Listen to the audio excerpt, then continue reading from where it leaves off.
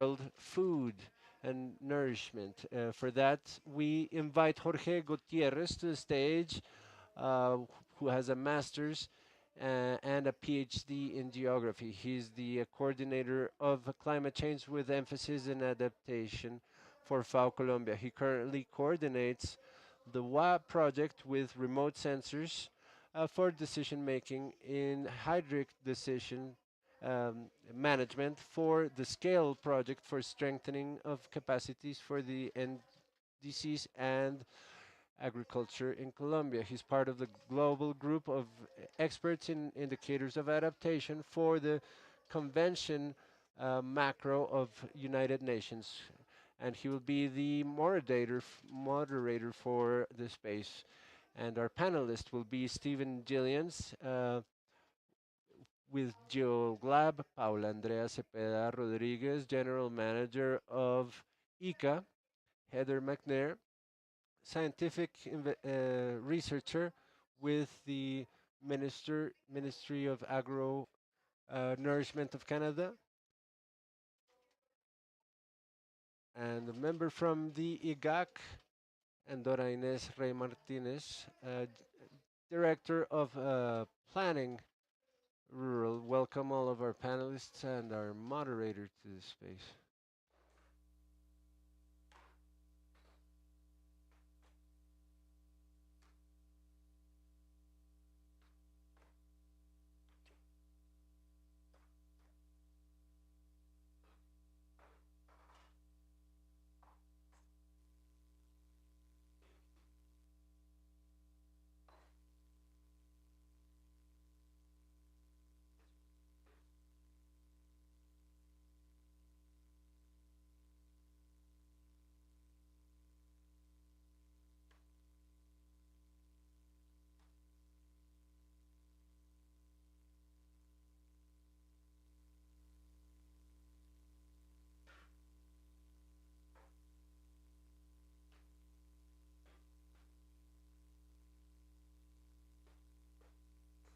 Ya activamos el sonido internamente en el auditorio para poder continuar y dar desarrollo. Activated sound in the auditorium to continue with the panel. And we start day 3 of AmeriGEO Week 2025. Remember that we want to know how you're living this experience during this week through social networks. You can upload stories or posts using hashtag AmeriGEO2025. Tag IGAC and IDEAM in the accounts of different social media, YouTube, LinkedIn, X, TikTok.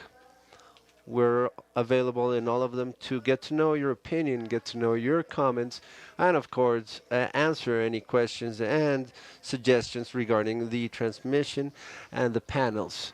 In the 2 emissions that we're doing in YouTube, you can leave your comments if you have any question or suggestions regarding one of the forums.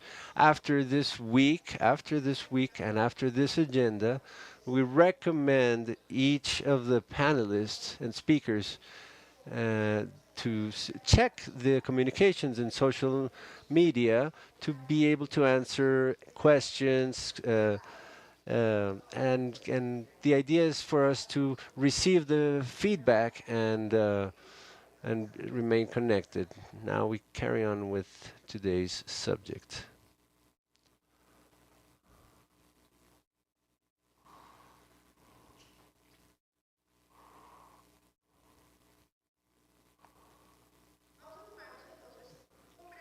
We'll take just a very short break to correct some sound issues that we're dealing with. We don't want you to miss out on any information this morning. We will be back in just a few seconds.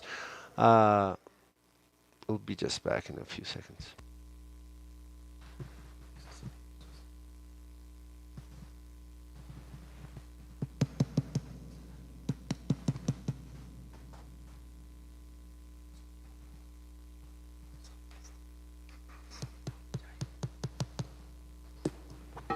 Un, dos, tres, ya se escucha, ¿no? We can hear it, can't we? We're going to wait for the green light. 1, 2, 3, perfect. Okay, we're back in this week 2025, and we'll go ahead with today's initial panel. Good morning to all of you. It's a pleasure that you're joining us in this very interesting panel. Thank you for the invitation to all of those who have made possible through all of your efforts, the international cooperation, the organizers, and we're gonna give way at once to this panel. I want to share 2 reflections regarding agriculture, precisely.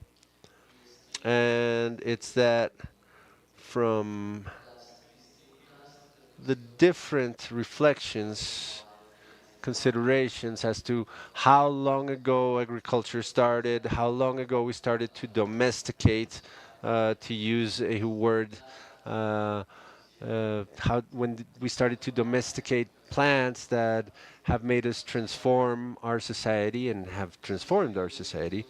We've had different challenges throughout time. And one of these are the technological advancements and developments. Without a doubt, this Earth intelligence that gives us this reflection, this considerations today is one of these great pillars. How we have been transforming this know-how to do. I want to share some data of statistics. Excuse me one second.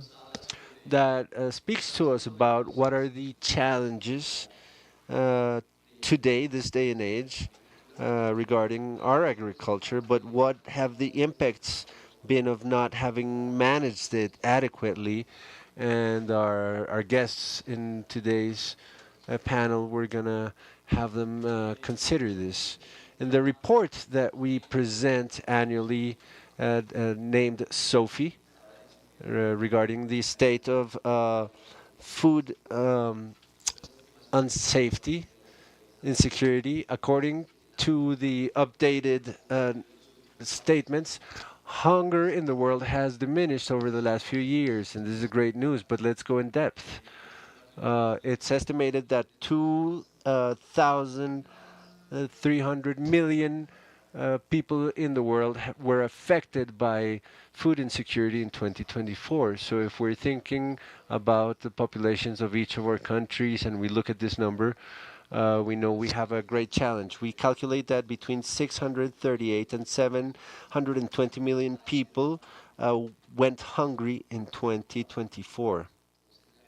So the big question is, what are we doing for these type of situations to diminish, to reduce? And precisely in this panel, we're going to be taking on some of these thoughts, starting from this great focal point of the Earth intelligence in agriculture and food safety, food security. Once again, welcome. We want to welcome our panelists. We have a select and nourished group of experts.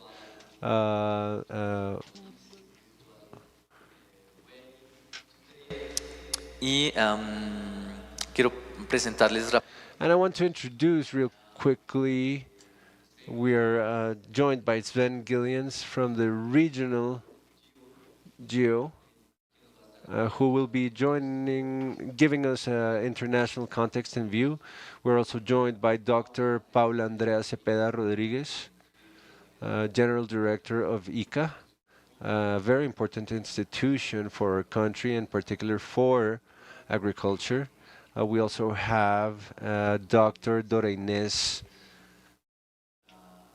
our current director of the OPRA, an entity that is developing large, big works regarding planification, planning, culturally and in the agro sector. We're joined virtually by Heather McNaid from Ottawa as Senior Research Scientist for Agriculture and Agri-Food in Canada. In the same manner, we're joined by Dr. Ricardo Sechoque, the Subdirector of Agrology of IGAC, which is another entity that you very well know as far as management of geography, and the inheritor of all of these developments and planning in the country. We're also joined by Sunny Hiran. He is a senior business development manager for Latin America, and he'll be talking to us about all of these developments from ESRI. We'll be concluding with some questions that will gather some of the concerns regarding agriculture and the development of this pivot point we'll get started then. And I want to confirm that Sven Gillians is with us. Can you hear us, Sven?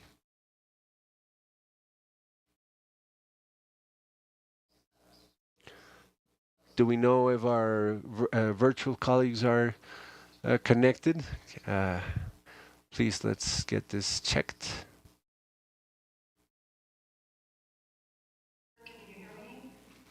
Hear you. Ah, perfect. Can you hear us, Sven? Can you hear us?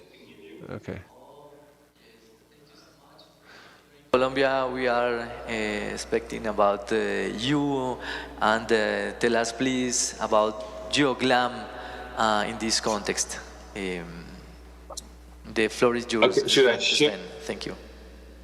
Thank you. Should I share my screen, or is the slide deck available there?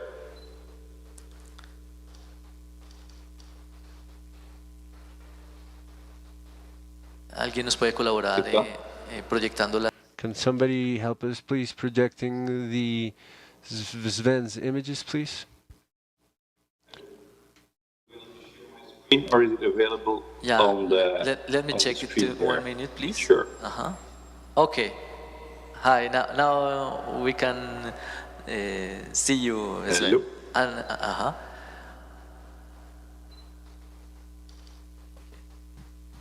Okay. So, good morning, everybody. My name is Sven Gillians. I'm the program director of GeoGlam, and I think I have 10 minutes to explain to you what we're doing. First of all, I want to apologize that my Spanish isn't good enough to do the presentation in Spanish, so that's why in English. And I want to thank everybody for the invite to present during this important meeting. Next slide, please.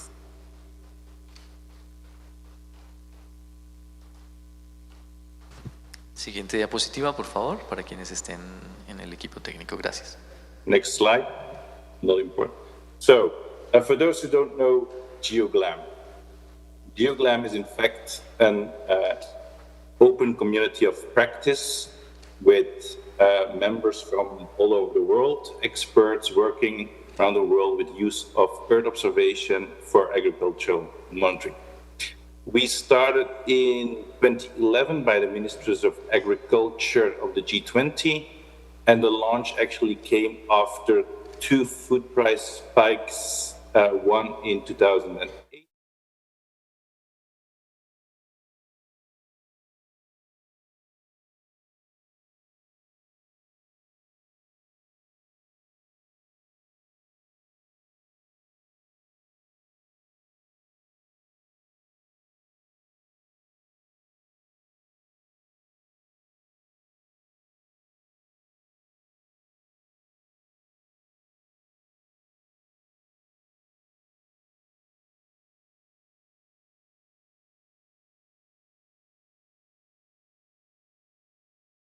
Market transparency and improve food security by producing and disseminating accurate, timely, and actionable Earth observation-based information on the agricultural conditions at global, national, and a regional scale.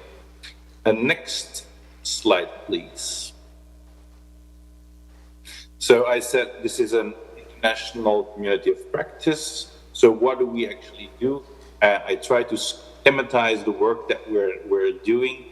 It's not easy. It's over 100+ organizations that are currently involved, and the network keeps on growing. So what I try to do is explain in this schematic what we're doing. So on the right-hand side, lower right of the slide, you see some of our mandates, or the policy mandates. We work in food security. We also work in climate change. We have different products for that. The most famous are the early warning and food security bulletins and the AMOS bulletins for food security, but we also work on adaptation with NAP guidance.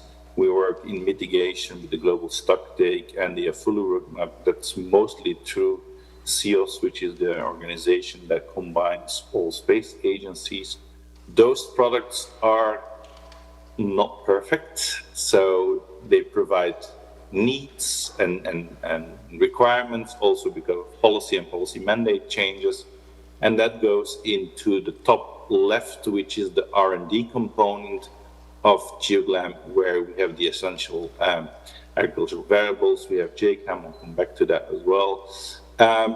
The work that we do is mostly based on open data, but also open source tools that provide, we do the testing, we do research, we make operational products in combination with a strong in situ data coordination, because we need in situ data to calibrate and to validate our EO-based models. That comes into information products, and then we have a capacity building co-design working group that actually transfers that knowledge from the working groups into national and international and regional organizations. So that's it. That's GeoGLAM in a nutshell. I'll try to dive a bit deeper in the next couple of minutes. So next slide, please. I can't talk about GeoGLAM without talking about the crop monitors. There's actually 3 of those. I'll come back to that as well. So what you see here, and I want to highlight those, the maps that you see are not EO-based maps, they're consensus-based EO maps. So what we have on a monthly basis, we have experts from all over the world coming together in conf calls, looking at their EO data, their analysis, so their combination of EO and in situ data, their terrain knowledge, looking at what the actual conditions are in certain countries, discuss those. Are there discrepancies between analyses? Those are discussed, and we come up with a consensus-based report. So the reports cover around 97% of global agricultural production, and you get like information on ongoing seasons, where is the seeing, what is the amount of production, how much of the production is affected by a certain event, etc., etc. The bottom right shows the map of the countries that are covered. Blue are the AMIS countries, then the orange ones are the early warning countries, and the striped ones are combinations of that. Next slide, please.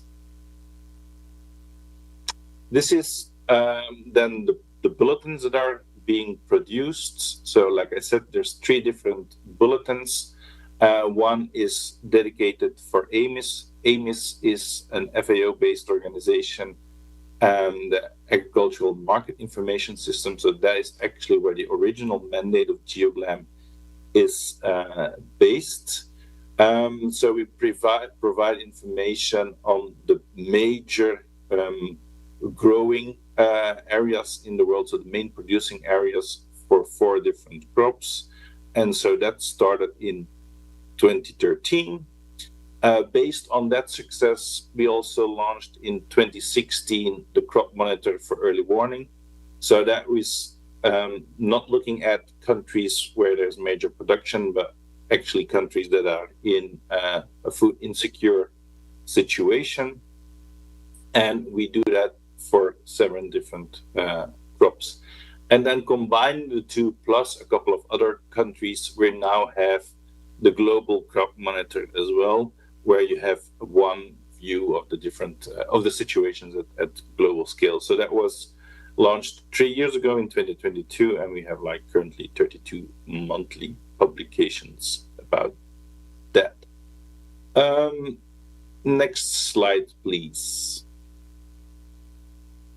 So to develop and to, well, improve those crop monitors, there's a lot of underlying EO data that we need, crop type maps, seasonal updated crop type maps, other examples, yield predictions, new yield models. So all these things we combine in our research component, which is the essential agricultural variables. The essential agricultural variables are, well, basically key building blocks that we need to have to produce timely and accurate information on the agricultural situation. So essential agricultural variables, they need to be measurable, and for GeoGLAM, so within our mandate and EO based. So actually, they're the translation between policy and data, and also the other way around. So if there's a new policy coming up, we check, or we try to check, do we have the data to actually monitor the policy or monitor the impact of the policy, or can we say something about that policy? And the other way around, if we have data, which policies can we support with the data? So that's where we link with tremendously with CEOs. Next slide, please. So the work started in 2018, pre-COVID. And I think in the meanwhile, we had 60 plus something variables. That's a huge task to really monitor. So one of the things that we did in the workshop earlier this year is have a look at what data what is for the community, what are the most relevant essential agricultural variables, what are we going to focus on, and how can we reduce the work, and give a couple of examples of what we want to get at with the essential agricultural variables, so that the larger community can support us with that work. So next slide, please. The outcome of that workshop was actually a timeline and a list of the 6 essential agricultural variables that we're going to focus on for now. Like I said, there's 60 plus something, and we can discuss and debate to increase that number very easily. But for now, we have that number. And these are the 6 that we're going to focus on. So it's crop type, crop yield, forecast and estimation, irrigation, irrigated cropland maps, evapotranspiration, field boundaries, and then land management. What we did is we had the stocktake workshop in May. Now different teams are working on definitions, requirements, what is available, where are the gaps in situ data, but also in EO data. We're going to report that in November to CEOs when they have their plenary. And then from there on, we're going to have like a work plan and workshop on the prioritization, but also look at the space agencies to come up like, if we need new data, what are the plans there? Can we also have support for new variables that we want to discuss? So that's the plan with the essential agricultural variables. Next slide, please. That is closely linked to the other research component within GeoGLAM, which is JCAM. JCAM is a joint experiment for crop assessment and monitoring. It actually predates GeoGLAM, so it started a bit earlier. It now has 30 sites, or 30 plus sites at global scale, so distributed in different agroecological zones over the whole world. I just took a snapshot zooming in on Latin America here, where you see different sites in Argentina, Brazil, Chile, Costa Rica, Paraguay, and Uruguay. And so the link with the EAVs is pretty straightforward. What we did in JCAM previously is test different methodologies. And the good thing is that we can test immediately different methodologies over different agroecological zones. So it's really a research network of people hosting and doing field measurements on agricultural experimental fields, share data, and then you can actually scale out to other agroecological zones. I think Heather, speaking later, led one of the SAR experiments that was a big success, testing different SAR methodologies over these different sites. Next slide, please. Then, after all that, we do quite a lot of capacity building and co-design. The co-design is because some of the products, of course, need local adaptation, and there's no better way to do that than designing it together with the local experts. But we built the capacity development group within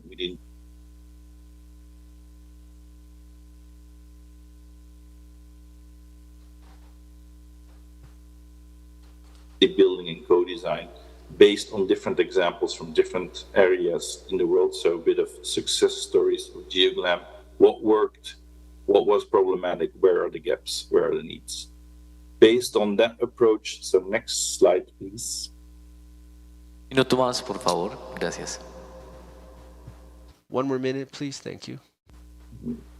Can you move to the next slide, or is there something wrong with? Yeah. So what we did last year is a big workshop in East Africa where we brought together 13 countries. I still call it East Africa, but it was actually east to southern Africa. It went up to Lesotho, was the most southern country. So we brought together those countries to discuss the gaps and needs in national crop monitoring. So as I explained in the beginning of the presentation, we have the regional, we have the global, or we have the AMIS, we have the early warning, or the global crop monitors. Ideally, the information from that is coming from national crop monitors. And for lots of countries, or especially the major producing countries, the information is there. For the early warning countries, it is more challenging. And so we brought together a number of countries, so 13 countries, and in that workshop, they could discuss what problems, what gaps, what needs, what success stories they had on implementation of national crop monitors. They could discuss and get trained by GeoGlam experts. And at the end of the day, we got a report for all these countries with gaps and needs that they can go to donors to see and strengthen their case to get funding for national crop monitors, and in that way support GeoGlam with the information coming from the country. Next slide, please. Next to that, all the information is in close collaboration with Geo and the Geo Knowledge Hub on the Geo Knowledge Hub. So we do, next to the in-person training, we also have webinars from different experts, and all that information is stored on Geo Knowledge Hub in the GeoGlam community. There's webinars there, there's training on software there, there's different data sets available as well. And next slide, please. I think that for me was the short overview that I wanted to give on GeoGlam. And if there's questions, you can always ask them and reach out to me through GeoGlam. Thank you very much. Muchas gracias. Thank you, Sven, for your participation. No. We're so happy that the development of GeoGlam, that without a doubt has played a fundamental role in monitoring of crops, is getting more popular in other countries throughout Latin America. And we'll have opportunities to ask many questions about the developments in this sense. To continue with today's agenda, I thank the panelists for your time. After this perspective, this global perspective, we will be identifying exactly what developments have occurred in terms of the intelligence of Earth, agriculture, and food security. Now, Paula Andrea Cepeda, our General Director from the ICA, is going to share some slides. Well, good day to everybody. What an honor to be in this space here today, this cooperation space. It is an honor to share different experiences with my colleagues. For us, the responsible parties, and that we contribute to the agricultural sector in the country, that we make decisions that affect food security in these spaces.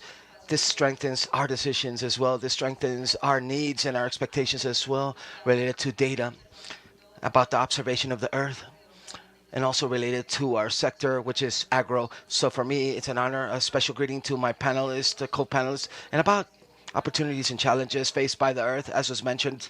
Well, I wanted to speak about certain structural challenges that in these last few days have us in quite of a jam. And another important thing is the climate variability. We as the Colombian Agricultural Institute, ICA, in terms of health and sanitary issues. This topic of agriculture and cattle farming is very affected due to climate variability.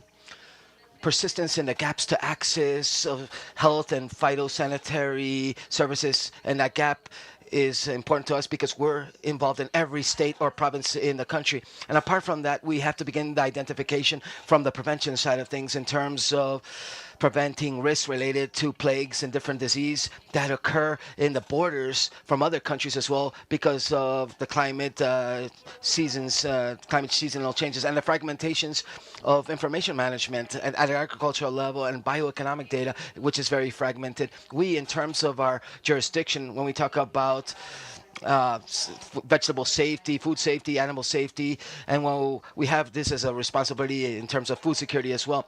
And this is a bit complicated sometimes to translate this to other people or transfer this information, but our role is necessary and we need to strengthen it in different aspects in order to be able to have better interactions that is most effective and we can that can help us in this decision making and facing those challenges that we have.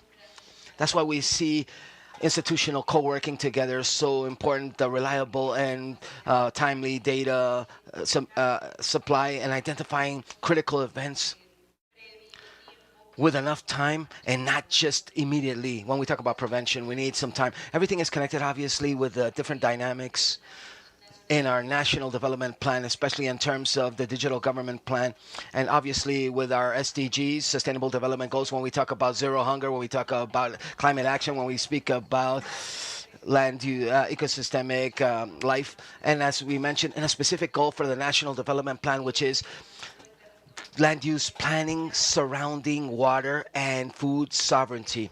So in these regards, I can tell you that more specifically, our challenges as an institution are specifically aligned to the following. First, we have today fragmentation of data and fragmentation of initiatives, as was mentioned earlier. To be able to cater to all of this, we need to have many things like institutional working together, timely usage of data, and the capacity to anticipate things. That's when we speak about fragmentation.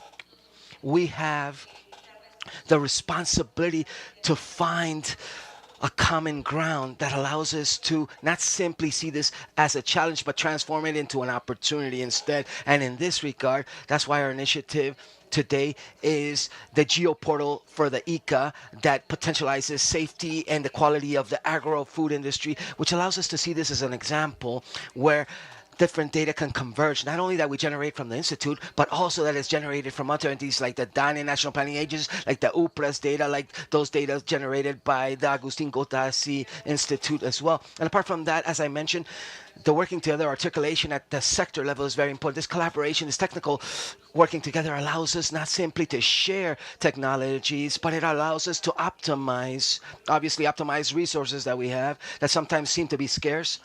And apart from this, to be able to ensure that the tools are aligned and with one similar common language that is available. And we also have an issue of digital transformation, a holistic, comprehensive digital transformation. Not only should we see this as adoption of new technologies, no, but we have to see this like drones or sensors that we're implementing today in many parts of the country in order to manage for HLV and Citrix and other diseases as well.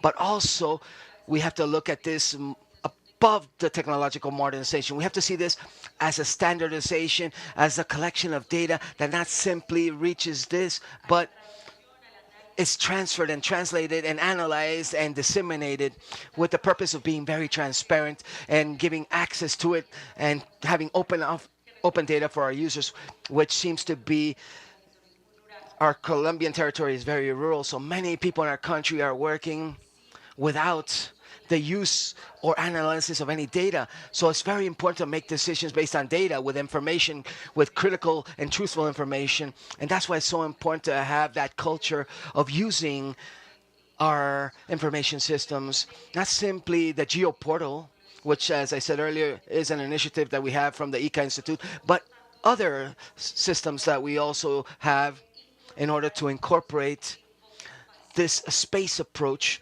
that allows us to have institutional knowledge and information be in over 50% of these information systems already included, in more over 50%. And the technical and institutional challenges as well have to be covered. And we have to say that these are accompanied by the public administration, and they seem to be a constant challenge, consistent challenge.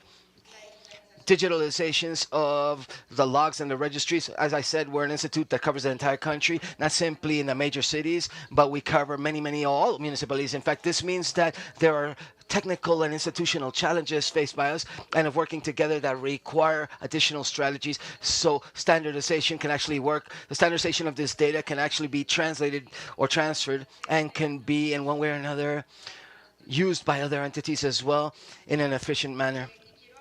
And I wanted to speak about a specific topic, and this is the paradox of agriculture in Colombia.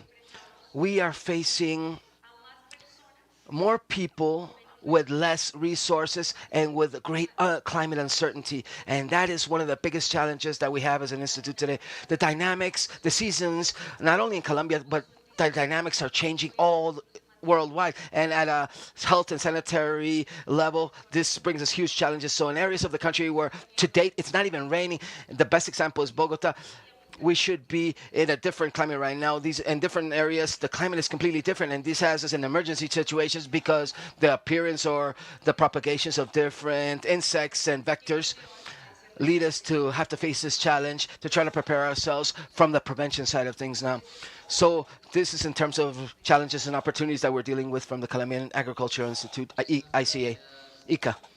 Thank you very much, Dr. Paula Andrea, for your super efficient use of time, but also for allowing us to understand these messages. We're going through a constant process of transformation, and the speed at which the driving forces of transformation occur normally is greater to that we are transforming ourselves at an institutional level. It goes faster than our transformational capacities, but there's a clear message here in terms of how this digitalization, for example, like with the geoportal that you're working with and managing from the ICA agricultural department, allows you to facilitate that democratization of information so that decision makers and at different levels can all have access now as quickly as possible with a timely fashion and risk management due to climate variability. We're going to continue to advance in this regard, and thank you so much for updating us about exactly what that role that the ICA is playing, the Agricultural Institute, in this transformation and the strengthening of Earth intelligence, which is the purpose of this event. Now we want to go with Dr. Dora Inés Martinez, Ray Martinez, our current director of UPRA.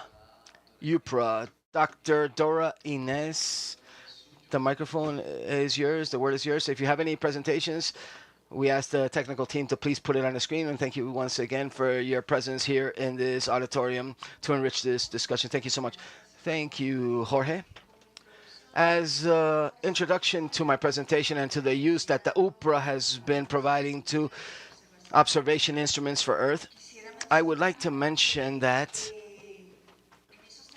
in these issues related to food security that you talked about earlier in the introduction to today's session, effectively speaking, in Colombia, we've also reduced food insecurity and the data of the country. However, the gap that currently exists in food insecurity for the rural populations in terms of the urban population is 11 percentage points. So we have at a rural level 37% food insecurity, an issue which challenges the agricultural sector to not simply improve production and productivity for food at a national level, but also to be able to ensure that this food reaches the populations that need it, and to guarantee not only distribution but access to food. And there, the UPRA has been consolidating as a focal point of the agricultural sector in managing information. We are leading something called ESNUIDIA, which is a system, an information system at a national level, which is unique for agricultural information that is not it's a data infrastructure at a space level from the agricultural sector. There we've been actually trying to feature all the different information systems that the sector has. Over 250 different information systems we have available in all the entities of the sector, with huge dispersion and scattered all over the place, as the ICA directors talked about. The information is too scattered, and this is a challenge. This is a huge challenge for managing this information. In UPRA, we've been working with, like, for example, a platform which is called AgroNet. AgroNet is a platform that reaches farmers and producers and gives them much information. And we also have our information systems for rural and agricultural planning, which is our institutional portal, our institutional visor, where we always publish with open data policies. Absolutely all the information is published that the UPRA generates. We've also been collecting information using agricultural statistics that are called EVA, where they talk about an exercise with all the different municipalities, the different secretaries of agricultures in Colombia, called UMATAs, collecting the farmed land, the crops that are farmed, production per tons per hectare of over 250 production systems. So in that regard, this is information that we have been generating. This is information that is declarative knowledge that has many difficulties, and that this is statistics at a municipal level. We're trying to certify this with the National Planning Department, the DANE, but this is data that we want to improve, and that in an improvement policy, trying to improve information to make better decisions for those things that are happening in the sector, like, for example, when there's a strike, the rice farmer strike or the potato farmer strike, so we can actually provide data for decision making for public policies via the Ministry of Agriculture. And in that sense, we have been proposing a project about monitoring, a national monitoring of crops based on technologies, Earth observation technologies. This is a project that we actually started in 2020. We started to generate this project at the entity after certain planning, where during that planning, we established the importance of establishing a monitoring system for crops, where we would analyze the agricultural borders. That year, we established certain methodologies. We did some conceptual tests or concept tests, and the drafting of a monitoring plan for crops that began to give us a roadmap from the UPRA to be able to propose this monitoring and to improve the agricultural statistics that the UPRA generates annually, and that National Planning Department, DANA, also generates using the National Agricultural Statistics called ENA, but it's not annual. What they do is a census. It's a different type of instrument, but they're both complementary. In 2021, well, we began to implement that monitoring plan, and we began to apply different technologies, state-of-the-art technologies using artificial intelligence during those practices. And the year 2022 and the year 2023, we had the opportunity that via a program from the World Bank, a biocarbon project for the Colombian region, Orinoquia region in Colombia. This project will be financed for the Orinoquia region with satellite imagery, high-resolution satellite imagery, to be able to interpret productive systems at that moment for palm, improved grass, rice farming, different cashews and different crops that were of interest to the Orinoquia region. And this left us a platform, a technological platform, and the preparation, and the team was trained and prepared to be able to focus on that point forward, what we've been working on since that moment. And after that experience, today, we now currently have a series of 3 years of monitoring of crops, of 8 different productive systems, where we do monitoring of potato, technified corn, rice, irrigation rice, sugarcane crops, improved grasses, musaceas, and onions. 8 different productive systems that already have a different series of data and that we've been improving with our interpretation algorithms, with the different synergies between satellite imagery, radar, both optical and radar-based imagery, that have allowed the technical team from the UPRA to offer different statistics and data that very different to the EVA data now actually provide us exactly the where. But they tell us the where, but there we do have a challenge, very important challenges, in fact, challenges associated precisely to the diversity of the national territory. That diversity that, as we all know, makes things complicated from the point of view of the quality of the images that we can actually take due to climate conditions, due to the country's topography. But apart from that, we also have challenges due to the systems themselves, the productive systems that we have in Colombia. The family farming agriculture, according to analysis that the UPRA has made, generates between 55% and 70% of all the food that we all consume. Small farms produce that amount, and that family farm agriculture, traditional farmers in Colombia, normally occurs in mini plots, in very small plots of farmland, which is very difficult, or it's a huge challenge to interpret that data, interpret those images in these small plots or farmlands. And also the farmers don't use monoculture. They use production systems, mixed production, so they have different crops. So this is a challenge for these processes, trying to interpret the crops. So there, well, first of all, it's a very big need for many users, huge need, not only for the sectors and institutions in the sector, but also for the producers and the farmers themselves, and in general for all the people to actually be able to learn about what is being planted, where exactly it's being planted. And in that sense, based on this monitoring and based on historical data that we have captured to do predictions and forecasts for harvests and crops that we're fine-tuning now for the case of potatoes and for the case of rice, precisely because of the strikes that happened, to try to complement this. This is an information that the sector has with the results that the Earth observation is providing us with. So we have been working with, as I told you, with different images of different natures, optical data and radar data, and also doing flow processes and doing analysis processes together with Phyton and on the cloud as well, using Phyton and the cloud. All of the information that we've been publishing is available in our institutional portal, and anybody can query it. And not only do we have that information and the results available, but we think during that perspective that we can actually improve in terms of the incorporation and the coordination between all the work that we're doing amongst all the different entities, that joint effort.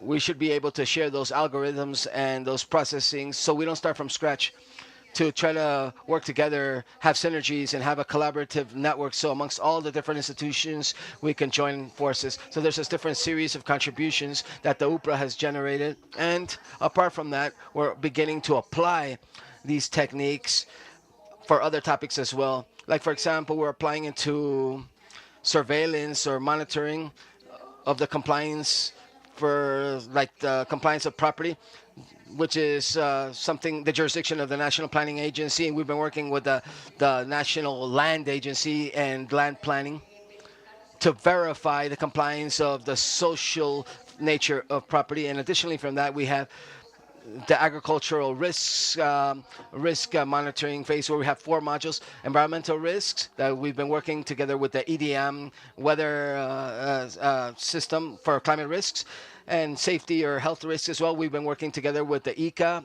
the agricultural department, and the financial and market risks as well. So we have been advancing together with all of these technologies so that the agricultural and livestock sector has information to make decisions with important challenges, but we do have the technical capacity to be able to work on these analysis and offer the country better data.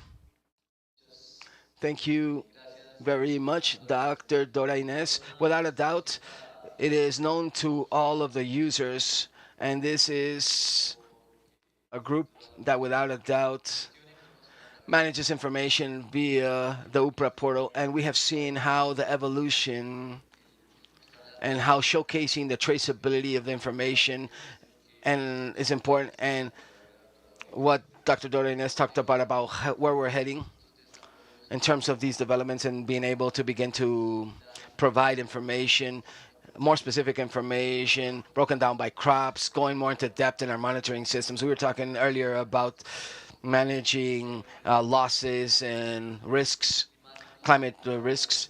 This, without a doubt, favors users. And as Dr. Dorenes says, these are users which are quite diverse in nature. And our agriculture in Colombia, our family farm agriculture, small plot agriculture is also beginning to benefit as well because of these types of analysis as well. And let me go on now to our next panelist with all information management using artificial intelligence and other developments such as information management by using radar. I wanted to now, I hope you're listening to us, Heather McNeil from Ottawa, Canada, which will be sharing with us his experience. Or can you hear us, Heather? Her experience? Perfecto, muy claro, muchas gracias. Loud and clear. Thank you so much. Thank you for accepting our information and this invitation, and thank you for participating in this super interesting panel about agriculture. Thank you so much, and please go ahead. I did send in one slide. I don't know if you have that. Oh, perfect. Thank you. So I'll just start with introducing myself a little bit. I'm a senior research scientist with Agriculture and Agri-Food Canada. So that is Canada's National Agriculture Ministry. So my 30 years in working in government has really been to develop methods that use satellite data to map and monitor agriculture. So I have worked in optical, but the last couple of decades, I've really been focusing on the use of radar. So that's been mentioned a couple of times. Sven set my talk up quite well, and the last speaker also talked about the use of radar. So of course, the reason that we think about using radar data is because we don't have issues with cloud cover. So there's more dependency and robustness of data collection. But radar also is very sensitive to a couple of things that are important for agriculture. One is how much water is in soils and crops, as well as the structure of crops, as well as soils. So that sensitivity allows us to exploit radar data to map and monitor soils and crops as well. I wanted to mention as well that Canada, of course, has been a leader in collecting and delivering radar data since the early 1990s, when we first launched RadarSat-1, followed by RadarSat-2, and most recently with the RadarSat Constellation mission. So a lot of that data is collected and processed operationally, and we also have a pretty strong track record in developing research and methods using radar data, including in agriculture. I wanted to mention before I get into these examples that are on the slide here, you know, radar is a very fast-moving technology. There are many more radar satellites that are being launched than ever before, and the satellites are more sophisticated and more capable. So that means that they have more information in them, as well as higher resolutions and wider swath coverages. So these new engineering technologies are really of great interest to the agriculture community. I also wanted to mention that, as Sven mentioned, I led the JCAM SAR intercomparison experiment that happened about 5 years ago, I think. And that was an experiment where we collected radar data over different sites around the world, including some in Latin America. And this allowed us to test different methodologies to see how they performed in some of these different agro-ecosystems. And there are some publications that we've generated with that. Our team has also been involved in delivering. in delivering radar training, both directly as well as through the NASA RSAT training portal. So there's lots of opportunity to train up on the use of radar. And I think it's really important to for us to share data across different regions to make sure that these methodologies are working. And our previous speaker talked about the use of AI, and there's nothing more important in AI than good data. And so it's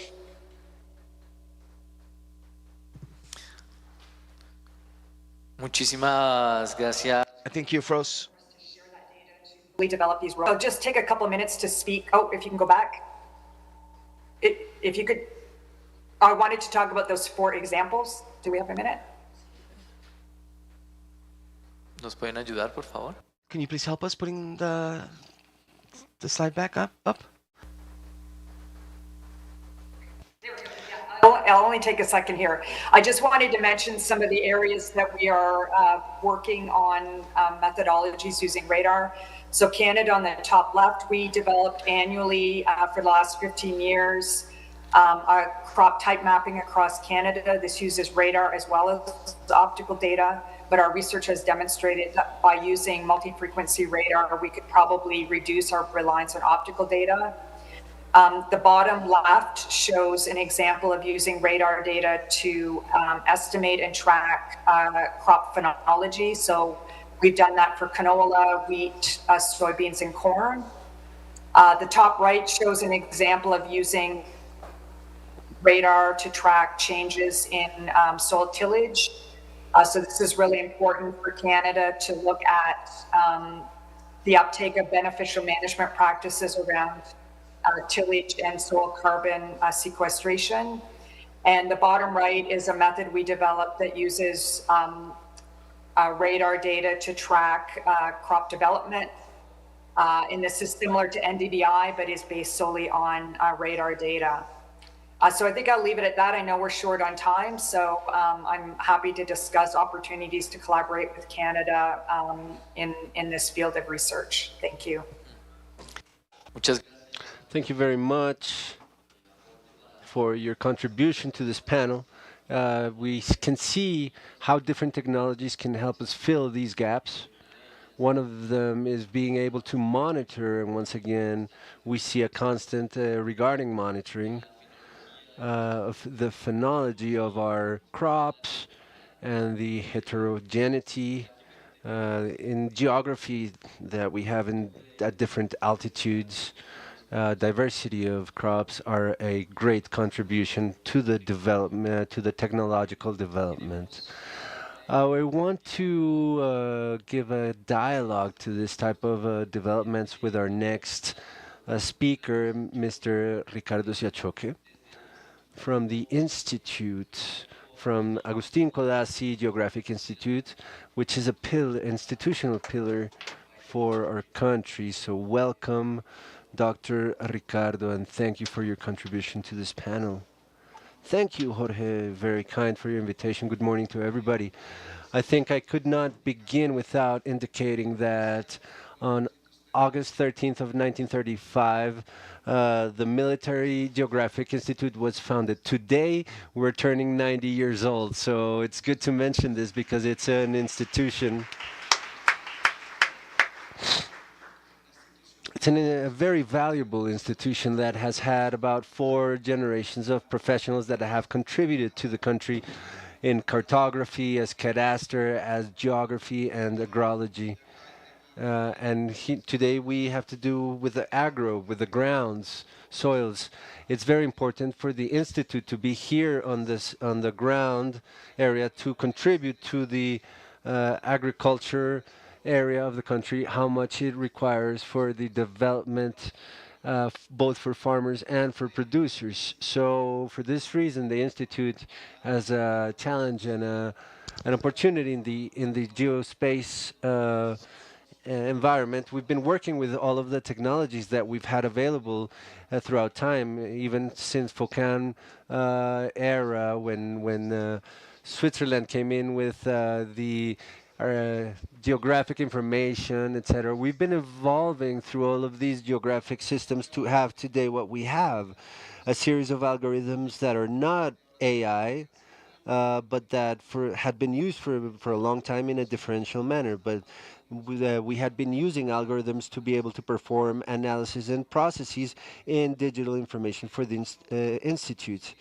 We acquired and we're acquiring currently processing of images for the ground subjects, for the processing of pre-fields and fields in studies that the institute performs. But it's key to indicate that said processing is done on the basis with the help of images and the optical sensors for the spectrophotometry and spectroscopy that the speakers have spoken about in terms of crops, in terms of biology, flora, fauna, and climate subjects, because the images provide this information, but we're also using radar images that serve to us with a synergy with the optical images to see the terrain and be able to see the landscape, the heights, the production, the relief, what grounds we can find at certain mountains, valleys,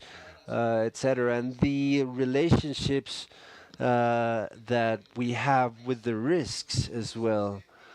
So all of this is related for information that I have to have previous to our field visits and before we do the inventory of grounds and soils in Colombia. It's important to mention that since 2012, Colombia has had inventoried all of the ground studies in the national territory, including islands and smaller islands that we have. We have information that we can provide to the world information systems as the Atlas of Latin America and Caribbean, which was published in 2012, where Colombia provided information for the Guyanas, for the Brazil part, for Peru areas, where we have joined and where we have profiles that other countries don't have it.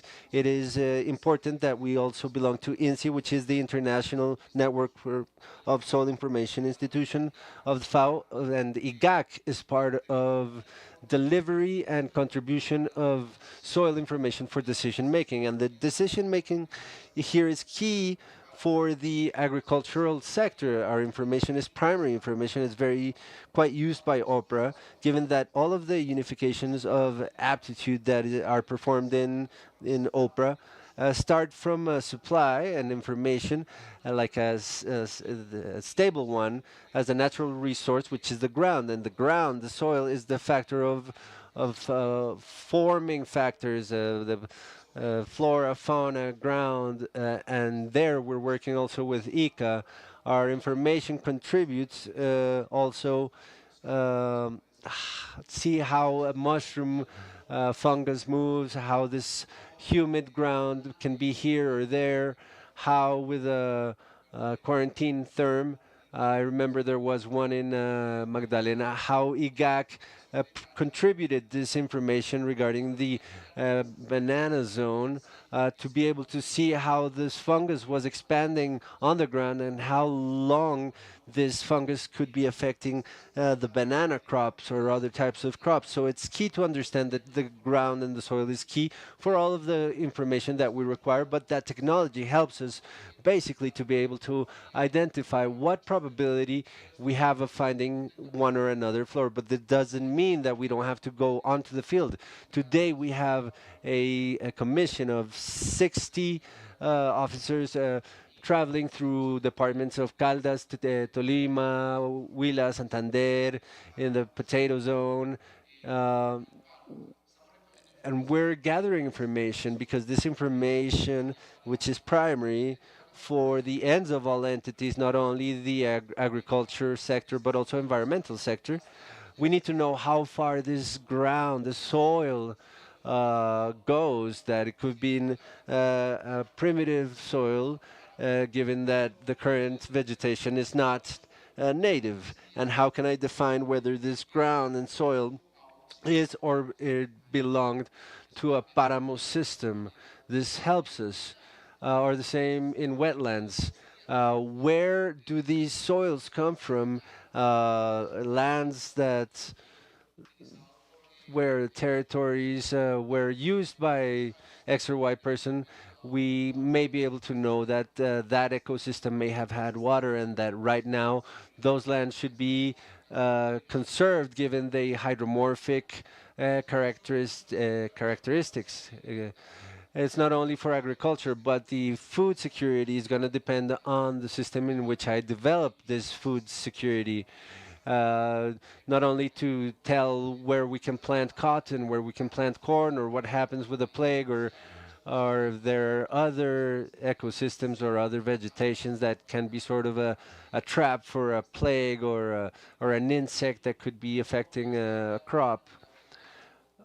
How can the ground humidity be affecting a certain system? Because what we see in relation to all of the images and the spectrophotometry matter of elements that are developed with information systems and digital processing of images is to see how these grounds behave for certain characteristics that may affect a crop or the ecosystem itself. So that's why Jorge, the role that we have with IGAC and the role with which we deliver information, which is available, which we have in maps, in a large, robust platform that IGAC has, where we have all the information of cartography, geologic, cadastral, all of the land uses there, not the owners themselves because of habeas data, but we can see how we can cross-reference all of the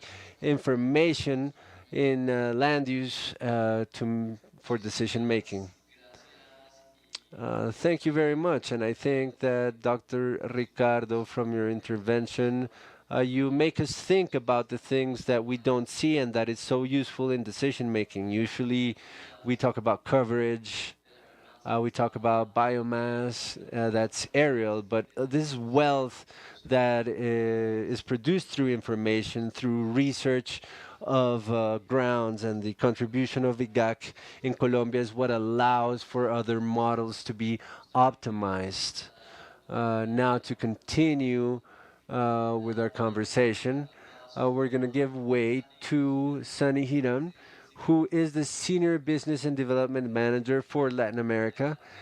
Go ahead, Sunny, with your contribution to this panel. Thank you very much. Can you hear us? Yes, I can hear you. Good morning, everybody. Can you hear me all right? Perfectly. Thank you. Thank you for the invitation. It's an honor to be here with you in this important panel. I shared a presentation, so if you could please share it as well. Next slide. Next. Okay, so for those who don't know Esri, we are a company that helps to develop tools. We develop a software called RGs. It has more than, it's been used for more than 30 years for maps and analyses, but I'm not here to talk about technology, but to share a little bit how we understand that these tools, these frameworks can contribute to this discussion that we're having today with agriculture and food security. I think that we can coincide that independently from where it is in the production chain, or if it's a small agricole grower or it's a large industrial group of production, which are the two examples that we see here, maps are a common language for agriculture.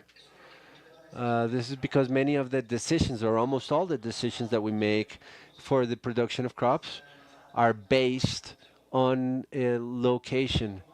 It could be a draft map drawn by hand, or more sophisticated maps with connected sensors and management.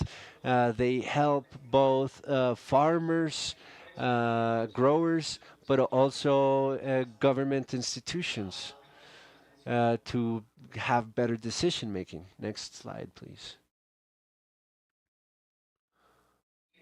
And in that context, we look at three challenges that we have that are connected with the tools and the digital frameworks that continue to evolve today, which are the geographic information systems. Challenge number one, which was already shared in previous presentations, is related to climate changes. But the discussion today is not whether it happens or not, but the speed at which it happens and the impact that it can have in in our regions. And in here we had a very emblematic case that we saw in Argentina, I think about 2 years ago, where the thermic waves impacted almost 40% of the soy production. 40%.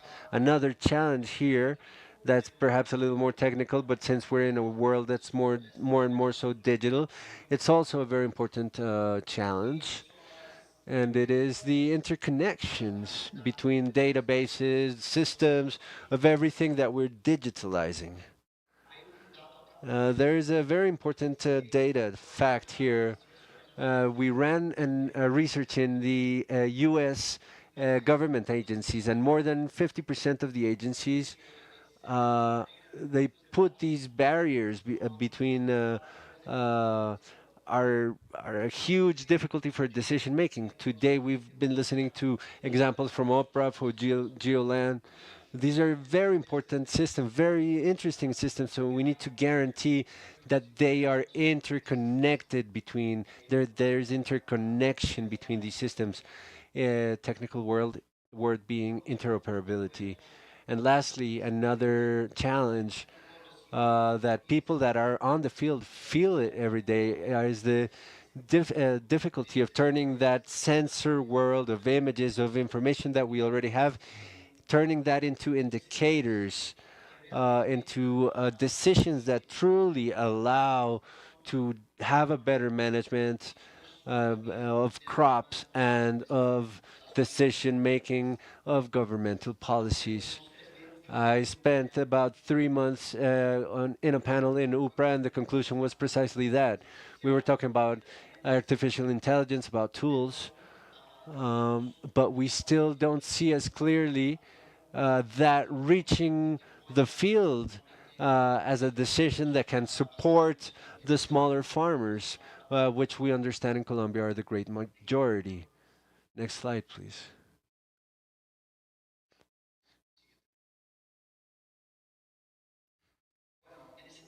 In this context, more than being an application or an algorithm that's going to solve everything, we understand that it is necessary to have a geographic framework of work and of collaboration. In that sense, geographic information systems have a lot of the capacities and the tools that are going to help us to advance and solve many of these problems. I could say that geographic information system have a very basic concept on the back, which is to distract us from what we're looking at in layers, in maps. So I'm looking at a crop. I have a layer of the culture. I have a layer of the climate. I have a layer of the plague pressure. I have a layer of soil, of the ground and soil. So that model that some people are calling digital allows us to do the visualization, the cross sections, but also we can communicate and share in a way that's much more efficient. And of course, here we're always looking at actions, at decisions that are made. These are going to make us advance and improve what we're doing today with the challenges that we've been looking at. Next, please. And maybe to make it more visual, I recorded a small video here, 1 minute of an application that we've seen in the United States that tries to answer the question, which is a very simple question, but very important question, which is what is the impact of the climate change in the production of a specific crop, in this case, corn. Here we are seeing the main corn production region in the United States today. And crossing it with these layers, we have information of temperature projection growth. Uh, so these are scientific data that are showing us estimations of what temperatures, some climate indicators are going to be in 2050. A lot of this goes through open data and through very specific variables, and that which we understand here in climate change variables. This open data for this information is hugely important for this type of analysis. And in this case, we took a layer of rainfall, a layer of temperature in specific months of the year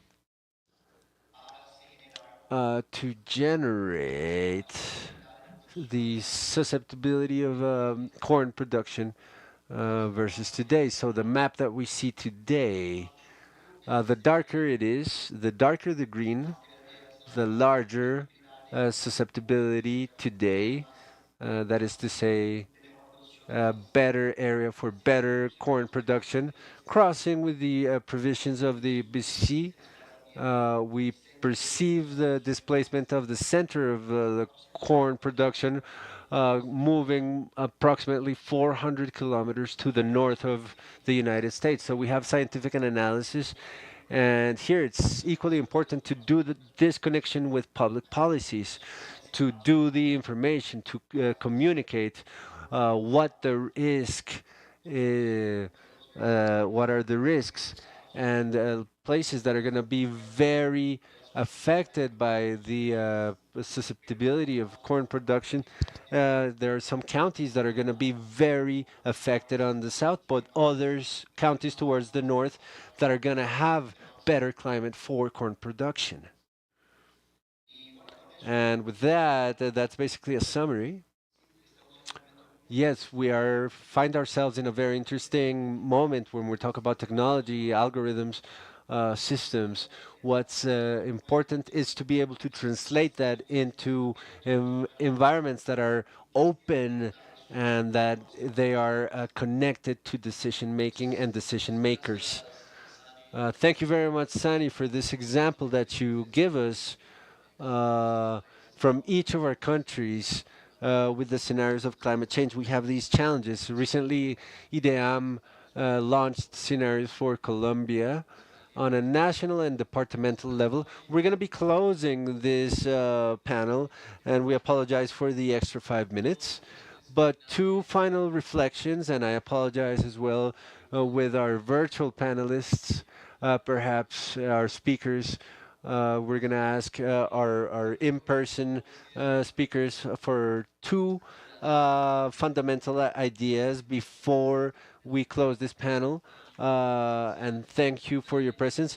One of them, the role of monitoring in the development of the technologies. More and more, we have new information and new tools, but on the other hand, it is important to widen the type of education in the use of information and management of scale management. There's an important call to the intelligence of the earth concept with our partners that create these developments for the territories and for the decision making in different scales. So here we have an important consideration to be had. Number two, information that, for example, we've shown today in this rich panel has talked to us about innocuity, about traceability, about data availability, about what's Sunny, where we can manage this data, what we see, what we don't see, the coverages, the monitoring of phenology and crop, but also understanding the ground, and an additional contribution from FAO that we haven't put yet the hydric subject explicitly, but we have a WAPOR development happening where in for Colombia we have satellite information, pixel scale for 100 meters, where we can download information regarding 9 indicators that can help us to make decisions in agro systems in the country. I would like to conclude asking each of our guests today in one sentence. What is the message that we're leaving on the table towards going? Where are we going? A small sentence from ICA, UPRA, and IGAC. What's the next step? And we'll be closing with this. It's we're planting a seed, right? It's a seedling. Let's not forget those who are visiting us virtually as well. Let's go to visit websites, CIPRA, Colombian Maps, GeoVisor.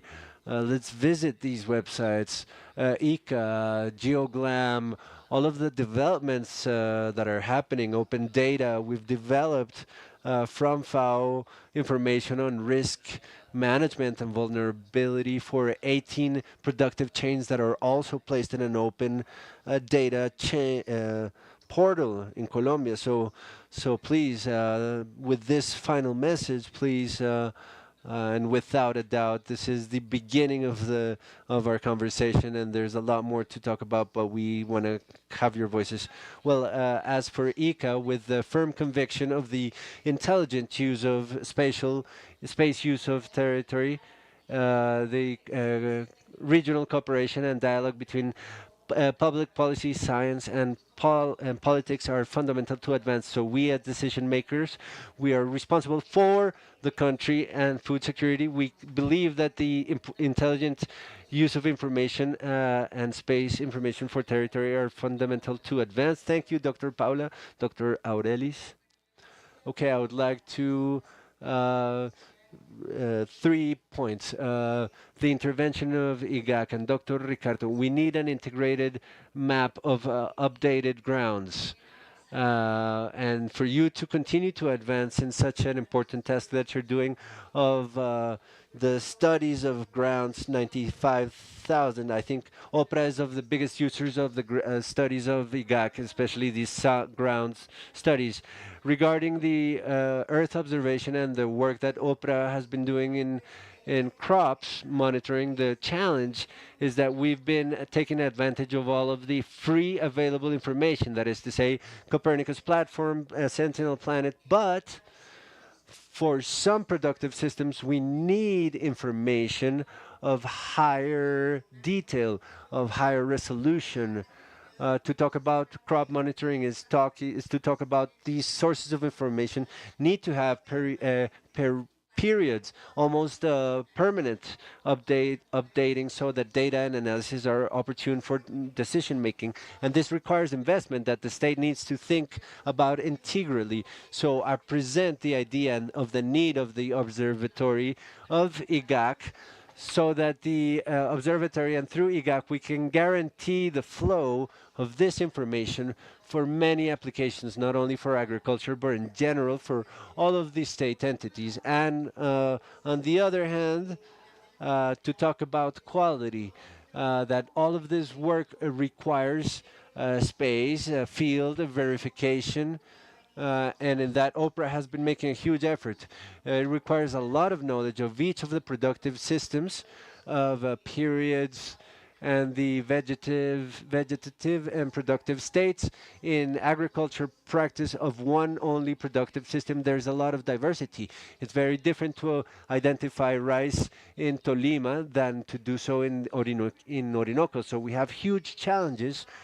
It's a coordinated work between technical teams, the experts in the interpretation and the reading of satellite images. And it would be great if we could integrate, perhaps for some cases, other technologies like LEADER. But we need resources and money, funds to be able to advance decidedly in these matters. Thank you, Dr. Dora Inez, Dr. Ricardo, your words. Thank you, Jorge. To answer your question, Dora Inez, basically the Institute has, in a way or another, completed the 7 departments of the Caribbean coast, except the north part of Guajira, because of difficulties that we haven't been able to access. But we have 7 departments that are very important for the agriculture sector, even though there are zones with drought or zones with drought probability. These are zones that we know that are very agricultural grounds and soils. They have a huge potential for agriculture. So we have been updating the map of grounds, but at a 25,000 scale, because the scale 100,000, we already have it, and we want to go down into detail, and we want from this government to advance 15 million hectares in 15 in 2.5 or 3 years that we've been working, and we're currently advancing 6 more million in the coffee's region of Colombia, Zona Caldas, Tolima, and we're finishing Santander, which is large, Boyacá, of course, and a part of Cundinamarca with support of the CAR Corporation and the Cundinamarca Governor's Office. So the idea is we're going to be closing department by department, not the 32 at the same time, but we're developing these agricultural sector on a national activity important for exportation as the Caribbean coast, as the family agriculture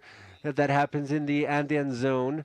And to finish the sentence, research. If there's no research, we cannot go anywhere. Innovation, development, and implementation. That's where IGAC is working on. Also into implementing new technologies, but developing in one way or another and implementing them to be able to validate them. Thank you, Dr. Ricardo, also for answering the question you were posed. All of you, thank you very much to our colleagues who participated online. Thank you for your contributions. I invite you to continue to visit your pages, and this is sort of a teaser per se. We're fall short in time. We could continue talking about it, but we had to share with you in this AmeriGEO where we're standing and where we're heading to. We're going to give a round of applause to our speakers. Thank you very much.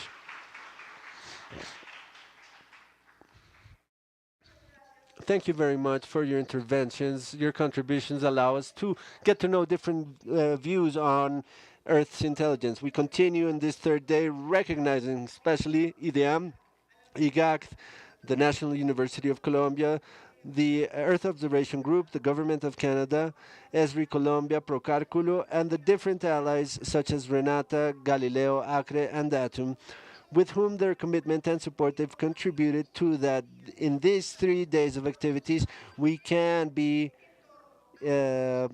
surrounding knowledge. We want to invite all of you to participate actively of the parallel agenda that will be happening on days 4 and 5 of this week. During AmeriGEO 2025. These spaces in which you can get to know up close certain projects, initiatives, and experiences that are transforming Earth observation in the region. Tomorrow, Thursday, and Friday, we will be developing parallel activities. To register for these events and activities, you can enter the IGAC website or AmeriGEO website, select the agenda of Thursday or Friday, and fill the available form in each of the events that are happening parallelly.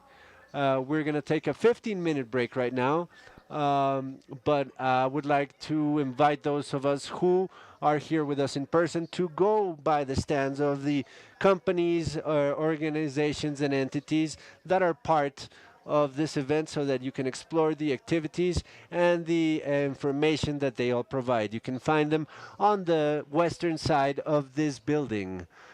Please remember to use your ID tag to enter and exit this building easily. See you in 15 minutes. Thanks.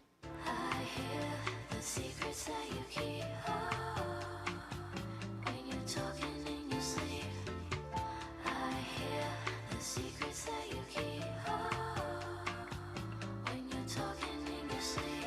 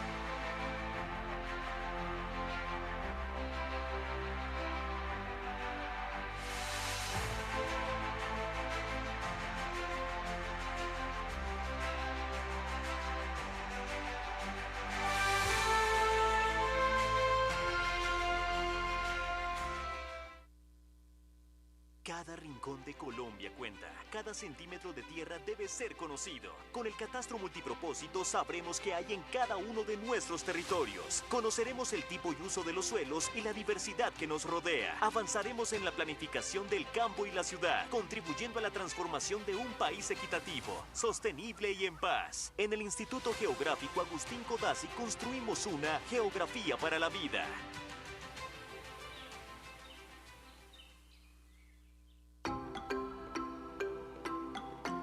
Nadie conoce mejor su territorio que las comunidades. En el IGAC sabemos que es con ellas que avanzamos en dignidad, equidad y paz. Gracias a la Escuela Intercultural Geografía para roles de 170 municipios en 25 departamentos de nuestro país, fortaleciendo su participación social para el catastro multipropósito y una geografía para la vida.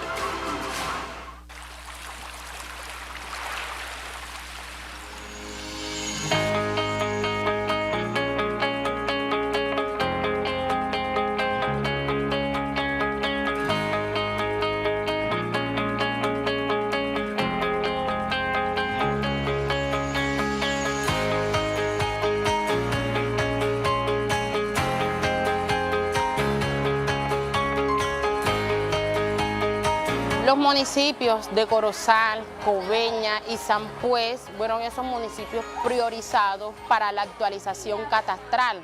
Entonces, lo que buscamos en estos municipios, lo que buscamos en las comunidades es liderar ese proceso con ellos mismos, porque son ellos los participantes de las comunidades, los participantes de la escuela, los que hoy se certifican como auxiliares de campo, quienes acompañen ese proceso de operación catastral. Bueno, la experiencia ha sido maravillosa, ya que he podido aprender mucho sobre el catastro multipropósito, sobre todo los ítems jurídicos, económicos y físicos que enmarca todo lo que tiene que ver con dicho catastro.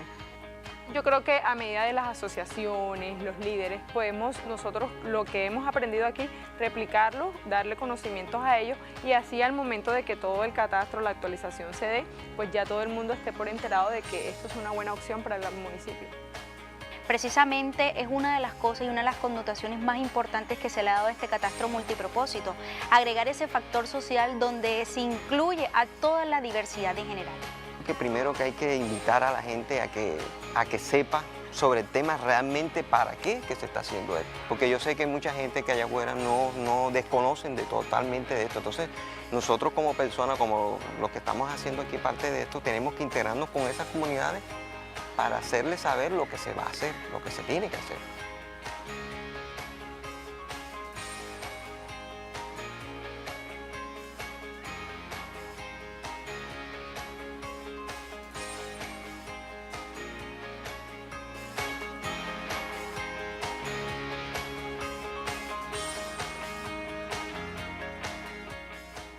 El IDEAM se encuentra en territorio monitoreando la degradación de los suelos por desertificación.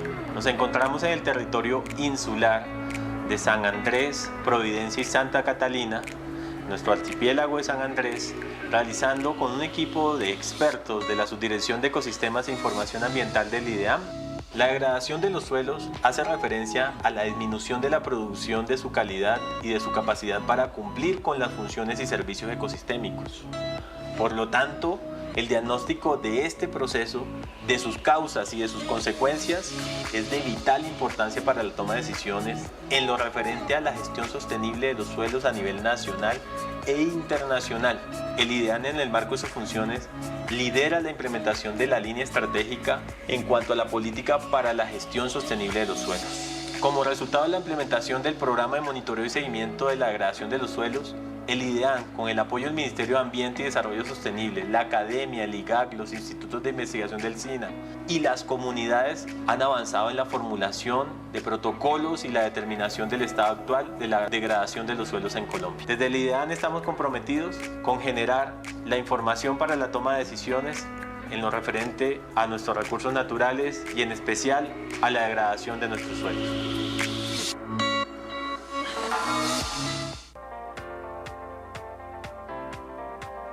El Laboratorio de Calidad Ambiental del IDEAM analiza las muestras de agua provenientes de la red básica de monitoreo, con el fin de generar datos confiables para la toma de decisiones a nivel gubernamental. Donde la ciencia trabaja día a día para generar resultados de análisis físico-químicos de las muestras provenientes de la red básica del instituto, con lo cual podemos entender mejor el entorno y estar pendientes de la contaminación o no que se genera en los ríos a nivel nacional. Los resultados o los datos se reportan en la plataforma IDEAM, donde se les realiza un estricto aseguramiento para garantizar la exactitud de los mismos. El grupo de laboratorio de calidad ambiental está compuesto por profesionales de planta y contratistas, entre los cuales se tienen profesiones como químicos, ingenieros químicos, biólogos, microbiólogos y personal técnico de apoyo. El grupo de laboratorio de calidad ambiental monitorea 75 parámetros, 4 de ellos en campo y 71 en el laboratorio. Algunos parámetros son benéficos, nos hablan sobre la calidad del agua en temas positivos, y otros, como los metales pesados, pesticidas y otros compuestos que son nocivos para la ciudadanía, se monitorean de igual manera. Nosotros aquí en el laboratorio de calidad ambiental tenemos una tecnología que se llama espectrometría de masas de triple cuadrupolo, de las más avanzadas en el mercado. El objetivo de esta es hacer una fragmentación, una ruptura de las moléculas de estos pesticidas que conocemos usualmente como clorpirifos y otros. Los rompemos, los fragmentamos, y el equipo se encarga de analizar y contar cuántas de estas moléculas están llegando. Con esto nosotros podemos determinar su concentración. Aquí hacemos determinación de mercurio por medio del analizador de mercurio que tengo aquí atrás. Este analizador es un equipo de última generación que nos permite determinar mercurio en concentraciones muy bajas. Utilizamos a fusión atómica para analizar muestras de aguas y sedimentos. El equipo lo que hace es una descomposición térmica de las muestras, ya sean de matrices de aguas o sedimentos, y con esa descomposición térmica se libera el mercurio que ingresa al equipo. El equipo lo que hace después es una absorción atómica.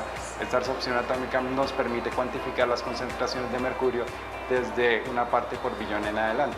Este es un equipo muy sensible, fue una adquisición reciente del IDEAM y estamos orgullosos de tenerlo con nosotros. Con la generación de información de la calidad del agua en los principales ríos del país, se aporta a la toma de decisiones y la generación de políticas públicas que permitan el cuidado de los recursos hídricos a nivel nacional, generando confianza y cuidado de la salud pública de todos los ciudadanos. El IDEAM es ciencia, innovación e información ambiental para la vida.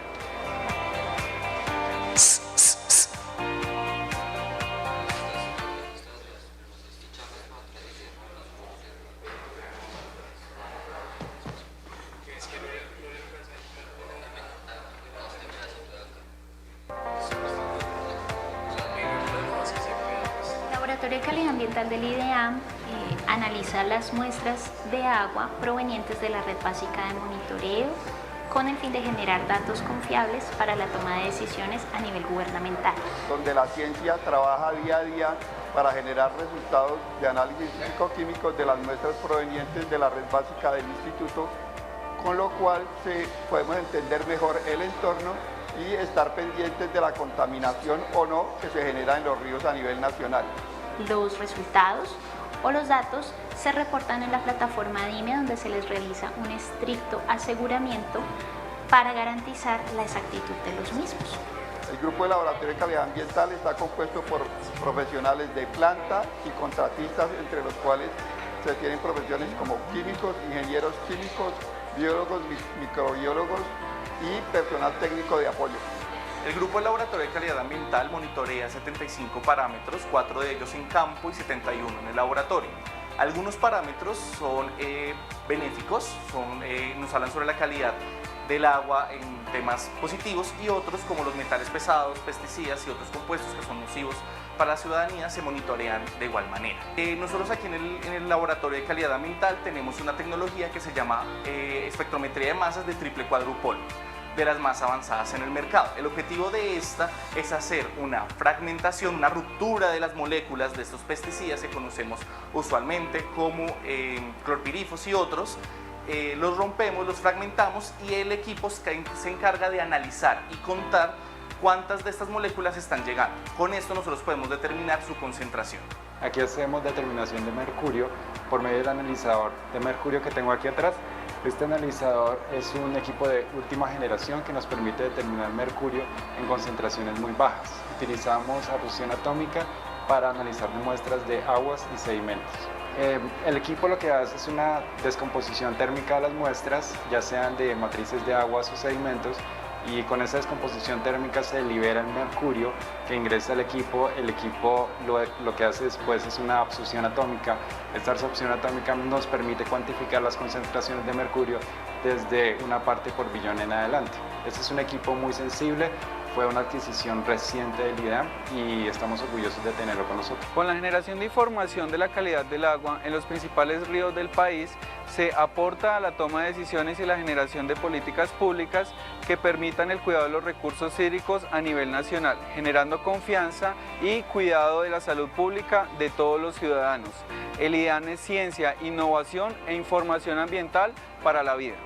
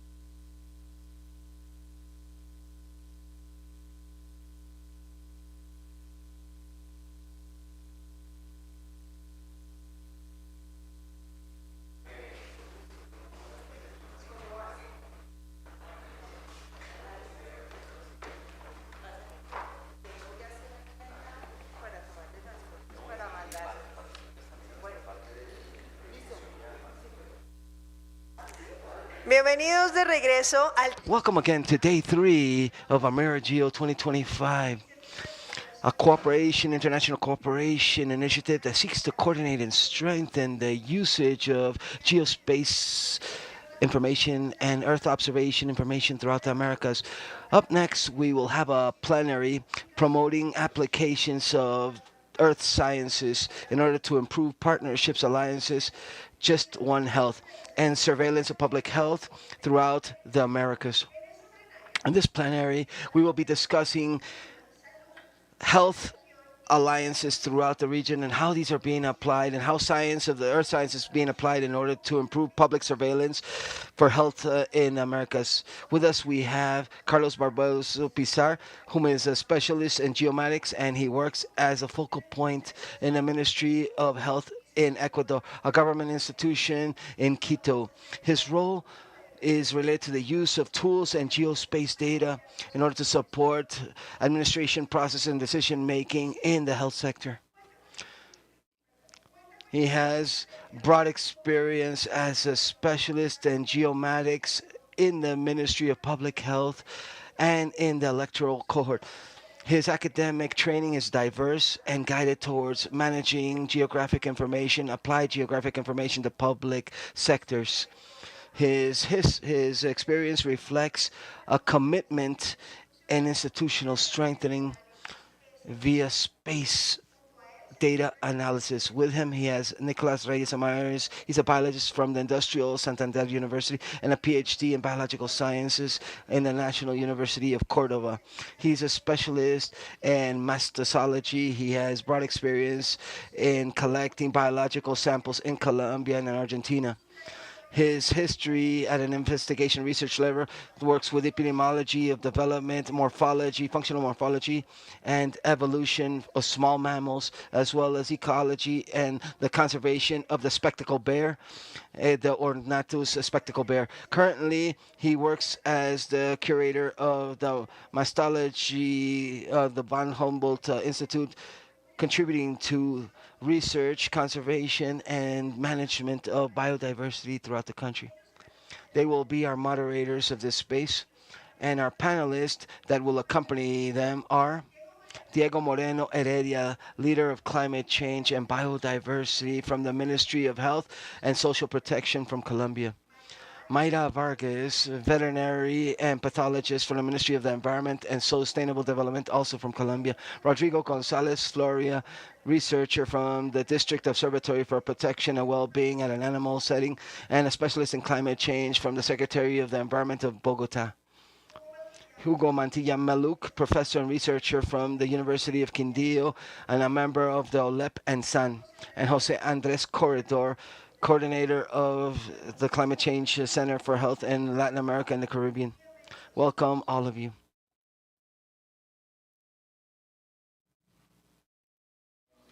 Well, a very good day to everyone. Thank you so much for being here. Thank you for the organizers.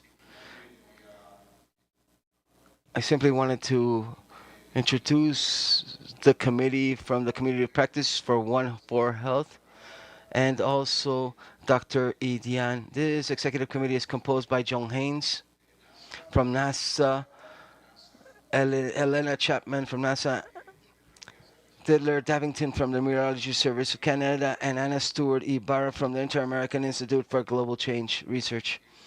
So I'm going to allow Didier to speak, whom is online, so he can give us his talk. Good day, Didier. We can't hear you. Sí, okay. Now, yes, now we hear you. Now we hear you, yes. Okay. Yeah, thank you for joining this One Health session. So I'm Didier Davignon from Environment and Climate Change Canada. I'm a science manager responsible for designing and incorporating geospatial solutions for weather. And here I am a co-chair of a GeoHealth practice. So one lesson I've learned over the practice is how much we can learn from each other when it comes to using Earth observations for health decision making, both in what we share as countries and organizations, and in the challenges that are unique to us. That spirit of exchange is also about. So the GeoHealth Community of Practice is a global network of governments, organizations, and observers working to bring environmental observation to health decisions from the international, the regional, local levels. Within AmeriGEO, health that's the fifth thematic community in 2020. And since 2019, an annual health session during AmeriGEO, week, to advance practical across America. Today's session is led by colleagues from Colombia, introduced earlier, so a very impressive panel. I hope the session will help highlight priority in the region and demonstrate how and strengthen public health surveillance and build robust health partnerships.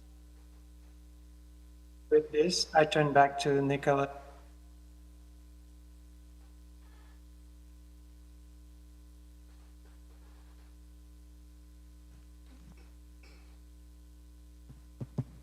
Okay, muchas gracias Didier por tu... Thank you very much, Didier, for your presentation. We are going to go now to present the moderator, the scientist that will be moderating the next panelist, Nicholas from the Humboldt Institute. Please go ahead, Nicholas. Thank you so much, Carlos. First of all, I wanted to give a warm greeting to everybody that is present in the space. Thank you for your participation. Thank you to the different institutions from different sectors of civil society have seen the importance of such a key issue, such as the working together with information systems and Earth information systems within the framework of an ever-changing world.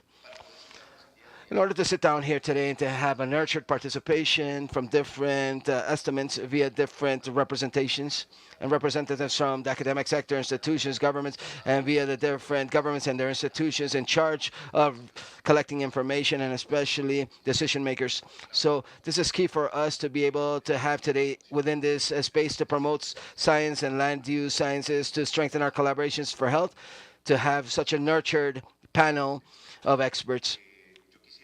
I wanted to introduce each of them. We have Mayra Vargas, and please come up when I call your name. Mayra Vargas is part of the Ministry of the Environment of Colombia and Sustainable Development. To our colleague Diego Moreno Heredia, he belongs to the Ministry of Health and Social Protection. And to our colleague Rodrigo Gonzalez Florian, whom is part of the Secretary of the Environment of the City of Bogota, to our colleague Hugo Mantillo Meluk, part of the Academy of Sciences of Colombia, and to our colleague Jose Andres Corredor Martinez, part of the Climate Change Observatory of Javeriana University. And as I told you earlier today, we have a luxury panel hosted by key people that have allowed for this space to happen and of exchange of informations, so we can actually come to different advancement to empower our information systems. And to begin, I wanted to have in this space the concept of why it's so important for us to be sitting down together, to why we've organized this space and why we've invested so much work and energy in sitting different experts here, different sectors with decision-making power here, and to different key sectors in these types of discussions like the academic sector, to be advisors to these types of spaces, and why we've actually created this space here. I wanted to ask our colleagues from the academic sector, Dr. Hugo and Dr. Javier, to please tell us a little bit about how the different Earth observatories can support the priorities and the challenges at a regional level in terms of health within the framework of health, strengthening surveillance of public health, and promoting different sustainable partnerships within this framework of a health system, which is a tool that allows us to see the big picture, to have a global landscape about the crisis that we're all facing as humanity. So therefore, if you'd like, can you begin? We have several microphones here, yes. Well, I want to echo what Nicholas and Carlos said earlier during their welcoming remarks. Welcome to everybody that is here in this event, which I think is hugely important, because definitely the concept of health, which I expect that we can share and co-build amongst all of us that are here sitting down in this table, it works based on a concept that is more comprehensive, which is the notion of just one planet. And that notion of only one planet has only been possible with a vision, a remote vision of ourselves, with perspectives, and based on data, and based on technology. Technology that I expect we can talk about during this discussion, and that we can incorporate to help us solve the fundamental questions that lie before us as humanity. In one of the moments, in one of the most difficult moments that we're going through right now as humanity, we just went through a pandemic that not only left us with millions of sad human deaths that are irrecoverable, and a legacy which is very committed in terms of financial terms, a huge recession that has led us not only to hurt economies, but also new conflicts have arose that we thought these conflicts had disappeared in the past. Connections, the IT connections that we have with nature, informatics connections, was a major legacy that the pandemic left us. A small bat, I work with bats in China, a small bat in China stopped the Bogota economy in just a few months. This auditorium was completely empty, as all universities were emptied worldwide. And I believe that it went very quickly, and that message was forgotten quickly. And we hope that in this dialogue, Nicholas, that via this talk and via these questions that we are going to solve, and the contributions of our colleagues here, that we can try to reestablish that necessary attention from the people that are in charge of very important roles, very important work, that putting their eye on the sky, that this eye in the sky that allows us to see the different perspectives. And let me wrap it up with the following. I had the opportunity to live in the Yukuna culture. These people have a festival where they inaugurate the new malocas that represent the universe. And the people come in and they sing. The first that sings is called the gallinazo real. It's called Yuro, this mythical creature. And they sing Yuro, Yuro, Yuro.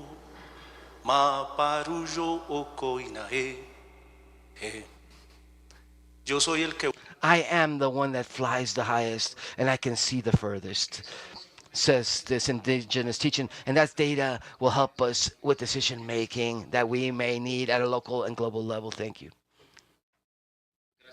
Thank you, Hugo.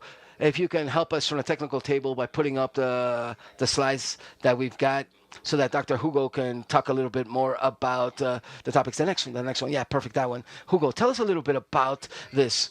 Well, I've brought a few practical examples to the table of research that we've done, and a special greeting to the authors and the colleagues that helped with some of these slides, and you'll see them here, especially Dr. Fernando Trujillo, Federico Mosquera, whom we've had the opportunity to work together and create or use satellite tags, and we captured 24 pink dolphins in the Amazon and the Orinoco River basins, and the purpose was not only to understand biology patterns from these organisms, but the dolphins are the biggest predators in the aqua systems, and in that sense they're the big reservoirs of all the trophic chain. That's where it ends, with everything that they eat, all of their prey, and mercury that we have put into our rivers with the mining activities and extended activities in the two river basins with gold extraction.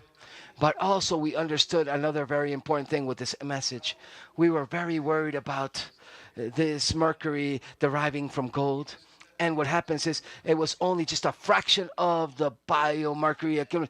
Methane mercury derived from the different activities of deforestation activities is also part of that chain that is affecting not only dolphins, but populations, human populations that are living within this ecosystems at an order of magnitude. Our colleagues from the Ministry of Health know this. Above the maximum thresholds, accepted by the World Health Organizations related to mercury exposure. So nature, the first example that showcases how nature is speaking to us in a climate service, in an ecosystemic service. I was telling Dr. Robert Gonzalez invented a concept that was outside of the box, the concept of bioinformation. So that combination of remote data and the voice of nature, in this case, is helping us not simply to protect and plan the conservation of these organisms, but also to visualize a problem at a human health level as well, which is very serious and very vulnerable populations. Next slide, please, Federico. Forgive me. I remembered Federico, but this work was done with the same team. This is work done in the National University, the Ecology and Modeling Group, led by Dr. Sarmenteras, a great scholar, a specialist in fires, and amongst many other. This mercury has derived from deforestation produced by fires in these areas in the eastern part of the country. And here we're actually seeing the biggest deforestation nucleus that we have in Colombia, the core of deforestation, the area where we're cooking the new problems of nature with all the health problems that associate. But this is a solution. This is not a problem. This is how do we use remote data in order to generate better connectivity corridors in organizations and organisms that are key for these ecosystems, like those great carnivores and those great mammals that inhabit these corridors. The next example of how we can actually use these remote data. So we have planning in our land use planning, which is very important, that needs to include these elements related to environmental health. Next slide, please, Nicholas. Can you please put the next slide, please? Yes, that one. Thank you. So this is the most interesting climate laboratory that we have in the region, which is Paraguay, because Paraguay has half of their country is a dry Chaco ecosystems like plainlands, and The portion on the southeast of the country is the remnants of the Atlantic Mata, which are some structured forests similar to the Amazon forest. What you're actually seeing on the screen between this map, more to my right, is the accumulation of the wealth of bats in Paraguay in an area called the ecotoma, which is the middle between the dry area and the wet area. And what we're actually seeing on the map on the left corner is how that accumulation of that wealth is seen in projections to climate change and how it will look in 100 years. A forecast for 100 years. The change that we're interested in observing, and it's not simply that to reduce that we're going to corner and reduce by diversity, but you're seeing the colors here. Observe the colors. Out of 60 arrays that we can have today, where we have each of them in their own locations, we're going to go on to way less arrays. And what does this mean? Bats that have never seen each other in the past are going to coexist. What does that mean in terms of health issues? It means that we're going to have a great deal of risks. That's how pandemics are created. And this is being showed by nature today. So we can project the future with the data of today. We can actually forecast the future to see what these possible scenarios of risk will be and work upon these pandemic possibilities or risks. In the next slide. Here, it's also related to land use planning. This is the department that I work with, the state or the Department of the Quindíos. And this is the planning not only of one species, but these are all mammals that jointly are showcasing different patterns of how they're distributed as mammals, how they distribute themselves phylogenetically speaking, who's related to who, and the graphic that we see on the upper right-hand corner for you is how the ranges of distributions are changing in terms of elevation. They're changing elevations, which is a fundamental aspect to prevent pandemic risks, because since they're going up in altitudes and these vectors are going up to other elevations, we're having vectors from arthropods and other microbiosis, and chikungunya and different other diseases are also going up higher. We have a big problem with the yellow fever, which certainly we will discuss at a certain moment, but we have the possibility that exists in this modeling of generating these tools. And finally, the next slide, please, are some slides that are, the next one, please. I'm going to speak about the hantavirus. The hantavirus is related to different rodents. It's distributed throughout the entire region. Each of these different colors represents a different type of mouse, and each type of mouse has a different type of virus. And since the layers change, the virus factor, the virulent factor, and the one that affects us as humans can actually be transferred and extrapolated with unknown factors amongst one species going to another. What can we do with this work? The next slide, please. We have been able to not simply understand where the heat points are for the hunting, but understanding what are the climate elements that participate within generating these possible zoonotic disease possibilities, and how we have the participation. It's not here in the slide, however, but it's in the slide. But however, how those hot points are associated to areas of huge transformation of the landscape because of human activity. And this is simply the point of the iceberg. Just a small example of how we should incorporate this data. We'll wrap it up by inviting you. On Friday, we're going to have an entire panel organized by the South American network of Una Salud, Una Health, promoting a new field called Biogeography of Disease under the concept of health. And this is a common space where we expect for all the people that are working on geographical data, all of this variety of data, the human side that doesn't represent but that is contained within this, climate data, projection data, the different time series, is how we can unify this to the concept base of the biodiversity that allows us to, biogeography that allows us to understand things, temporalness and space of what is living in this planet. And as you said very wisely, Nicholas, it's changing more than ever. Thank you so much. Thank you, Hugo. I wanted to open up the space to our friend, Jose Andres Corredor from the Climate Change Observatory, so that from another perspective, you can speak about an example of these types of important work and data collection efforts to have this greater vision of these situations to be able to make better informed decisions.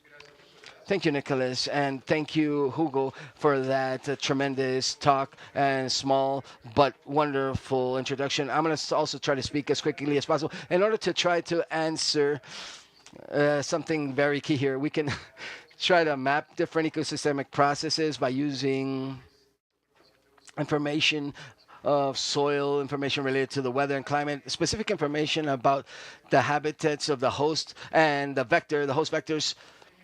And this is an example that I wanted to showcase that wealth has a problem, a specific problem, that its symptoms is very similar to the dengue disease. In Colombia, obviously, there's a hypothesis that this disease is affecting the population. However, due to these symptoms, it's confused with others, and it has another aggravating factor, that its lethalness is above 95%. This is a specific example of a study that was done in Sao Paulo, Brazil, where these variables that I previously mentioned, if you want, let's go on to the next slide, please. Those variables related specifically to Sao Paulo and those crops where we have the presence of sugarcane.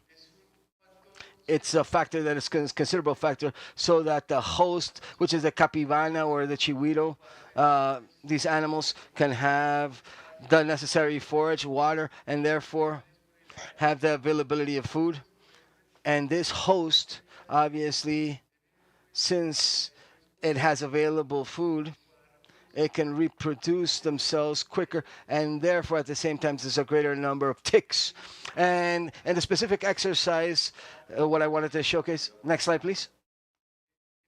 In this next slide, you can't see it too well, but there's some red points on the slide where you can actually see there's an increase in number of pixels.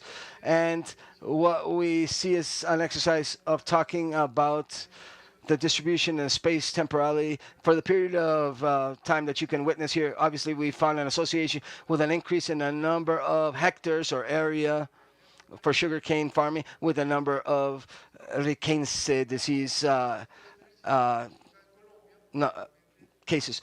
And this was done here in Colombia, this study, for something called amblyoma. This is a species that you can see here.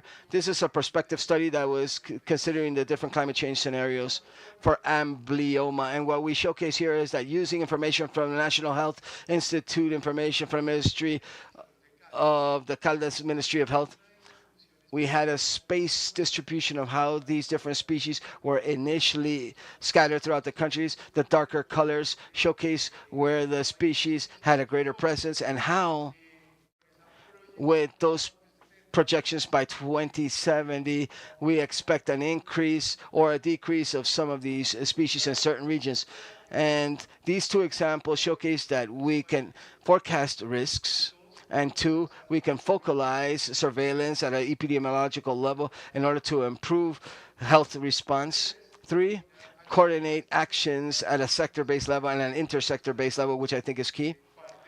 Part of this is what gathers us here at this particular moment.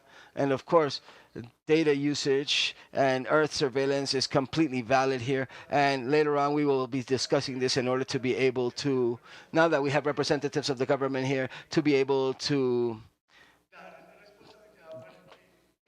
give them the responsibility so they can advance in these topics. And lastly, in the next slide, I wanted to invite all of you. I come to represent CLIMAS Hub, which is a project financed by the Canadian iDiversity and which is being implemented by different public health specialists in Javeriana University's CLIMAS Hub. Next week, we'll come up with an invitation, and one of the topics is data modeling analysis, where we want all of you to participate and wait for the invitation. Please participate, and whatever we can present. So later on, we can do exercises such as this and present these research. Obviously, with a social focus is important because it's necessary to work with communities, and what we hope to do is just that. If you scan the QR code, you can find the website, and thank you so much. I don't want to go any further. Thank you very much. So I'm going to dare to comment on these interesting reflections that our colleagues spoke about earlier. As humanity, at this moment we're going through a crisis that we are a key factor of creating that crisis. We triggered the crisis, and now we have a call to action to understand that crisis. Despite understanding this crisis, it goes way further than the short lifespan that each of us has as individuals. That's where standardized data capture from and working together with this data are key, because we're trying to understand processes that last way longer than our short lifespans as individuals. That's why it's key as human beings at this particular moment, this historical moment, because of how critical it is. This is not beautiful, it's critical. In this historical moment, we need to, as individuals and representatives of different institutions and different sectors and different organizations, from part of civil society and governments, to make very determined decisions to be able to work together in what we do in each sector. Every sector that is present here, and each of you in the audience that are also part of different society stakeholders, are producing very valuable information to help us understand that big picture, that landscape vision of the crisis that we're currently undergoing. And in each of these small bits of information that we're working with, we have that possible solution or response to these types of crises. So I wanted to thank you very much for these two examples, for so many things that are being done, not only in Colombia, but worldwide. And go on to this second question that involves us more and calls these institutions to action. So specifically, how can national organizations of every nature, at a state level, non-state organizations, civil society organizations, etc., academic sectors, every sector, how do these national and regional organizations, how can they strengthen their role in promoting the use of data capture, data sciences, and developing a sustainable framework in order to achieve the ambitious goals in terms of environmental health? All of this from a perspective of health.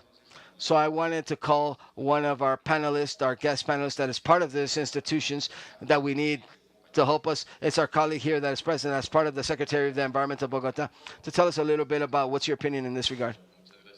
Well, thank you very much. Good day to all of us, and thank you for the previous interventions and talks. I want to summarize. I'm going to allow us to summarize the answer so we can maybe go more into detail so we have better clarity and better understanding.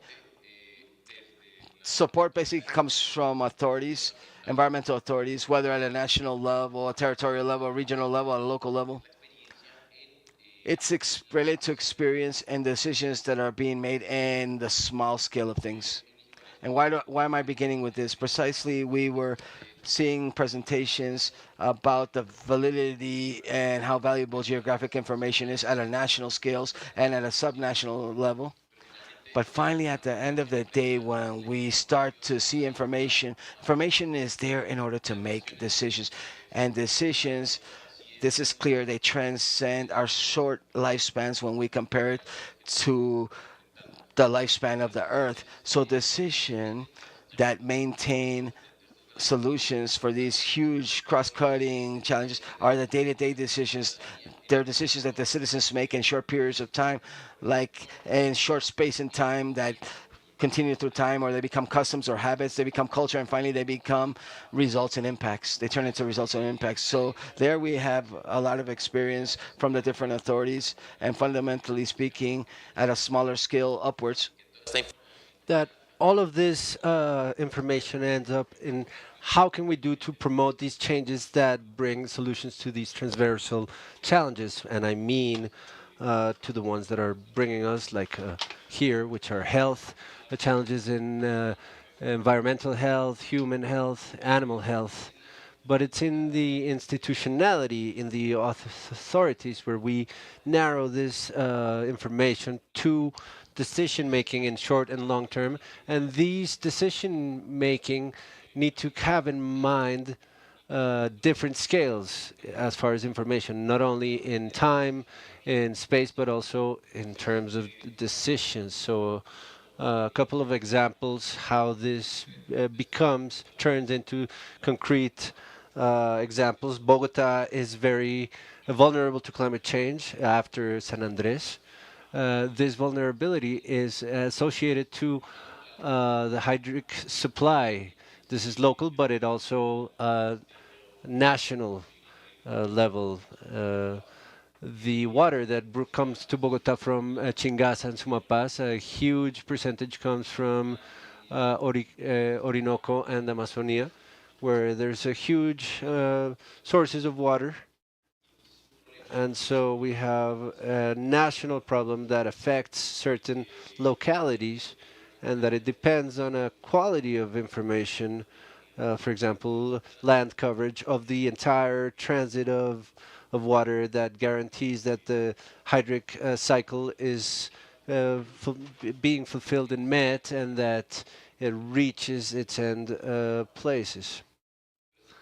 But if we look at another example, that it's also articulated with the vulnerability of the city, are forest effects,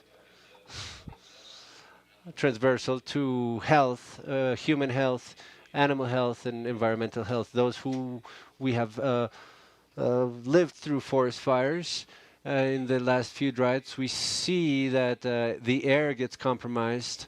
The people who co-inhabit in the areas find fauna that escapes the areas. They don't know how to face that. And when we face these problems, is how we wonder, how do we access enough information to be able to make decisions in long and medium term?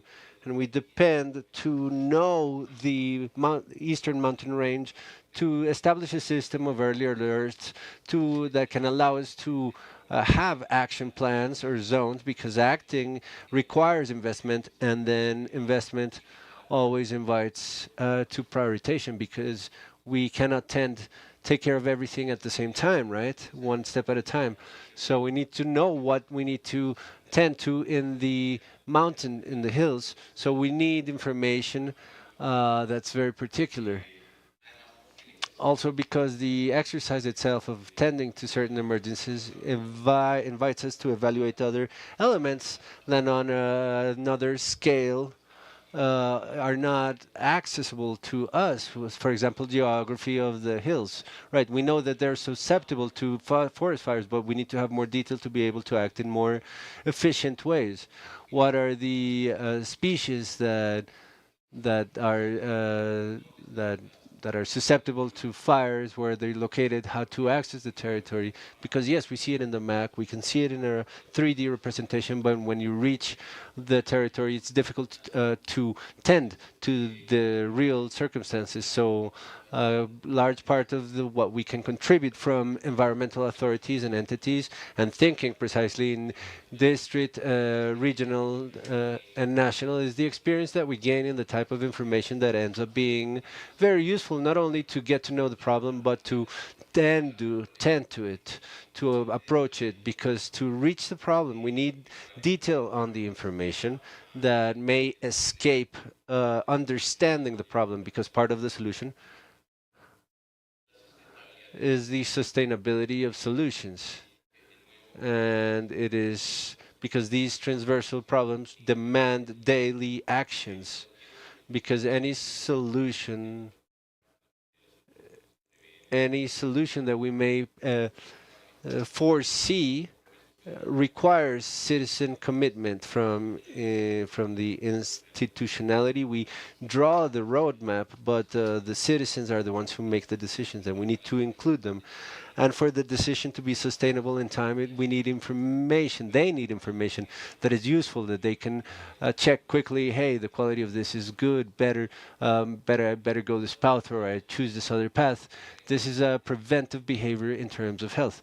So sustainability of solutions depends on the access to information on a scale that is useful to the citizens for decision making on a day-to-day basis. And that's basically the summary. Thank you, Rodrigo. And I think it's key of this expert panel is that we have representatives from the state sector, the environmental sector, like the environment secretary that faces the challenges of being authority, attending to crises. And we also have heads of the sector, like our colleague Mayra, or our colleague Diego, who are part of the environment ministry. Who of you wants to talk about that opinion from ministries, as heads of ministries from, and I want to make emphasis internationally, how do we articulate our national organization as far as articulation of this data with the international platforms that are key, with which we need collaboration because we need available information and we need to see the big picture and the information articulation not only on a regional level, locality, but and country, but on a global scale. We need to understand these processes that go beyond our short sight, per se.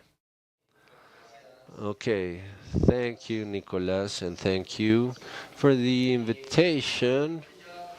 I think Jose, Hugo, and Rodrigo showed us perfectly with examples the distribution of those anomalies that some species may have, and that this can generate a risk in health, what Jose was showing us regarding a concrete example of what one would think is this One Health focus that we're talking about, and it's how the agriculture sector is related to a specific disease, but also the environment sector is also linked to it.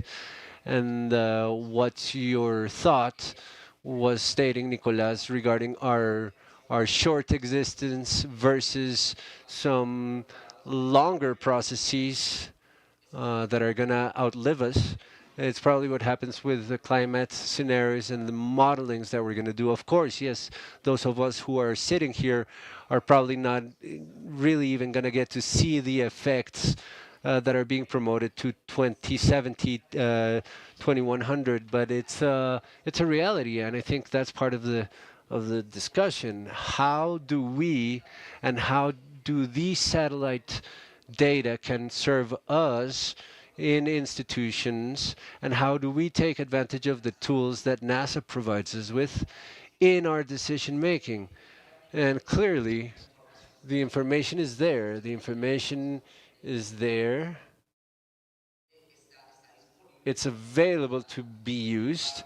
However, I think it is how do we share that same purpose? If I know what I need that information for and how I'm going to interpret it and analyze it, well, of course, I can say, well, I'm gonna take air quality, climate variability, data, hydric resource with an end goal, with a need that the government is asking me for in this case.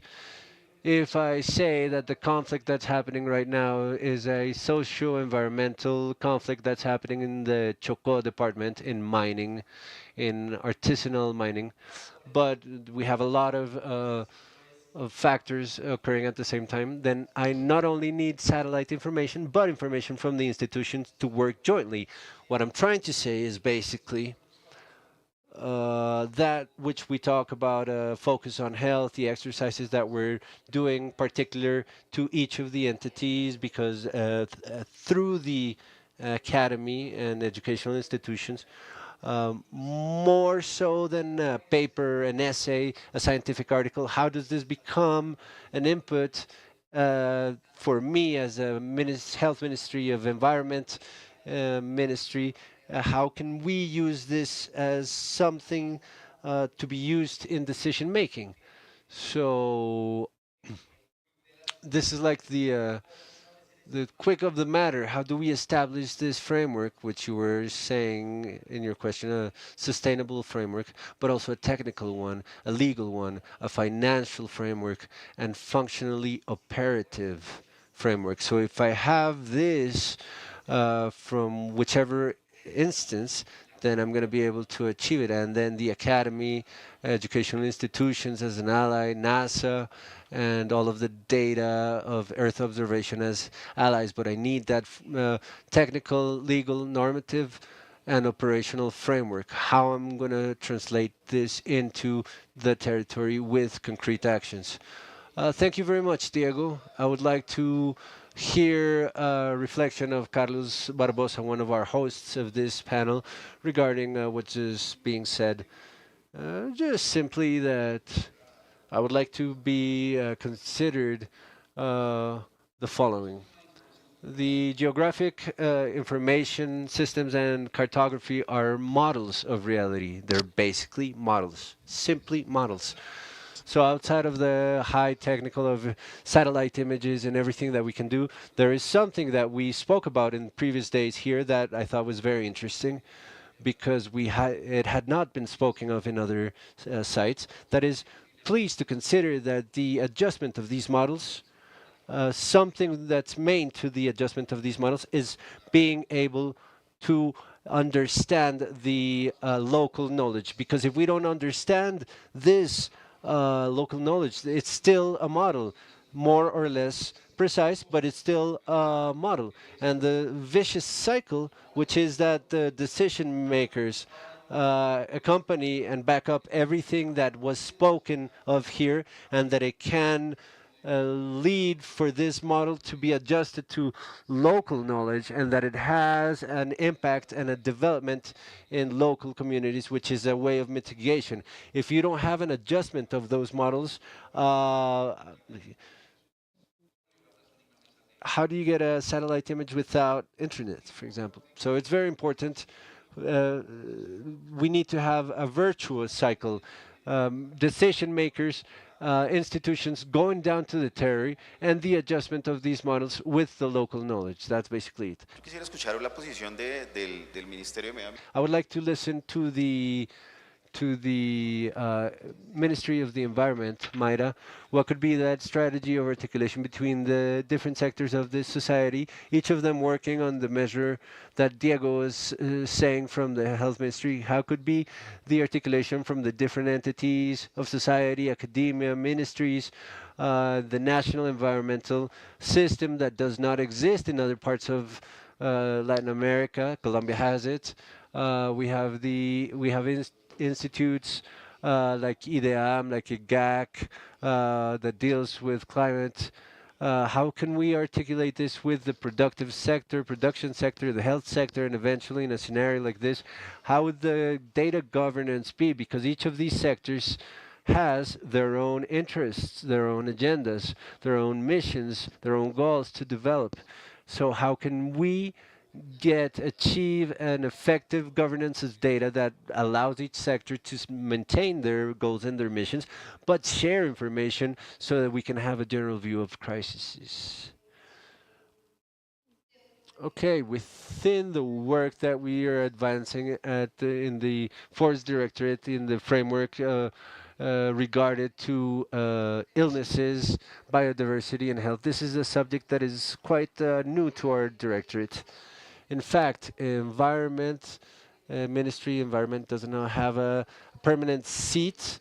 We're just a guest, which has prevented us from advancing actions. What have we sought, or what have we performed from what we worked with the biodiversity and health plan that we're working with Diego from the internal part of the ministry and the National Council in the table that we're seeing as far as the framework of health? We're looking for these elements that articulate from normative tracing, doing intense work, looking for the confluence points, because you know that there are very marked separations between ministerial functions, and the idea is to find those points where we're able to find dialogue. As far as the academy, well, we know that we get a lot of valid scientific data. There are methodologies that are standardized. We've created research networks. They can give us this support, but it's important to be able to guide from the state where the research is heading to, so that it's guided towards the priorities of the country, but that it's sustainable in time, because as you mentioned, sometimes it veers off into subjects that have no direction. So we've tried here to think of and create amongst all a system or a platform that may centralize the data that is generated within the academy, academia, within the ministries. We've already looked at that. This is not known. We're working on this, but it's not easy to centralize information, because there's no way to be able to communicate adequately the different platforms of the other sectors to communicate with one unique one. We need to find, for data governance, how do we create the structure that summons data, But additionally, while this data recollection is decentralized, the analysis needs to be centralized. And who's going to do it? This is not easy, but we're working on that, and we have the intention. We recognize it. We've done the diagnosis. We're aiming for that. We want to advance in that system of data governance and to create an information flow that is geared toward the territorial authorities to help them to act, for example, in the framework of yellow fever emergency. We've noticed the urgent need to find normative articulation, generate data from the Environment Ministry, to look for possible outbreaks. We're trying to indicate indicators. We're working with an articulate with the Health Institute in the framework of yellow fever. We're looking for ways to do it. We're doing that normative tracing. So from the Environment Ministry, we've seen that actions within health are very reactive. We react because of outbreaks, right? Specific outbreaks. But what we need to have is a preventive and predictive focus, and for us to have a data governance that are provided from different sectors that allow us to anticipate. And as you said, one of the important factors that we observed in yellow fever is one that has to do with social variables. Social variables can give you a lot of environmental data, but in yellow fever we see social dynamics, the ones that give us favorable views for the outbreak. So we see the need to include socioeconomic factors into the diagnosis and factors that involve us with the agricultural sector as far as the productive borders that change the dynamic of illnesses. Yes, we are aiming for that. We're working towards a better system, and we really are seeking to see how we achieve it. It's clear, but it's important to say it. A platform like that costs a lot of money. And this is one of the main limitations that we have to be able to aim for our goals, but we do have support from the technology ministry, for example. We have good advisement, and I think we can achieve a pilot. And if this pilot works, we can think larger. Thank you, Mayra. This is very interesting. This view from the institutionality and key we need to bring something back to the table, and it's the importance to articulate actors of society as the civil society itself in this generation of data, creation of data in territory, which is key, because with all of these variables, we cannot have a general concrete reading that's closer to reality that allows us to make decisions. I would like to open a space that we've thought about. We're going to do it very quickly. I'm going to ask 1 minute from each one of you and talk about an possible scheme that maybe we have the money in the future, we have availability of the sectors that are sitting here in an intersectorial scheme of articulating and sharing information, whether the different platforms, productive sector through ICA, the environment sector through SIP Colombia, biodiversity data of Humboldt Institute, the Health Institute, or either that or articulated between them, or feeding a huge platform that can compile the information. Whatever the scenario may be, that articulation of information, what would be the contribution of your sector, each of you from the academia? What is your contribution to this hypothetical scheme that we would achieve? Okay, well, I listened carefully all of your participations, and I think that to answer your question, we need to do an education, and for all of you to understand what academia is. Academia is a transsectorial entity. It is not a sector. This has been a poor handling error. When you talk about sociology, we're at the auditorium of the Faculty of Human Sciences of the National University. There is more knowledge in this auditorium that what any of us can share here, right?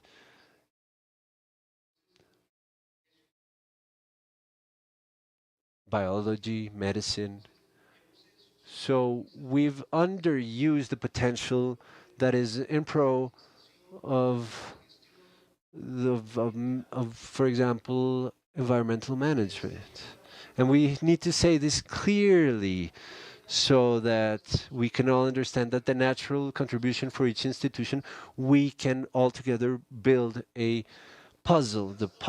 So if we're building an environmental platform and you don't invite the people who have worked there, yeah, you're going to have a platform and you can have it very advanced, but you're going to have a platform that does not have the historic memory of trial and error that has been piled up over time. So that trial and error that's contained within the wisdom, which is something difficult to compile. These are not specific examples. These are examples that are at the tip of the iceberg of the base of the knowledge that has been generated transgenerationally. And when I say transgenerationally, I'm not talking about the past. In the academia, we cook the future way of understanding questions and in finding future answers. So the subject of how I visualize the sector is that the Colombian academia is an advisement sector to the state. And we're working right now by supporting a commission, accidental commission, to see what it is that's happening with the Science and Technology Ministry, for example. And why is that voice not here represented? Why are they not invited? Why that power of advisement and articulation has been translated to other functions or has been translated to a specific condition. So I would say, in the best sense of taking advantage of the capacities that we have already built, we need to establish a new organizing in the governance of creation and environmental management, substantiated by knowledge. And I wouldn't want, Nicolas, for us to deviate from the main focal point of this meeting. And it's how are we going to not articulate for us of us who are here, which are preaching to the preacher, but I would like to know if my colleagues, geographers, climatologists, if you know what the subject of health is and you visualize yourselves in this space. We who are here already understand what that is and how to visualize that. How do we visualize it? How are we going to bring in IGAC, IDEAM? Do they understand what's their participation in that role, or do they need translators? I don't think so. I think that they have a natural position of placement to contribute into something that's a global subject where there is a financial, like a potential for funding that has not been contemplated, because in a lot of spaces in which we've had the ability to coincide, I haven't seen enough representation from these colleagues, and you need these voices to speak. So I would call the geo communities and the geo system to incorporate like health policy and promote, like they did AmeriGEO in the EuroGeo, the AsiaGeo, that we are also having this discussion in those places so that we can have this important talk so that we can apply transsectorially a holistic subject, a holistic manner that invites all of the capacities around the world. So from the academia, our mission is to be that historic memory, to have the compass of the future based in knowledge, and to be able to provide advisement of articulation from the technical perspective. That's the role that the science academies have, academias, and the teachers of the world, academic teachers of the world. Thank you, Hugo. I would like to make a reflection, a thought, because I think that from the von Humboldt Institute, which I represent, which is an advisor, scientific advisor, we have the same call as you do from the academia, which is it's not a small sector, it's transversal to the society at large, and we have called open spaces to camaraderie from institutions and sectors of the city that are not institutionalized and who have not been able to be part of processes of this history. We want to call them to articulate efforts and be part of these articulations. I highlight what you just said. I share this worry. Those of us who are sitting here, we're here because we are care about.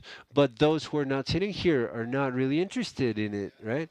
And we need to call these sectors in, invite them, and they're not small actors. They're perhaps very key actors, and that's why I want to highlight that one of the objectives of this space that with a lot of work and thanks to the collaboration of everybody here present, is to generate concrete actions in the short term about what's going to be the first brick.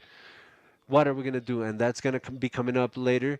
We're going to be sharing with you about what we can do, what you can do. I would call from all of my colleagues from environment, from the health environment, from the academia, etc. What would be your institutional role in an intersectional scheme? Very quickly, with Diego from the COP16, as you well know, we're working on the Health and Biodiversity Plan. This plan seeks to articulate two large sectors with an initiative with a focus towards One Health. Diego is going to be breaking it down better, but it's important for you to know that from the national policy of animal protection and welfare, we have something already going. We've called the subcommittee of knowledge management that seeks to articulate seriously with the academia, recognizing the importance and the transcendence of informed decision making, and Rodrigo also participated there as well. Bueno, no, yo creo que I think that to round it up and to come up with with basically what we've been doing already as far as commitment. Of course, the articulation is important. We've been doing it. We have consolidated exercises with the Andes University. We've done some sections with Columbia University, also with the Javeriana University. And this, without having told the academia, this is going to be translating into an input for policy formulation. It translates into an input. Why? Because we're strengthening the training of professionals in the health professionals. We're generating knowledge that we did not have from the ministries and from institutionality, and that it's helping us to lead specific actions on specific territories to generate inputs for the construction of that public policy. So what we're going to do is to continue with this formulation, and it's to invite you, and I think this is a space to invite all of you to the creation of the National Plan of Biodiversity and Health, because it's this scenario, the one that attempts to consolidate that focus of One Health, because this is how it was in the biologic diversity agreement in the 1619 from One Health, how are we going to be articulating the different actors and how are we going to be including the academia, but not only academia, but civil organizations, social civil organizations, ethnic groups, indigenous communities, local communities, how are we going to include all of them, how are we going to be able to, and this is going to be a difficult task.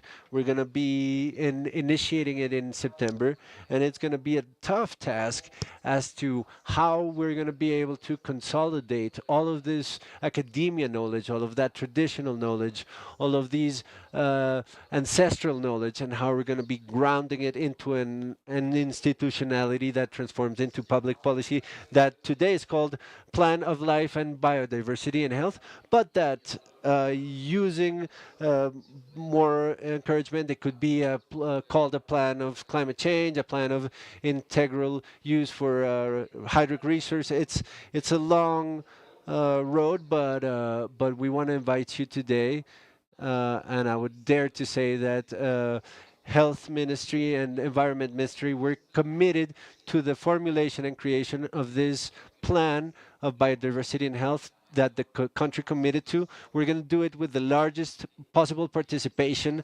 that is within us. And of course, that we will try for the largest number of inputs can turn into what we as government would consider public policy. I'll be brief. I don't want to go on too much longer. I'm just going to echo a little bit of what he just said. Apart from having decanted the idea in all of us about what One Health is, naturally the problems that we focus from environmental authorities and other habitat authorities and local and district and regional authorities, we've called to action that we should work together on this, and this is something that we've been pushing in the different interactions, like in terms of climate risk, contamination, and health issues and mortality rates associated to the quality of the air. And this is just one of many other examples, and I think that the roadmap would be obviously to strengthen these cooperation efforts.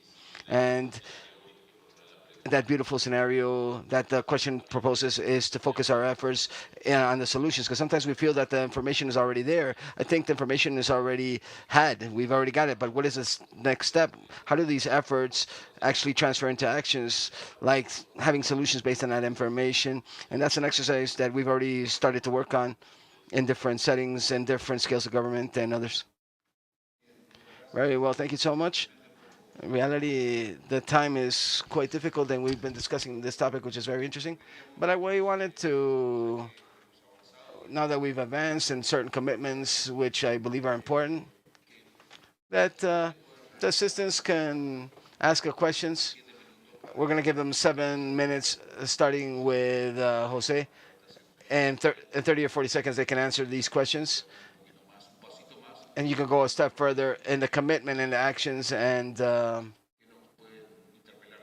see what the public can actually ask as well.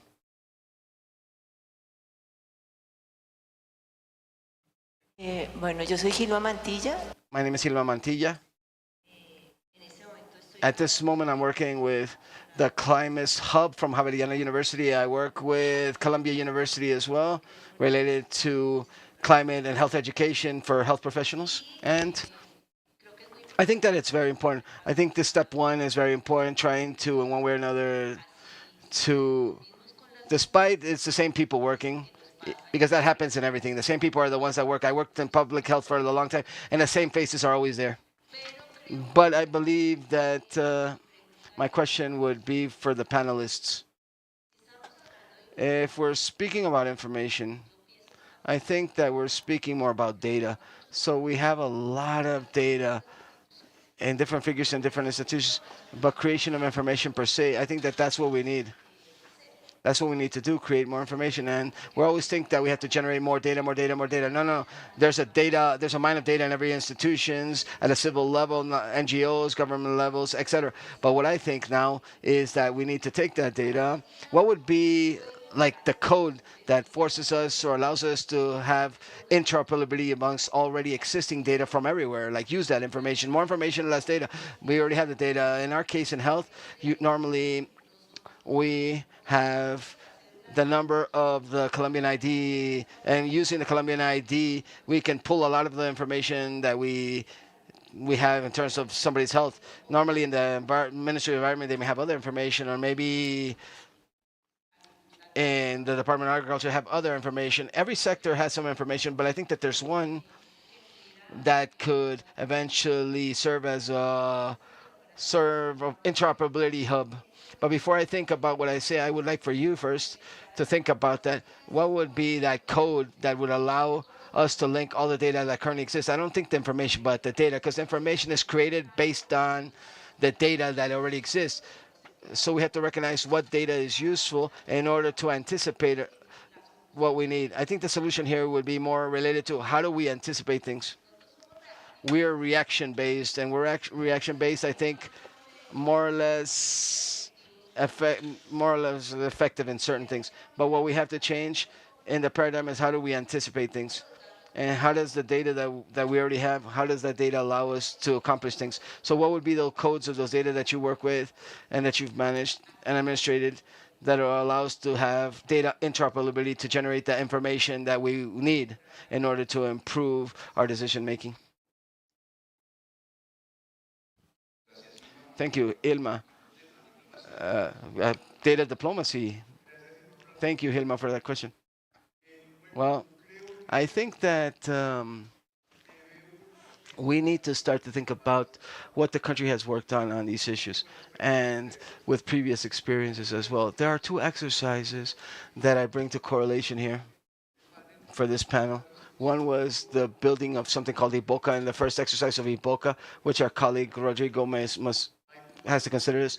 Specifically, what was done there was working together with information from the environmental sector and health sector, obviously related with contaminants and particulate matter, and in terms of health, with respiratory diseases, opening up this space to what we have something called the CVHILA and CISPRO systems. These are information systems for health related matters. So here what we hope to create was a table, or using a table, to see how decision makers and from the technical specialists, they can have the information available to come to a certain political action. And I mentioned this from the generation of information perspective. And the Secretary of Environment, Secretary of Health was mentioning this. However, in that table, we also have the presence of the community as well, because they also generate data. So I think it's very important that these spaces where you can share and participate and have all the different stakeholders participate, so they can showcase the tools from a social angle, but also because it has to do with a technical aspect as well, because at the end of the day, we have the data, we have the information, but sometimes there's always roadblocks in order to understand how to try to capture that data. Because one thing is that it's there, but the other thing is we don't have access to it. I don't have the specific roadmap to actually obtain that information I did, or because the system is down, or for whatever reason. So I think we have to have both on the table, mainly these two stakeholders sitting on the same table and willing to work together, so this actually transfers into political actions. Because at the end of the day, that's what it's going to do. It's going to generate the community, because at the end of the day, this has to be the result of political action. And I think that's the case. I'm going to briefly mention another event that occurred in the city of Cucuta in March of last year because of forest fires or wildfires. The wildfires weren't in the Colombian side of things, but on the Venezuelan border. And due to the winds, obviously they affect the north of the Colombian territory. Well, the same thing happened there. What can we do here? That information from Venezuela, we didn't have it, but we did have the Colombian information. And we had to all sit down, all the major actors, stakeholders, to be able to make decisions. And obviously, that should benefit decision makers, as well as obviously the people affected. In this example, the community.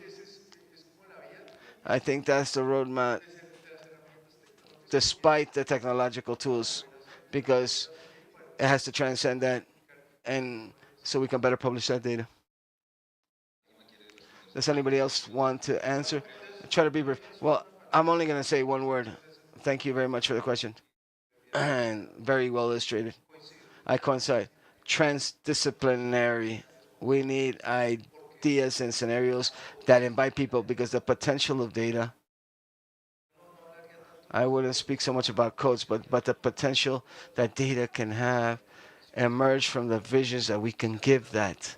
So the data, the same data set, can become different types of information.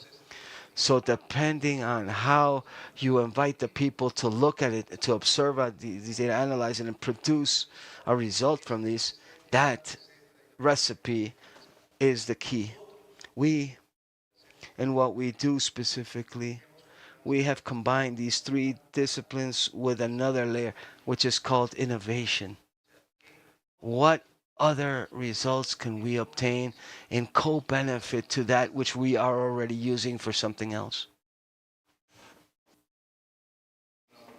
Any other questions? 30 seconds. Any other comments? 30 seconds. From the Ministry of the Environment, due to the threat that we had with the high pathogen risks that we had, the environmental authorities had a passive and active surveillance for that disease. It would be a good example of cross-cutting work and united efforts, because the Ministry of the Environment and the Ministry of the Agriculture and the Health Institute and different corporations and institutional parks and research institutes are all working together, and everybody generating data related to managing the avian flu information. So we have that model, that good model thus far. The situation thus far has been properly contained. When any cases have occurred in Nakandi or other municipalities, immediately there was a map of how to work. But one of the most important work and fundamental work is to recognize and identify the bird breeders in Colombia. This was done with communities. We train people and identify signs or symptoms that can be similar to the avian flu or bird flu, so they can report these to environmental authorities, to the parks, and quickly we can work together with the ICA to take samples, especially in areas that have already been identified as being hotspots or risk locations where there's agriculture and livestock exploitation, where it's possible, where we have wetlands, ecosystems, wet ecosystems, and that can be worked on together with the community. So for the Ministry of the Environment and the Ministry of Agriculture, we did some good work with that.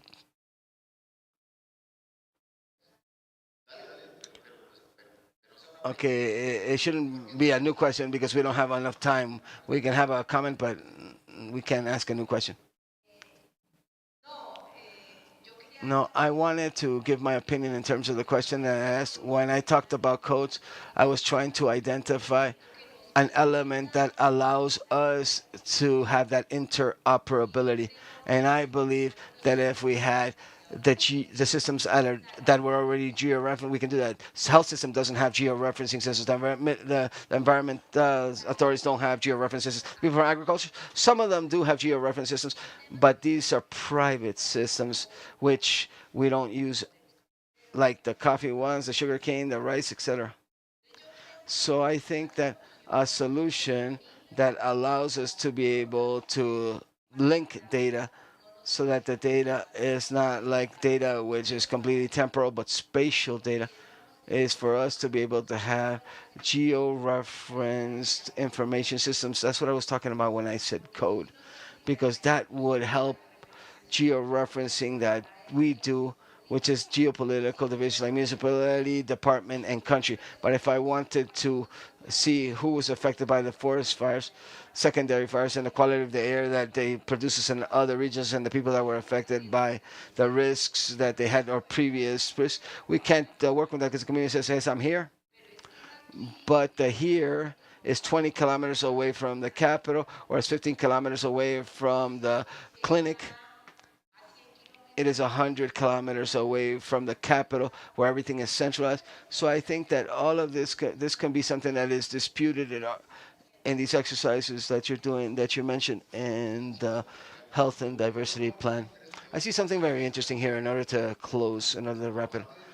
From the panelists and I guess from all of you from the audience, we've identified now simply the need to create a scenario where we share data amongst the different sectors and the key stakeholders, which are not even considered a sector by the local communities in their territory, that every day they collect data permanently without even knowing it, to be able to have that governance and exercise that governance in the territory. We've identified the goal and objective of this needs as well, which is to be able to have reliable information from different approaches that allow us to make decisions. We've identified the feasibility factors. We have existing information systems with fragmented but existing from the production sector, from the human health sector, from the environmental sector, etc. We've identified certain challenges like money, obviously, because the willingness is there despite we do have some sectors that are not willing, but we've identified the challenges. But I would ask you, and I want to ask all of you, as different heads of the different representatives of the sectors, what is the first step that we're going to take for this to become a reality? From here, we're going to go out and meet again in the next AmeriGEO next year to speak about the same thing and perhaps see the same people again, or are we going to leave a task and have homework? I wanted everybody to actually make a proposal that we can actually work on. A concrete, a specific, yeah, let's commit them, let's force them to commit to something. I think that we've already mentioned this, and we've been mentioning this with the Ministry of the Environment, with Mayla, and it's clearly we have to make data more interoperable. It's a specific need that we have. However, there are different instances that have already been created, intersector instances, so our duty is to see in which of these are we going to work. We're convinced that we don't want to create an additional instance, no more. Call it CONASA, call it the Technical and Scientific Information Commission for Climate Change, or call it what we can interoperate from biodiversity information systems that the Humboldt Institute has, which is very important. Call it Switzerland with Suiza, which is a unique environmental information system that is being promoted, headed by CONASA. It's called Suiza, or Switzerland in Spanish, Suiza. What is going to be the space? We don't know that yet. But we are certain that with what we're doing for the health and biodiversity plan, we can say, hey, let's see each other next year in AmeriGEO next year, and let's showcase the biodiversity and health plan with a component that can be called knowledge management or can be called information management. We don't know yet what it's going to be called. We began the workshops in September. However, that can be a real commitment, and we can see ourselves in our AmeriGEO 2026. And you can ask us, well, what happened with that biodiversity and health plan? The results was as follows. Thank you so much, Diego. Let me make a counter proposal.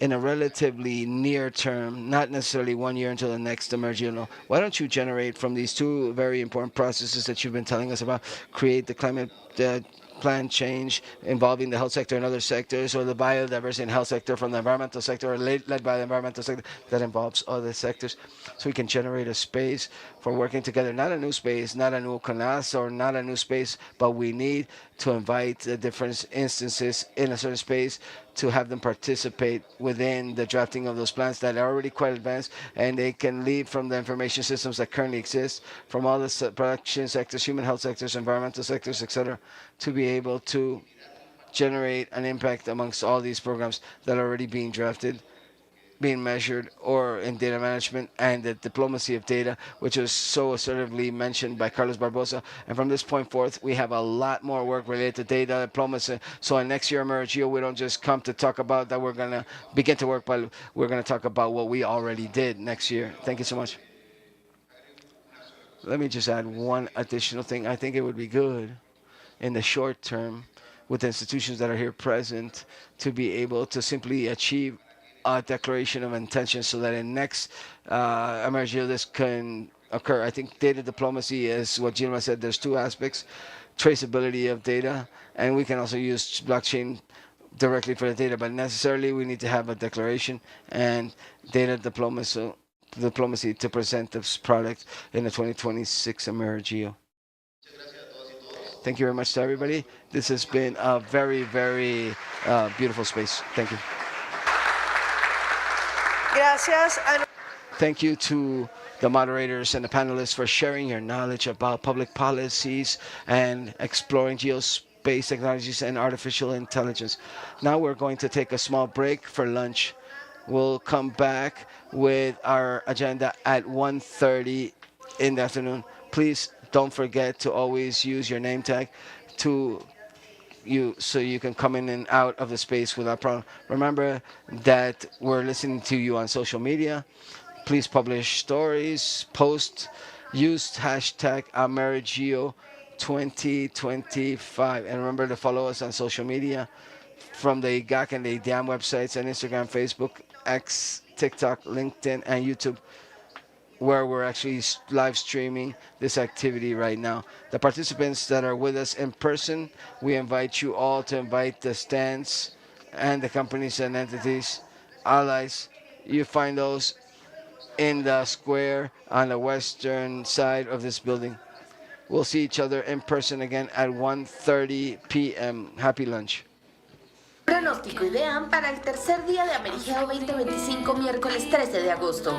En la mañana se esperan cielos parcialmente nublados con probabilidad de lloviznas esporádicas en el norte de la ciudad, iniciando la jornada.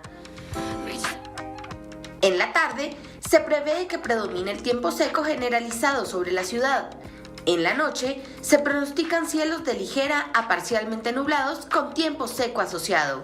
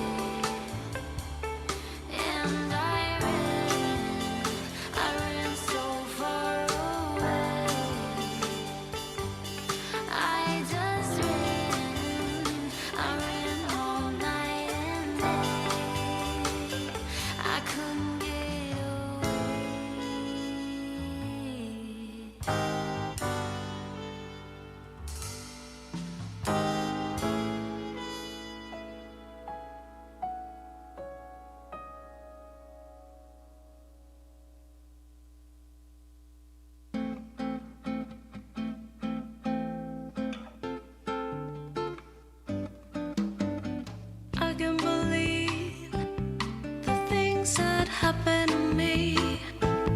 I guess that I should have seen a long, long time ago. Letters you write don't help me get through the night, so I just turn out the light and sleep here all alone.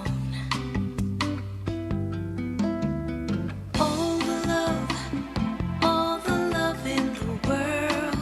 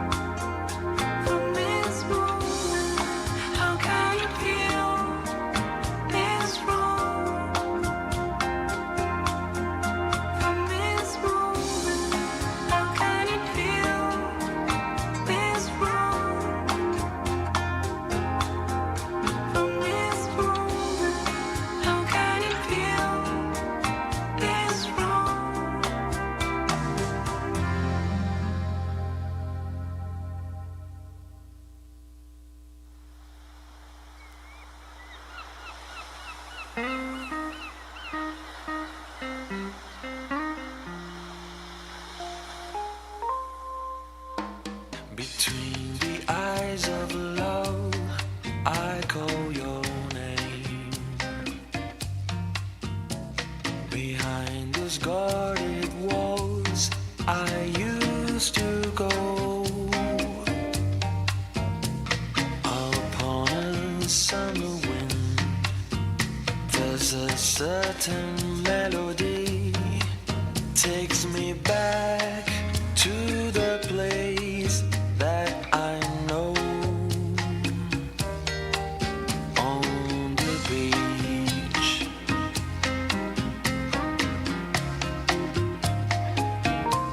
down on the beach, down on the beach.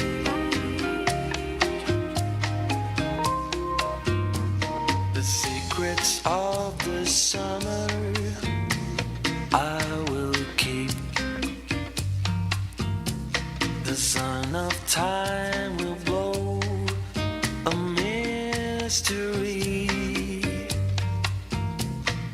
No one but you and I underneath that moonlit sky. Take me back to the place that I know. On the beach. Yeah, yeah, yeah. Down on the beach. Yeah, yeah, yeah.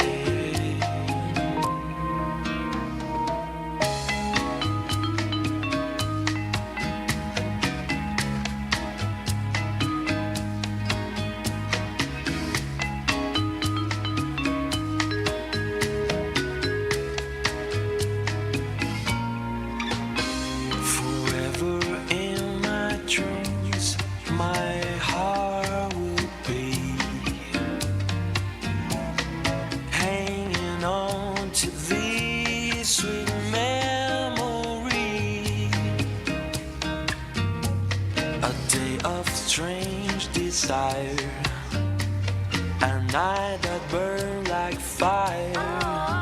Take me back to the place that I know. On the beach.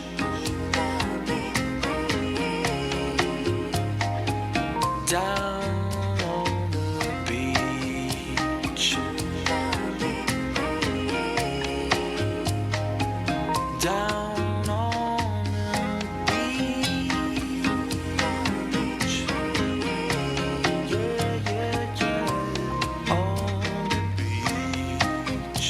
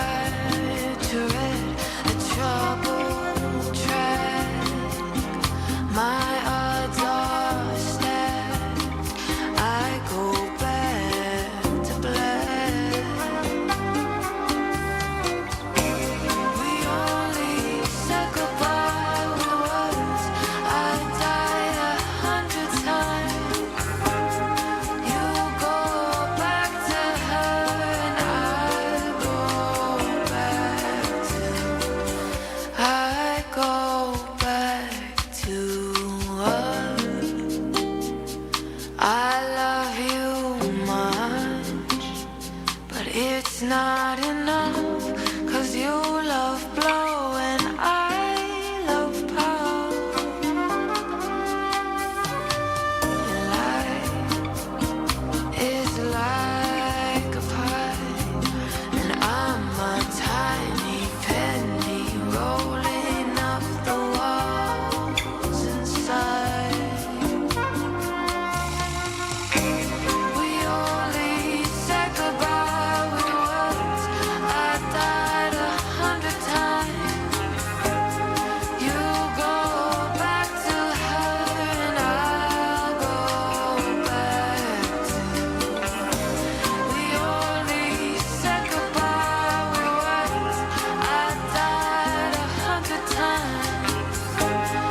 You go back to her and I'll go back to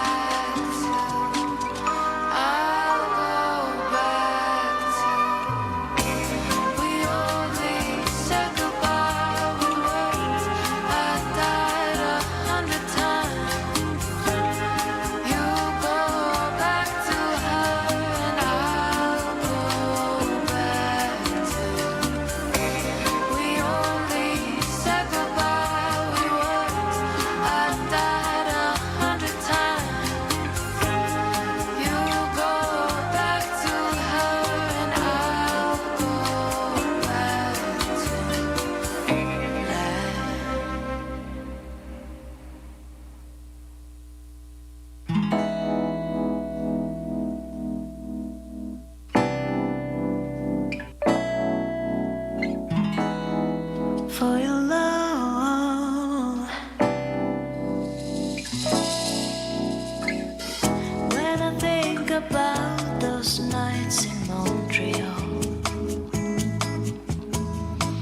I get the sweetest thoughts of you and me. Memories of love above the city lights. I try so hard to take it, but oh Lord, my heart would make it. I just wanna stop and say what I feel about you, babe. I just wanna stop and never wanna leave without you, babe. I just gotta stop for your love.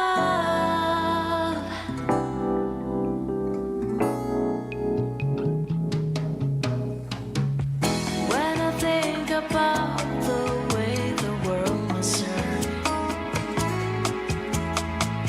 I get the saddest thoughts for you and me. Memories of life and time goes on and on. I try hard to forget it, but oh Lord, my heart would make it. I just wanna stop and say what I feel about you, babe. I just wanna stop and never wanna leave without you, babe. I just gotta stop for your love.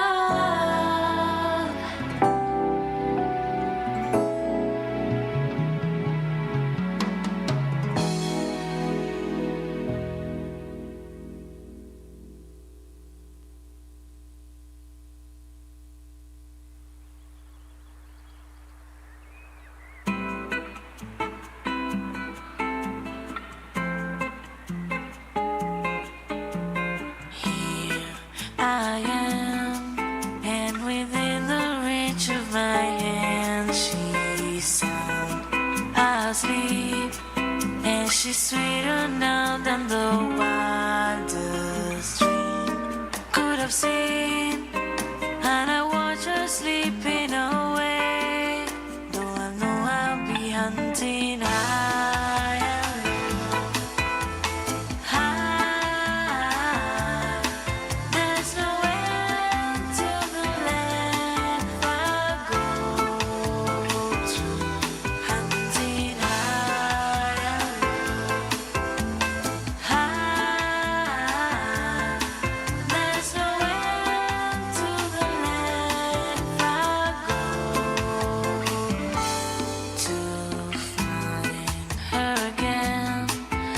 Upon these my dreams are depending through the dark.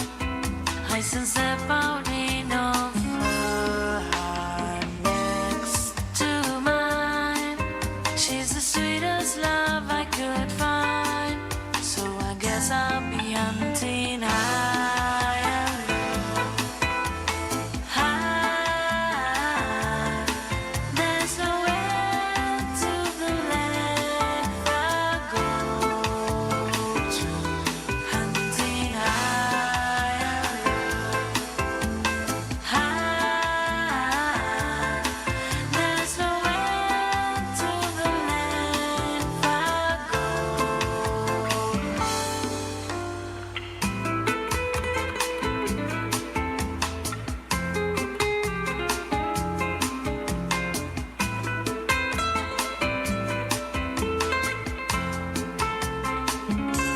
Hunting high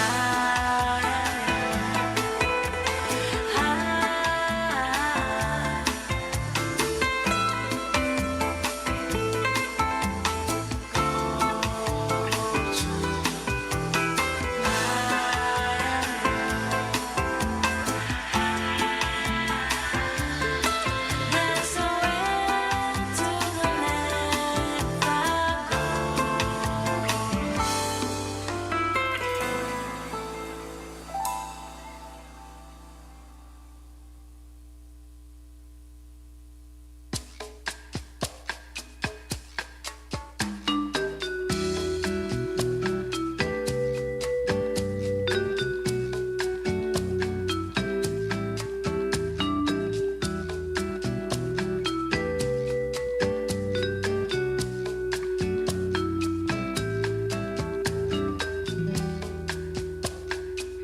You could only be who you are. Loving, I have no influence.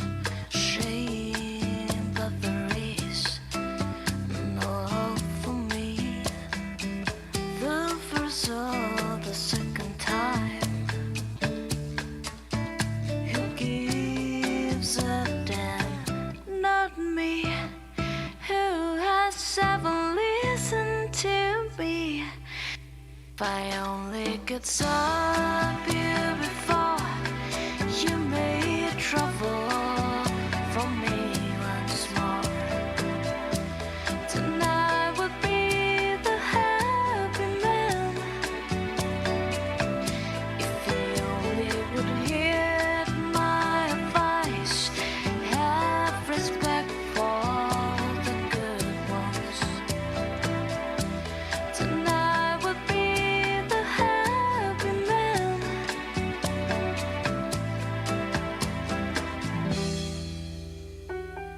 I have never been very far. So despite you, I've involved us in very depths of sin, and it moves me. Ooh, love. She has her hold on me, and need to feel that free. If I only could stop you before you made trouble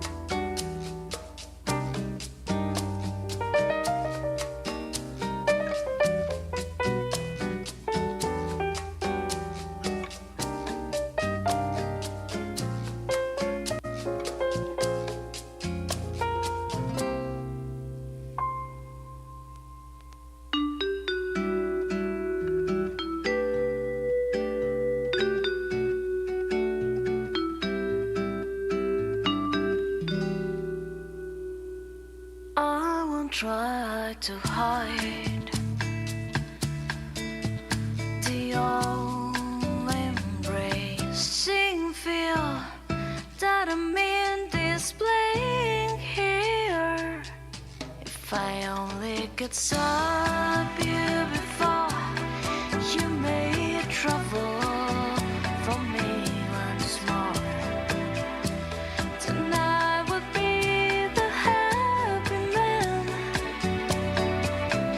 If he only would hear my advice, have respect for the good ones, and I would be the happy man.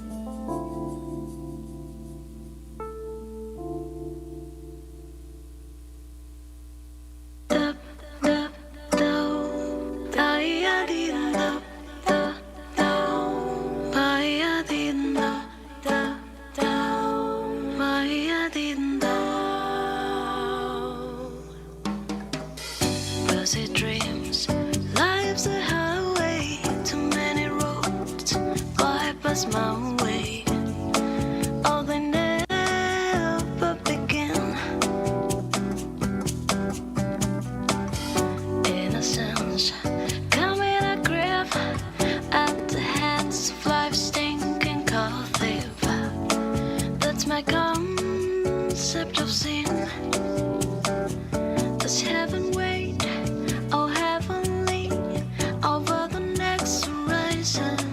Oh, look at us now, quit driving. Some things hurt more, much more than girls and girls. Look at us now, still cutting. What adds up the way they did when we were young? Look at us now, quit driving. Some things hurt more, much more than girls and girls.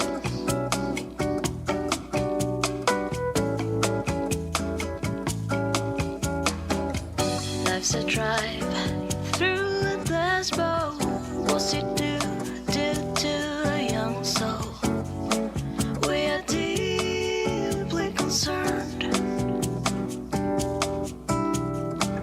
Someone stops for direction. Something responds deep in our engines. We have all been burned. Does heaven wait, oh heavenly, over the next horizon? Oh, look at us now, quit driving. Some things hurt more, much more than girls and girls. Look at us now, still cutting. What adds up the way they did when we were young? Look at us now, quit driving. Some things hurt more, much more than girls and girls.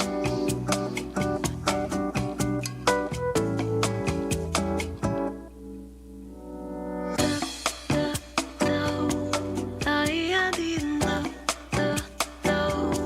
I didn't know,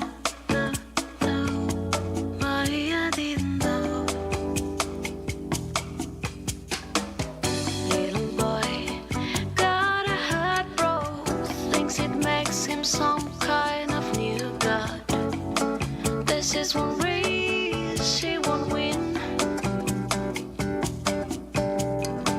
'cause life's no cruise with a good chick. Too many folks feeling classic, but it never pulls in.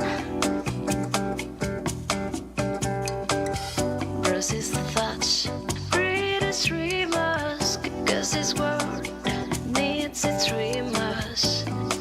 They never wake up. Look at us now, quit driving. Some things hurt more, much more than girls and girls. Look at us now, still cutting. What adds up the way they did when we were young? Look at us now, quit driving. Some things hurt more, much more than girls and girls. Look at us now, still cutting. What adds up the way they did when we were young? Look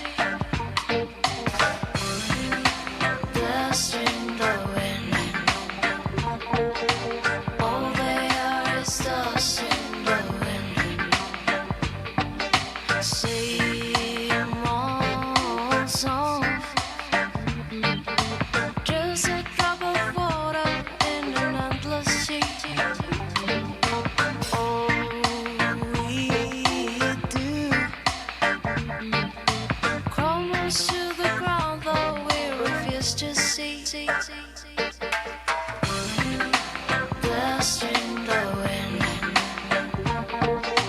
All we are is dust in the wind.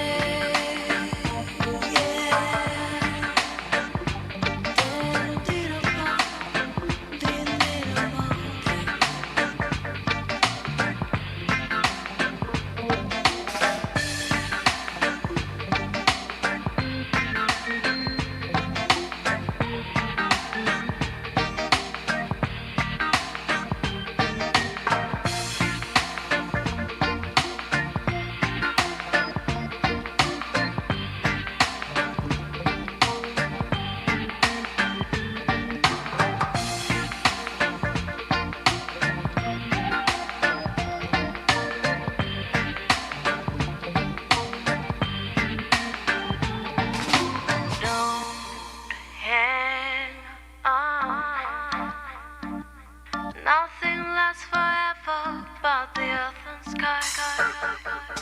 It sifts away. And all your money won't another minute by. Dust in the wind. All they are is dust in the wind. Dust in the wind. All they are is dust in the wind.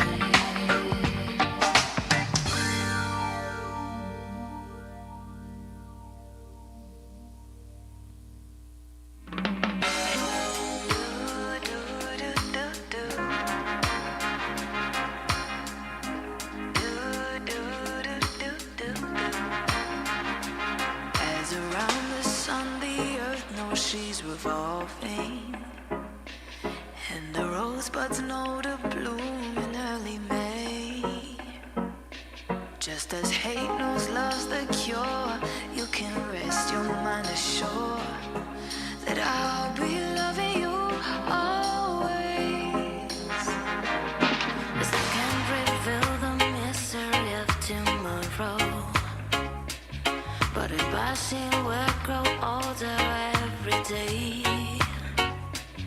just a soul that's born is new, to know what I say is true, that I'll be loving you always. Till the rainbow burns the stars out in the sky. Always. Till the ocean covers every mountain high. Always. Till the dolphin flies and parrots live at sea. Always. Till we dream of life and life becomes a dream. Did you know that true love asks for nothing? Her acceptance is the way we pay. Did you know that life has given love a guarantee to last through forever and another day? To move on since the beginning, and the season know exactly when I change. Just as kind as not ashamed, know through all your joy and pain, that I'll be loving you always. As today I know I'm living, but tomorrow could make me the past, but that I mustn't fear. For I know deep in my mind the love of me I've left behind. 'Cause I'll be loving you always. Till the day is night and night becomes the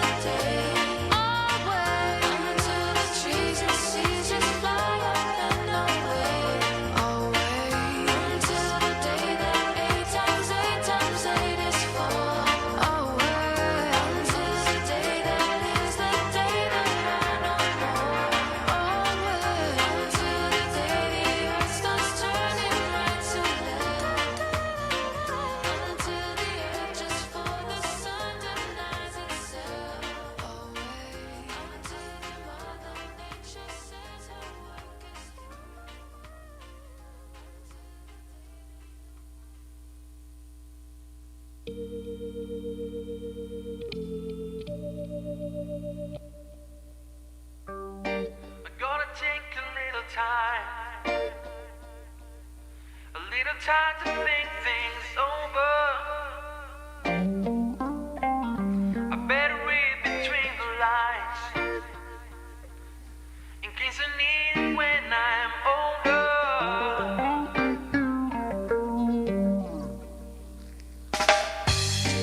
Now this mountain I must climb feels like the world upon my shoulders. Through the clouds I see the love shine. It keeps me warm as life grows colder. In my life there's been heartache and pain. I don't know if I can face it again. Can't stop now. I've traveled so far. Changed this lonely life. I wanna know what love is. I want you to show me. I wanna feel what love is. I know you can show me.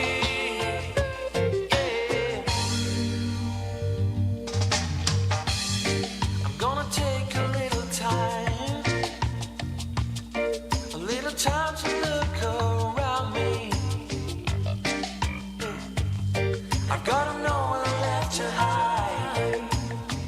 It looks like the love has finally found me.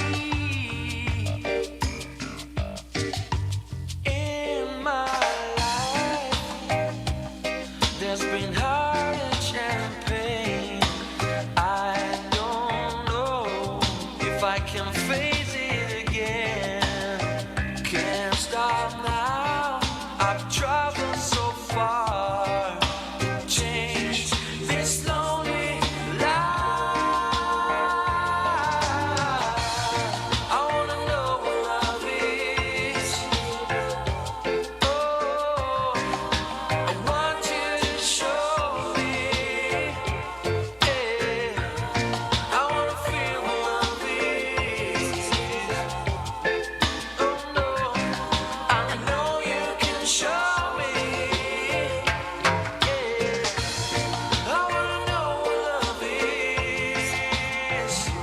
Oh, I want you to show me. Yeah, I wanna feel what love is. Oh, I know you can show me.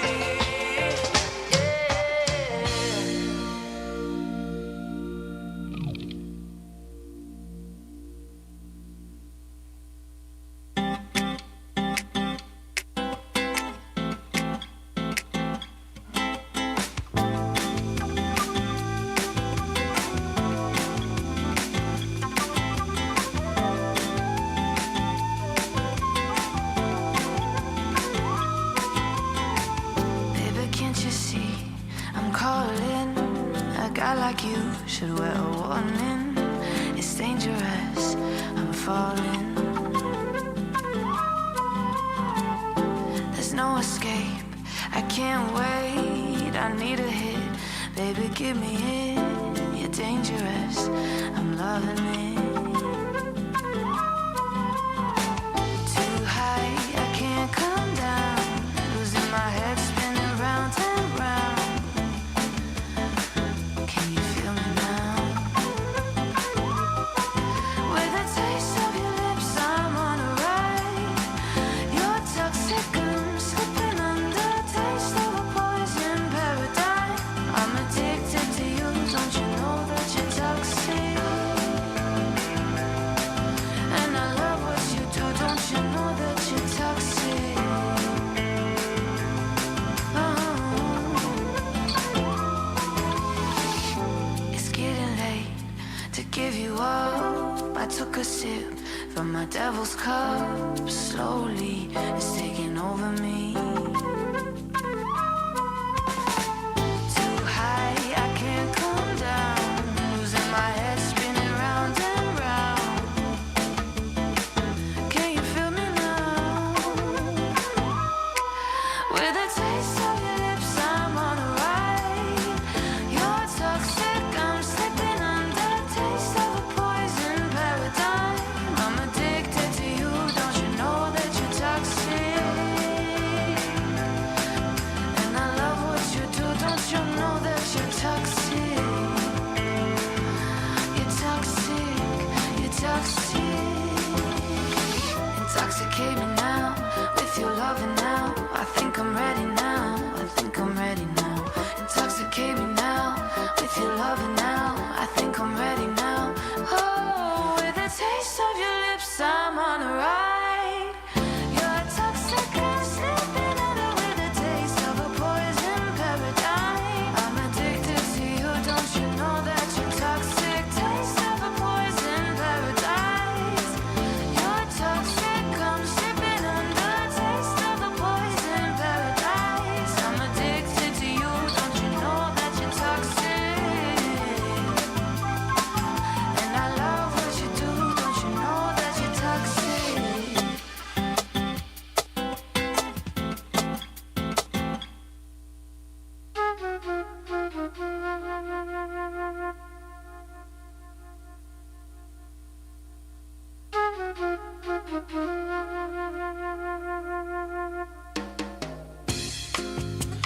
Hold on my heart, just hold on that feeling. We both know we've been here before. We both know what can happen.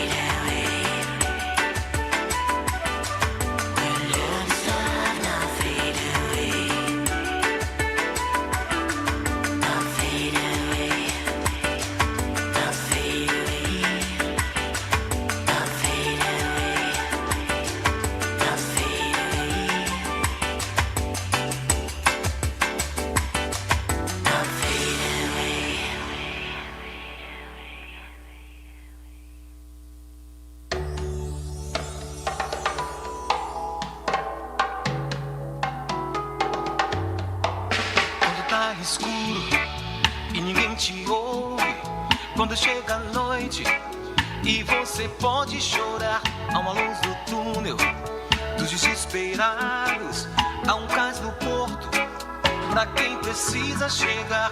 Eu tô na lanterna dos afogados, eu tô te esperando, vê se não vai demorar.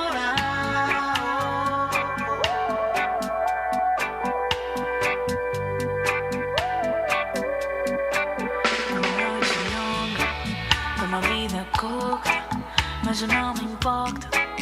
Basta poder te ajudar. E são tantas marcas que isso faz impacto do que sou agora, mas sem nascer me virar. Eu tô na lanterna dos afogados, eu tô te esperando, vê se não vai demorar.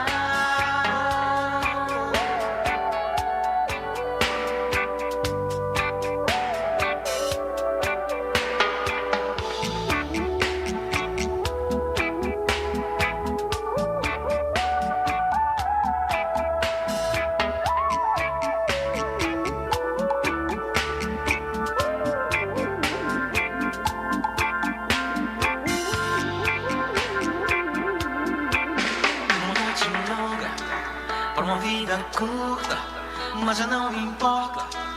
Basta poder te ajudar. Eu tô na lanterna dos afogados, eu tô te esperando, vê se não vai demorar.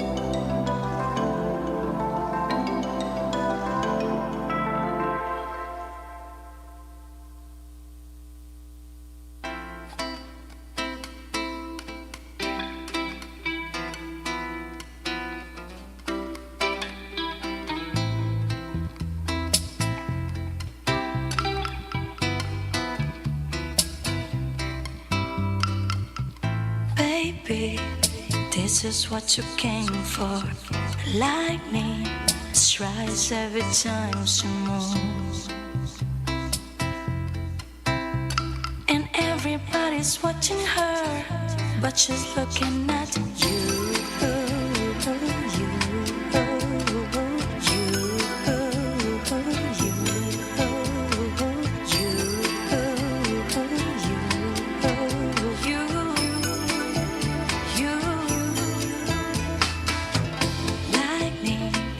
This is what you came for. Lightning strikes every time she moves, and everybody's watching her, but she's looking at you.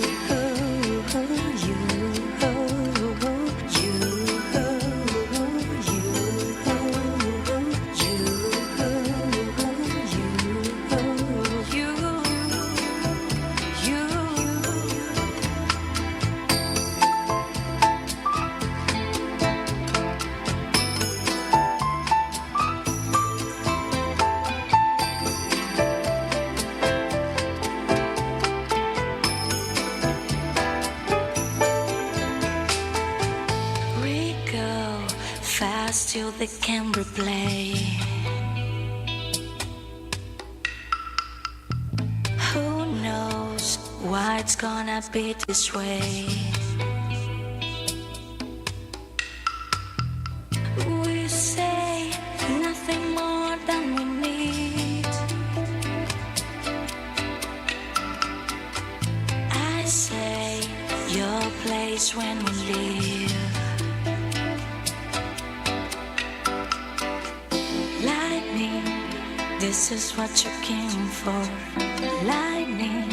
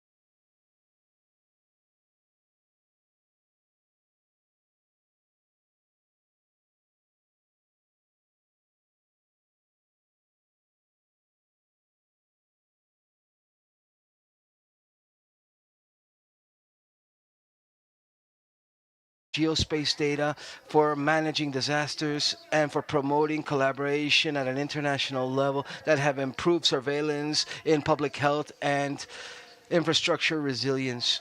As co-president of the work group for AmeriGEO Disasters Group, his leadership has been fundamental in implementing satellite data systems and in executing specialized strategies for risk management. Currently, he works with the Geographic Information Systems and the Geographic Agustin Codazzi system. Together with him, we have Mrs. Marta Villagomez, who's a geographic assessor of the Military Ecuador Geographic System. She has broad experience in cadastre systems, drafting geographic information, geographic studies, applied geographic studies, and project management. He's an alternative member of the IPGH in Ecuador, co-leader of the work group of the Strategic Framework on Disasters for Earth for Ecuador, and her history combines knowledge at a technical level in geography and cadastre with the active participation of international networks, contributing to the strengthening of capacities and promoting regional cooperation for territorial management, risk prevention, and the use of geospace information. Who will be our moderators for this panel? These two people that I just commented upon, and for them, with them as panelists, we have Jack Gupta, ex-founder and CEO of HRSE Health, and behind him, he has an organization that sounds almost like science fiction. Poseidon Plastic Tracking Systems, a platform, a geo AI platform capable of making satellite imagery and models at an ocean level turn them into maps that showcase where we see plastic accumulation and how that affects the health of communities. With over 30 years of experience in cybersecurity and data analysis, he's collaborated with different organizations like the World Health Organization and LINOA, and he's also leads the health group from the Open Geospatial Consortium, and he's the author of books that are references in his field. With us, we also have, in terms of risk management for coasts, Adrian Santiago Tate, civil engineer and geophysicist, co-founder and CEO of High Tide. His company has developed Arcly, which is a platform that transfers risk of flooding and translates that into monetary values for every property, allowing millions of owners throughout Florida and Puerto Rico to understand and act upon those threats. His research about tsunamis and the rising sea levels have been published in different high-impact journals, and they have been used as tools like in Stanford Urban Risk Framework. Within the field of climate technology, we have Francisco Coleman, partner of Global Climate Tech, and he promotes solutions based on atmospheric ionization in order to induce rain, to prevent forest fires, and to improve the performance of wind farms. His vision combines science, innovation, and strategy with a global impact.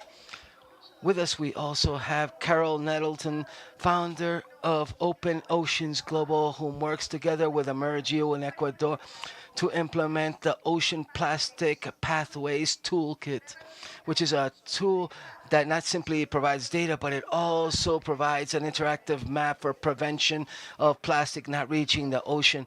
And this is nothing new for him. His work in these topics is started in the 1980s, showcasing a commitment for decades now. From Ecuador, with us we have Rosa Cuesta, whom is a geographer and a PhD in geography, a specialist from the Geographic Military Institute, and a member of the Geo Earth Ecuador group. She leads projects of official cartography and geographic management hosted by the IPGH and combines technical rigor with capacity for dissemination and make decision makers use strategic geography for decision making.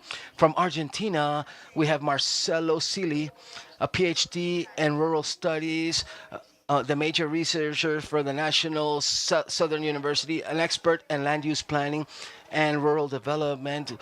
He's with his personal seal, which is to build bridges amongst research, academic research, and public policies. always with an innovative approach and with the goal of achieving more inclusive territories and more resilient territories throughout Latin America. Finally, from the Deputy Direction of Knowledge of Risk, UNGR, Osvaldo Copa Dominguez, together, these people represent the convergence among science, technology, and innovation applied to a common goal to build territorial development and environmental development that is more intelligent, more inclusive, and more sustainable for all of us. Welcome, all of you. Please, you can continue with this panel.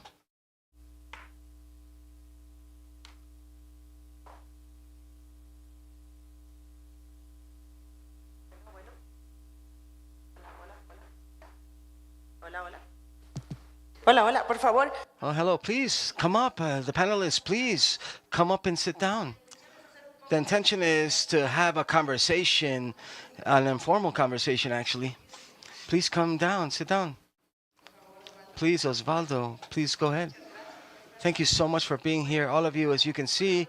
Well, Ricardo, we're going to ask him to come up to the panel afterwards to give us a summary. And Stephanie helped us quite a lot with the issue of what we're actually going to talk about. First, I wanted to thank all of you and each of you for being here. I also wanted to thank Marcelo and Jay, which are here virtually online with us as well. So we're going to begin the conversation. Well, Stephanie already told us what each of our panelists actually do, and we're going to begin directly with Adrian. Adrian, please, you begin your presentation and talk about that fantastic world that you talked about earlier from Rome. Thank you, Martha. Can everybody hear me okay? Can you hear me in the back? Yes, excellent.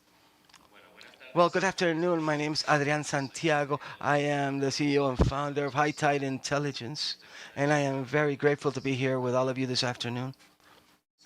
We know very well that with climate change, millions of people worldwide will be impacted with flooding around the planet. And let's wait for the... Please help us with the presentation. Put the slides up on the screen, please.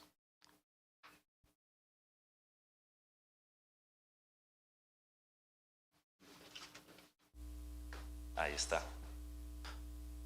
Here we go. Thank you so much, Martha.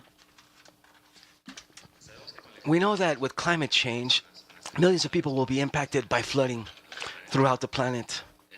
In Florida, for example, according to a study that we did, there's over 1 million different buildings that will be permanently submerged underwater because of the sea rising after this century. And here in Colombia, the major impact will be because of extreme rain conditions that we know will worsen with climate change. So here we have to act. Our mission as a company is to accelerate adaptation to flooding with technology based on data. In this conference, we've spoken a lot about all data that is available, that is being collected, and should be collected, actually. We are very focused on the issue of going the last mile to ensure that that these data are actually accessible for the people that actually need it, and they should be useful for decision making in a proactive fashion. High Tide began with an initiative, an interdisciplinary research in Stanford, in California, where we developed this methodology to calculate the financial impact and socioeconomic impacts of flooding. We know well that flooding are the most costly disaster, and that's why it's so important to be able to calculate the financial economic harm plus the harm to communities. And that's why we developed this methodology that was published in Earth Future and received Stanford Rewards and Microsoft Awards as well. Our first solution is called Arcly. It's a platform where the owners can look for their address, look for their property, find their risk in dollars or pesos and compare it to what solutions for risk management costs, like mitigation solutions, for example, barriers that they would put on their doors or raising the building. Arcly is free of access to the public, and it's available in Florida and Puerto Rico in both Spanish and English. And I invite all of you to visit arcly.com to get to know the platform. Thank you, Adrian. Oh, I thought you were done. No, one more. Our other solution, Arcly Pro, is designed for governments, institutions, engineering companies. In the U.S., for more than 50 years, there are a lot of regulatory systems to handle flood risks. For example, you have the National Flood Insurance Program, an insurance program funded by the government, then the community rating system, program of management handled by local governments, and all of these programs are they take a lot of time and a lot of money from governments. But with Arcly Pro, what we've done is to look for opportunities to automate these processes that are very costly, so that governments can adapt quicker and more efficiently. And we're here in AmeriGEO to get to know the needs of the Latin American countries, to help to build resilience and to adapt the data that you already have so that we can go that last mile. Thank you very much. Excelente. Muchísimas gracias, Adrián. Thank you very much, Adrián. That's fantastic. He met the time we gave him. So in that frame, I'm going to ask you a quick question to start now that you're talking about Arcly. What have been the main challenges and the main opportunities that these platforms have, especially Arcly, to that they have an effect on the policy of risk management? And something that you just mentioned and that I like, and which is going the last mile. Could you explain what that means? You have about 3 minutes. Oh, 3 minutes, great. Well, as I mentioned, in the US, there are a lot of regulatory systems to handle flood risks. So the systems came in and then the solutions came in, platforms, automizations, products like Arcly and Arcly Pro and many more. Technology has developed to help with these processes. Then we come to Colombia, we learn about the situation in Colombia, how things are here in other countries, and we see that there's not 50 years of handling with this problem. So in this case, the platform comes first, and it gives the opportunity to accelerate that process because we can borrow ideas from other countries. And one of the challenges that we have is that, yes, of course, they're looking for a platform and we want it to be useful all around the world. But if we develop it only for one program of a federal government of the US, then it's going to be a platform only for the CRS in the US. So it's not going to work in Uganda or Colombia. So every time we build that, we're thinking, what's the universal value that this program have, that it can be taken to another countries and that it can also be implemented there. So that's one of the challenges, but also one of the opportunities that in other countries we can take advantage of what's been done elsewhere. And talking about going the last mile, that's the intention, to be able to take a platform to all other countries that's unified, homologous, and that can be used indistinctively. That's the intention? Yes. In Arcly's case, for example, for an owner to get to know his or her risk in dollars of insurance mitigation, they would have to turn into an investigator or researcher. It's a complicated process. And Arcly's idea is to make everything easy, to have data one next to the other. This is your risk in dollars. This is what an insurance costs. This is what a project costs. So it's very easy to see the options that are available, and basing yourself on your own situation with risk tolerance or financial, you can press a button and have that option executed. We have partnerships with insurance companies, with builders to have a decision at the push of a button. Okay, great. Thank you, Adrián, for your vision and for being such a good summary. Now I'm going to ask you to please help me with the presentation. We're going to continue with our next speaker. If we could please give the clicker to Francisco, who's going to be helping us with the technological view for climate. So the panel's all yours, Francisco.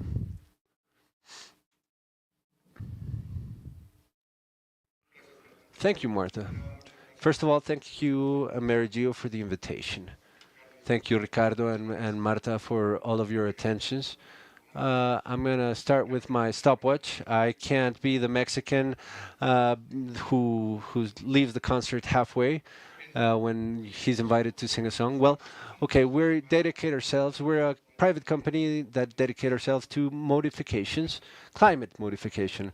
I think all of us here, we're very related with the subject of climate, whether it's data analysis, data collection, model creation, everything that has to do with climate actions. I don't know if one of you at one point or another have thought about asking AI, now that everybody does, when could humanity have knowledge to be able to have influence on a climate level with some specific characteristics that have to do that it be sustainable, that the balance be positive. There are some technologies that can have negative effects, but that the balance be positive overall, and that it be sustainable, and that it can have large influences in cities of 10 million or more of population. I did it with ChatGPT. Depending on the intelligence you use and your prompt, you can get different answers. What I got as a response is in the next 10 years, they consider that we may come to have atmospheric ionization, integrate forecasts of AI. From 2035 to 2050, we can expand the ionization issue and marine aerosols. And 2050 to 2080, we can have combined systems and coordinated globally to be able to have microclimates in cities. The good news is that we're 10 years ahead of time.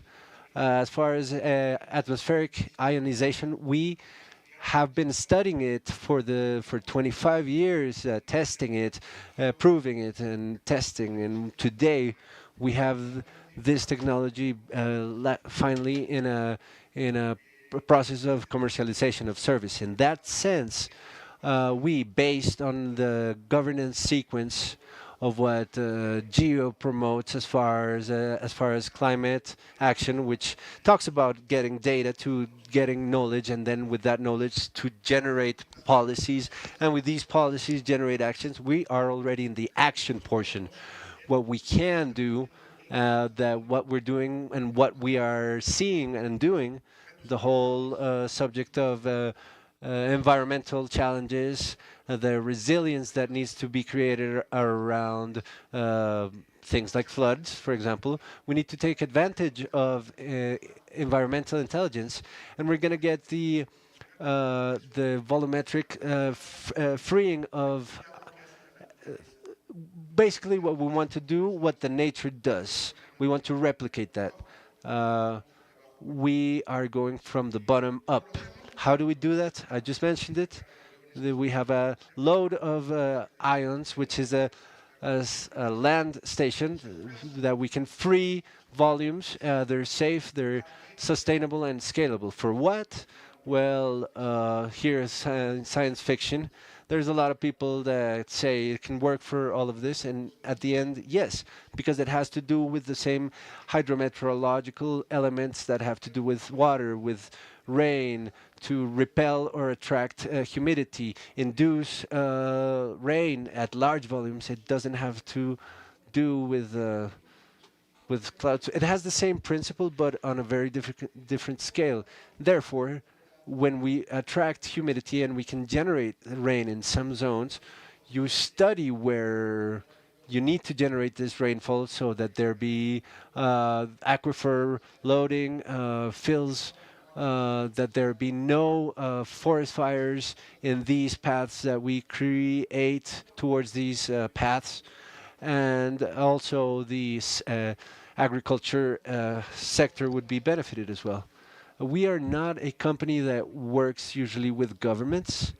We usually have works with the private initiative, but the subject of water and the climate issue has a lot to do with it. I think this is a very interesting subject, very innovative. I don't know if you've heard about it, all of you in your audience. This is the first time I've been hearing about it with Francisco, and thank you for bringing us this experience. And in that context, what immediate benefits do you believe it could bring to any of our countries to implement this Earth intelligence that we're calling it from AmeriGEO and from Energy Tech?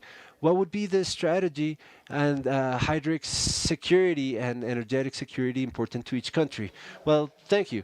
At the end, this applies for any country that can have this hydric situation. We all have it in a way. The counterpart, which would be floods generated by cyclones, by storms, because this technology allows us to create this induction of rain. We don't generate humidity. At the end, the only machine that desalinizes is the sun. The sun warms up the water evaporates, the vapor comes into the continent pushed by the wind. But the wind is a constant pattern that does not stop. A lot of times we wonder why a cloud forms in one place and not in another. And the reason is because in that place it gets trapped by electrical particles that flow as condensation nucleus that generate aerosols, then drops, and then the cloud which precipitates. At the end of this, we can all help the governments and population in general who are suffering from that hydric stress, from forest fires, that are suffering from agricultural losses, cattle losses for lack of water. And one of the things that we unfortunately don't think is that we're not only not affecting the superficial water, we'll be hearing about plastic by Carlos and all of that, but this surface water and the overexploitation of aquifers, it's also putting us in great danger. Today, the use of water that we're needing water everywhere is widening. We are a lot more people than before. AI, for example, and there are other technologies that uses these resources, and electricity uses these resources. We think that in the future one of our problems is going to be lack of water and lack of electricity. One of the tools that we can help with is for a wind farm to increment its productivity by doing a variation in the atmospheric pressure to have more hours of use, greater speed, and more dense wind and colder, that can increment the production of a farm that's already working without further investment. So I think there are a few things. Summarize the water, matter, the energy, and everything that surrounds these. And as far as times, well, installation and application, we're talking about 3 or 4 months before we see results. And costs, well, we can talk about it if you want. Sure. That's with the gentleman up front. That's with accounts. At the end, what we try is evidently we want to help. We've been investing a lot of time, years, and money in this, but we want to help with these technologies. This is very visionary subject, and we see how the observation of the Earth comes to a more applied and practical part of our systems and water. So thank you very much, Francisco, for sharing this. Bueno. Okay, up next. If I may have the clicker back, we are having Ayay participating with us. Yes, I am. Excellent, Ayay. The floor is yours, please. Thank you. Can you start the slides, please?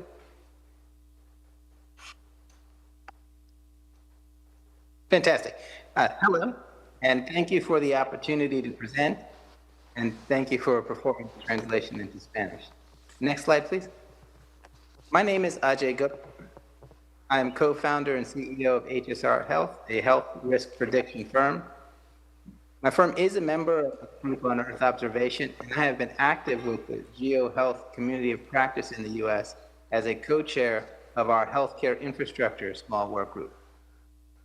In addition, I am also the board chair for a large multi-state, multi-hospital health system in the United States. So I have an understanding of the healthcare challenges overall, especially in healthcare delivery. Next slide, please. Or this slide, the problem slide. Thank you. Plastic contamination is an environmental crisis, we all know. It's also a health crisis, one that we don't fully understand. Billions of pieces of plastic and microplastics, along with their associated toxins, enter the oceans and our food supply annually. We are all exposed, but we lack real-time intelligence to pinpoint where plastics are and how they're moving. Most importantly, who is at greatest risk from the plastic? This last aspect is why Poseidon has been proposed to support efforts towards the global plastic treaty currently being negotiated in Geneva. Next slide, please. The Poseidon plastic tracking system is a proven AI platform connecting environmental data to human health outcomes. It leverages satellite imagery, ocean current models, pollutant dispersion data, social and population dynamics data, and synthetic modeling to predict exposure risk by community. Its initial pilot conducted in the Canadian Arctic was funded by NOAA and Natural Resources Canada. Results were presented to intergovernmental leaders via the Open Geospatial Consortium and the GeoHealth Community of Practice. Follow-on funding has been received from AWS and philanthropic support. Poseidon's outputs are standards-based and available publicly via its open data catalog and portal. Poseidon is ready to deploy anywhere in the world. Next slide, please.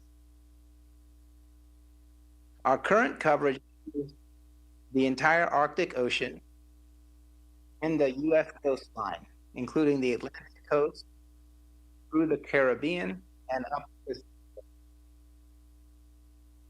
We are now expanding to the South American coastline.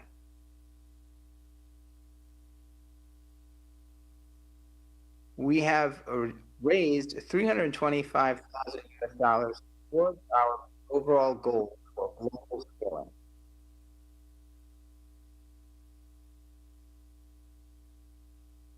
Next slide, please. We seek on-the-ground pilot project to showcase Poseidon's full operational value, linking ocean intelligence to public health interventions. We do seek sustained funding to scale and ensure real-time open data access. We will begin outreach to the plastic credit community as well.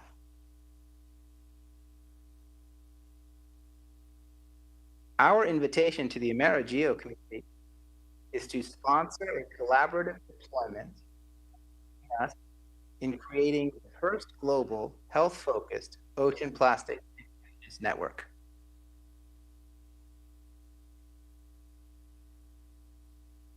Poseidon doesn't just measure environmental damage, it helps prevent human harm. Together we can turn ocean intelligence into life-saving action. Thank you.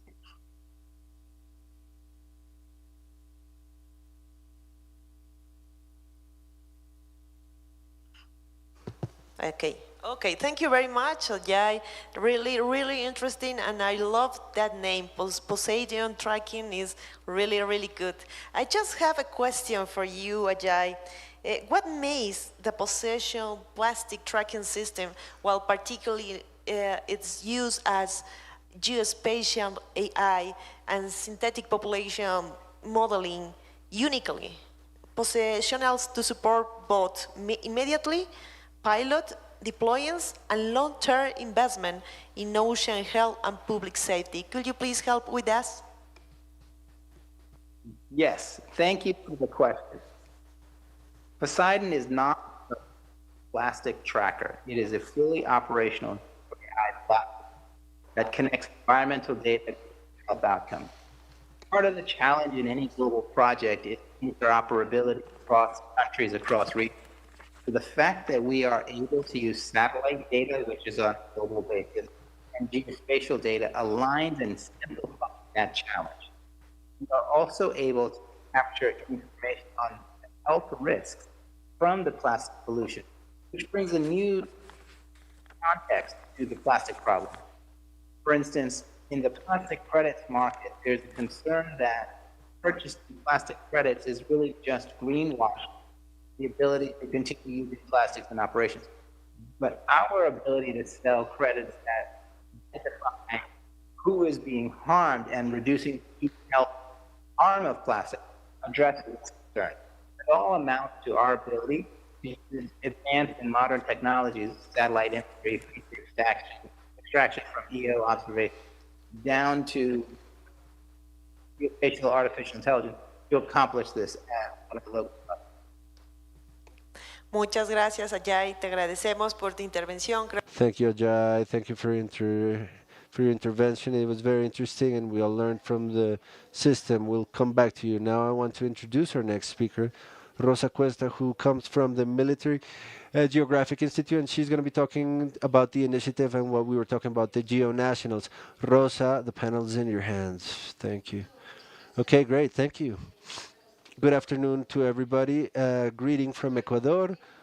I want to share with you today the work that we're doing from Geo Earth Ecuador, a space that is formed by public entities, private entities, and the academia, which seeks to encourage and foster observation of the Earth technologies and benefits of the country.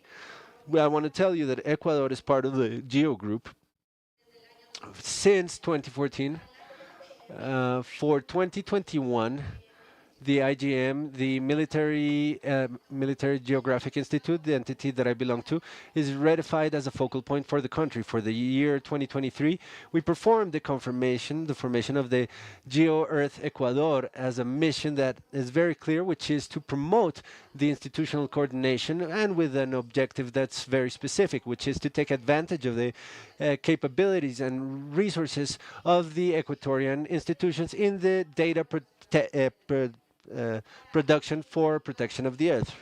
For 2024, we had the great opportunity to organize and be hosts of the AmeriGEO Week, a space that not only allowed us to share ideas and present successful experiences, but it allowed us also to create a collaborative network that has allowed us to foster projects that were already being performed in the country. But what's most important, it was to get new importance that are very important that are being executed at the moment. I would like to highlight that in 2025, this Geo Earth Ecuador group has gone onto the CONAGE, the Geo National Information Council, an organism that regulates all of the activities of geoinformation in the country.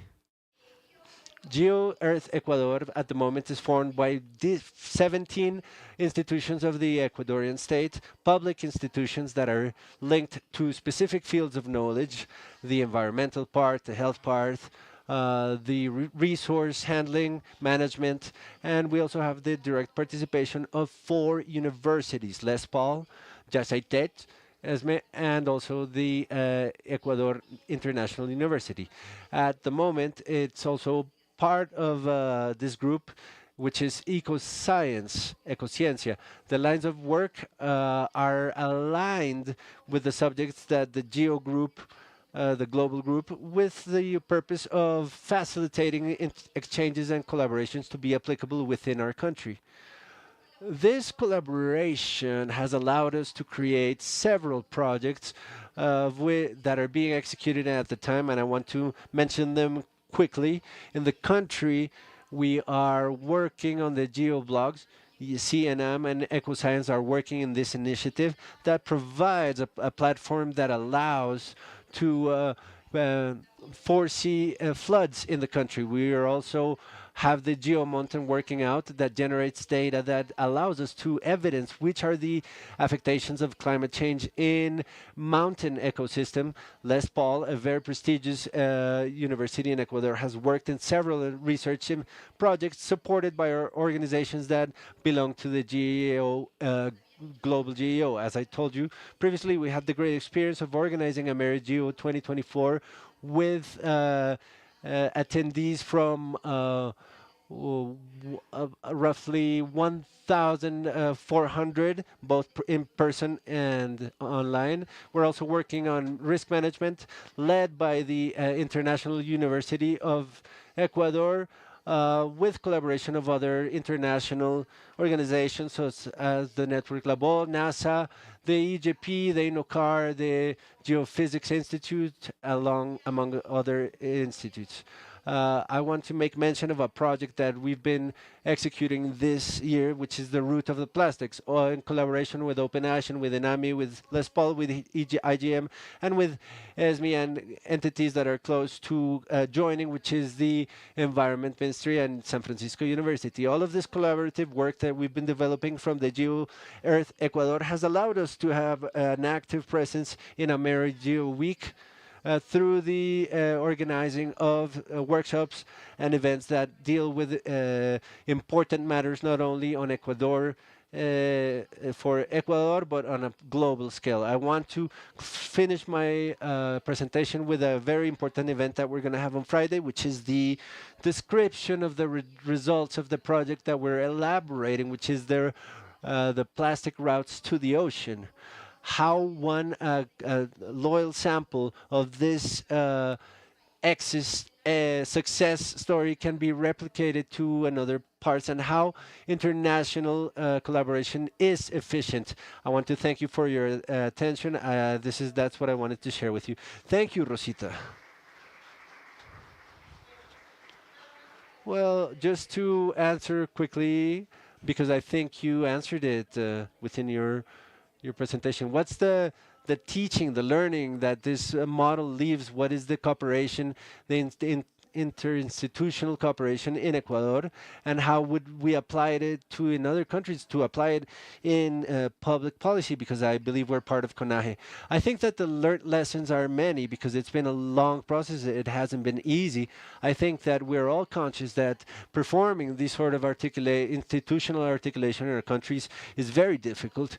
Nevertheless, I would like to point out the first point, which is the importance of having a focal point that allows us to dynamize, to foster that articulation which is necessary, but also for it to be the facilitator to move economic resources, but also human capabilities. In this case, this role, the Military Geographic Institute does this role in Ecuador. This is worth pointing out. Additionally, to recognize that science and technology potentialize when they are applied in concrete cases. A sample of this is the execution of projects that I had mentioned, such as GeoGlobes, like Geo Mountain, like the plastic route that evidence clearly that this process of data creation is met.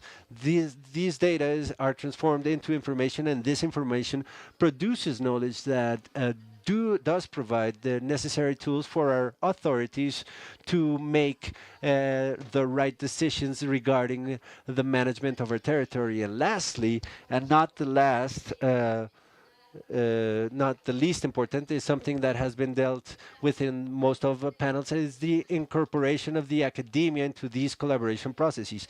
Academia always brings science, technology, research, and this provides us with the backing up for these projects and initiatives to be sustainable over time. So I think that these are the learned lessons that this process has left us with, and that we expect this to be like a call to attention for other countries to take initiatives to create a geo-local group that's allied with the geo-global group to be able to dynamize and foster processes of exchange and knowledge in our countries.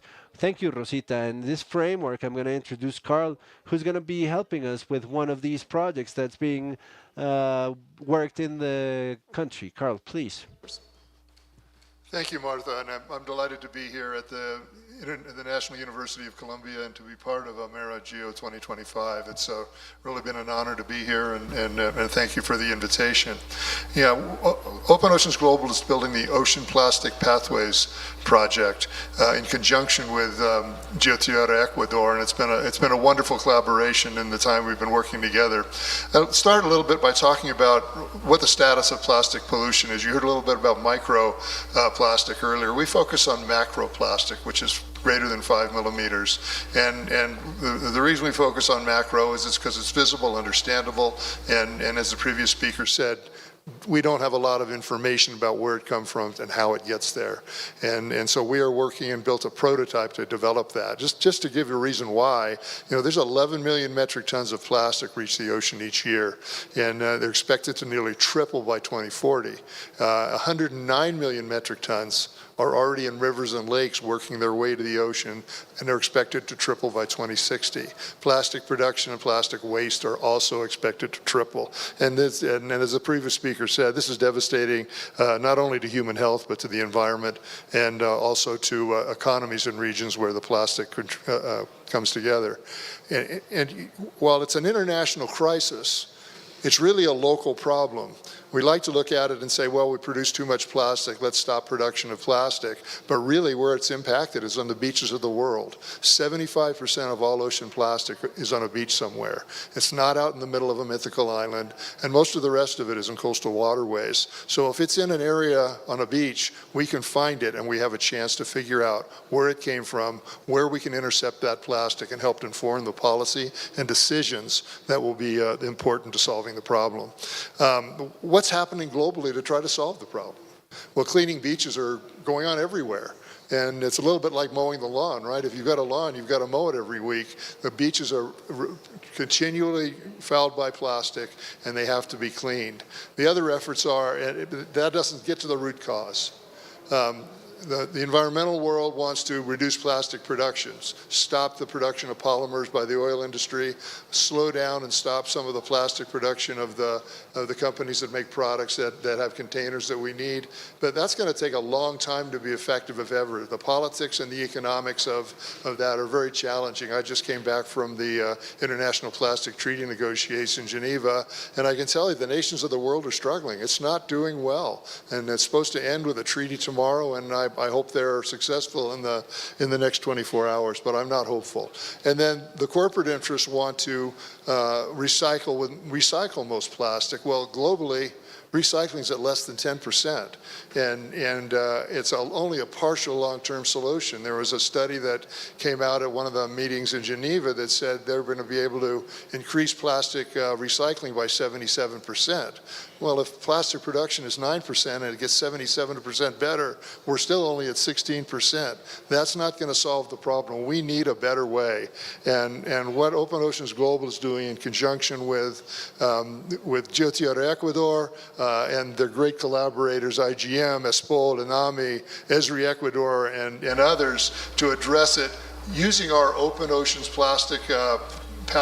Ocean Plastic Pathways Initiative, and that translates to La Ruta del Plástico al Océano, RUPO, and that we're using the technology and the maps to identify plastic where it leaks into the environment, starting with beaches. You know, Isaac Newton said, start with, he was the famous inventor and innovator, said start at the end, and we're starting at the end of the plastic supply in the beaches, and we're proud that Ecuador stepped up with a leadership role in this, and as Rosa has already said, we're going to have a workshop on Friday. We hope you all come to learn more about what we're doing and how you can participate. Excelente, muchas gracias. Excellent, thank you so much, Carl. Within that framework, Carl, we've spoken quite a lot within that framework. I would like to know what opportunities exist. What do you believe that tracing this roadmap for plastic is going to bring precisely to the local governments and regional governments as well? And starting with that to achieve governance, because we've heard in all these plenaries that the technical facets have to be very aligned to the government aspects and to the decisions makers. So the actual end result of our work is to be able to inform policies that governments can use.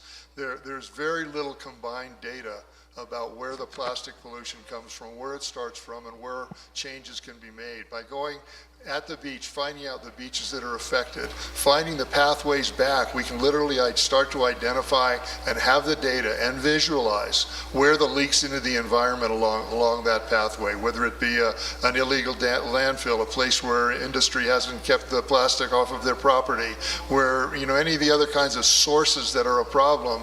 We'll be able to identify those and be able to say in that watershed or in that province, there are X number of problems of this type that need to be worked on. How can we work on them together? How can we create community to recognize the data at a local level that can be informed both the local and provincial and national governments on where we can get together and not create enemies, not point fingers, but figure out how together as a community we can solve the problem. And in that note, I have to say we've been working with GeoTierra Ecuador and our friends in Ecuador for only a very few months now, and the community that has developed is just wonderful. And I have to say that one of the very philosophy behind our work is by sharing information, visualizing it together, we can create communities that can do great things, and it's already showing here in Rupa project.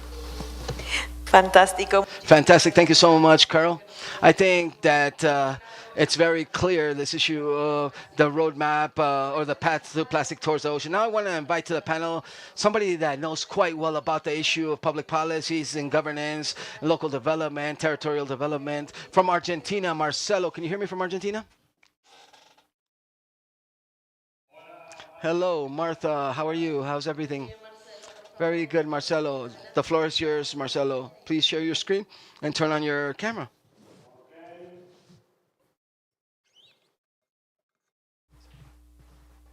Sí, coloquemos, por favor. Please put his presentation up.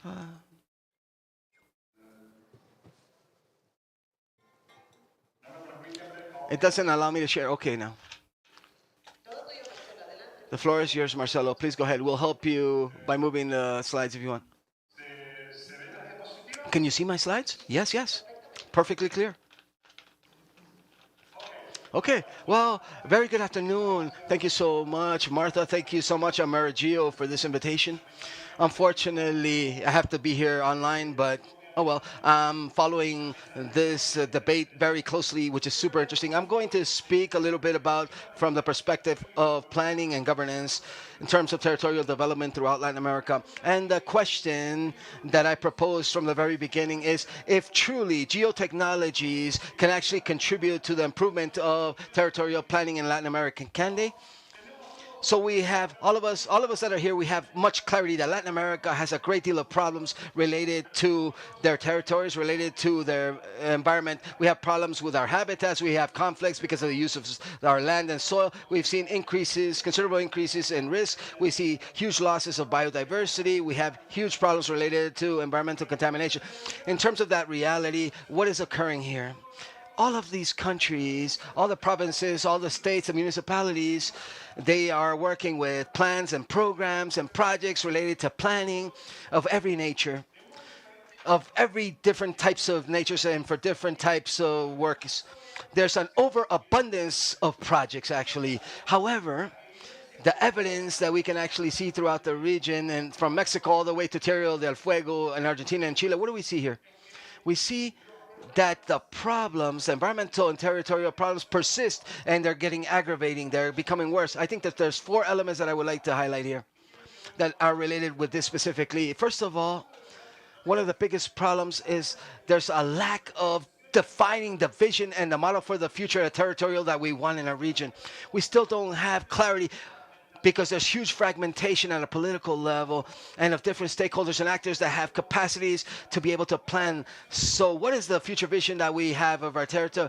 That's not clear yet. The second thing, there's huge confusion at a concept level, conceptual basis. Let's talk about territorial optics. We make political policies. We have strategies and plans, environmental plans, territorial plans, etc., urban plans. There's a great deal of confusion in terms of concepts associated with a lack of capacities and skills at a national level, provincial, state levels, or municipal levels. Third, we have a very strong tradition in terms of sector-based policies, but we don't have, or we lack, policies at a territorial level which are more cross-cutting, and this lack of or this presence of sector-based policies is accompanied because of there's a lack of interinstitutional coordination as well amongst different areas.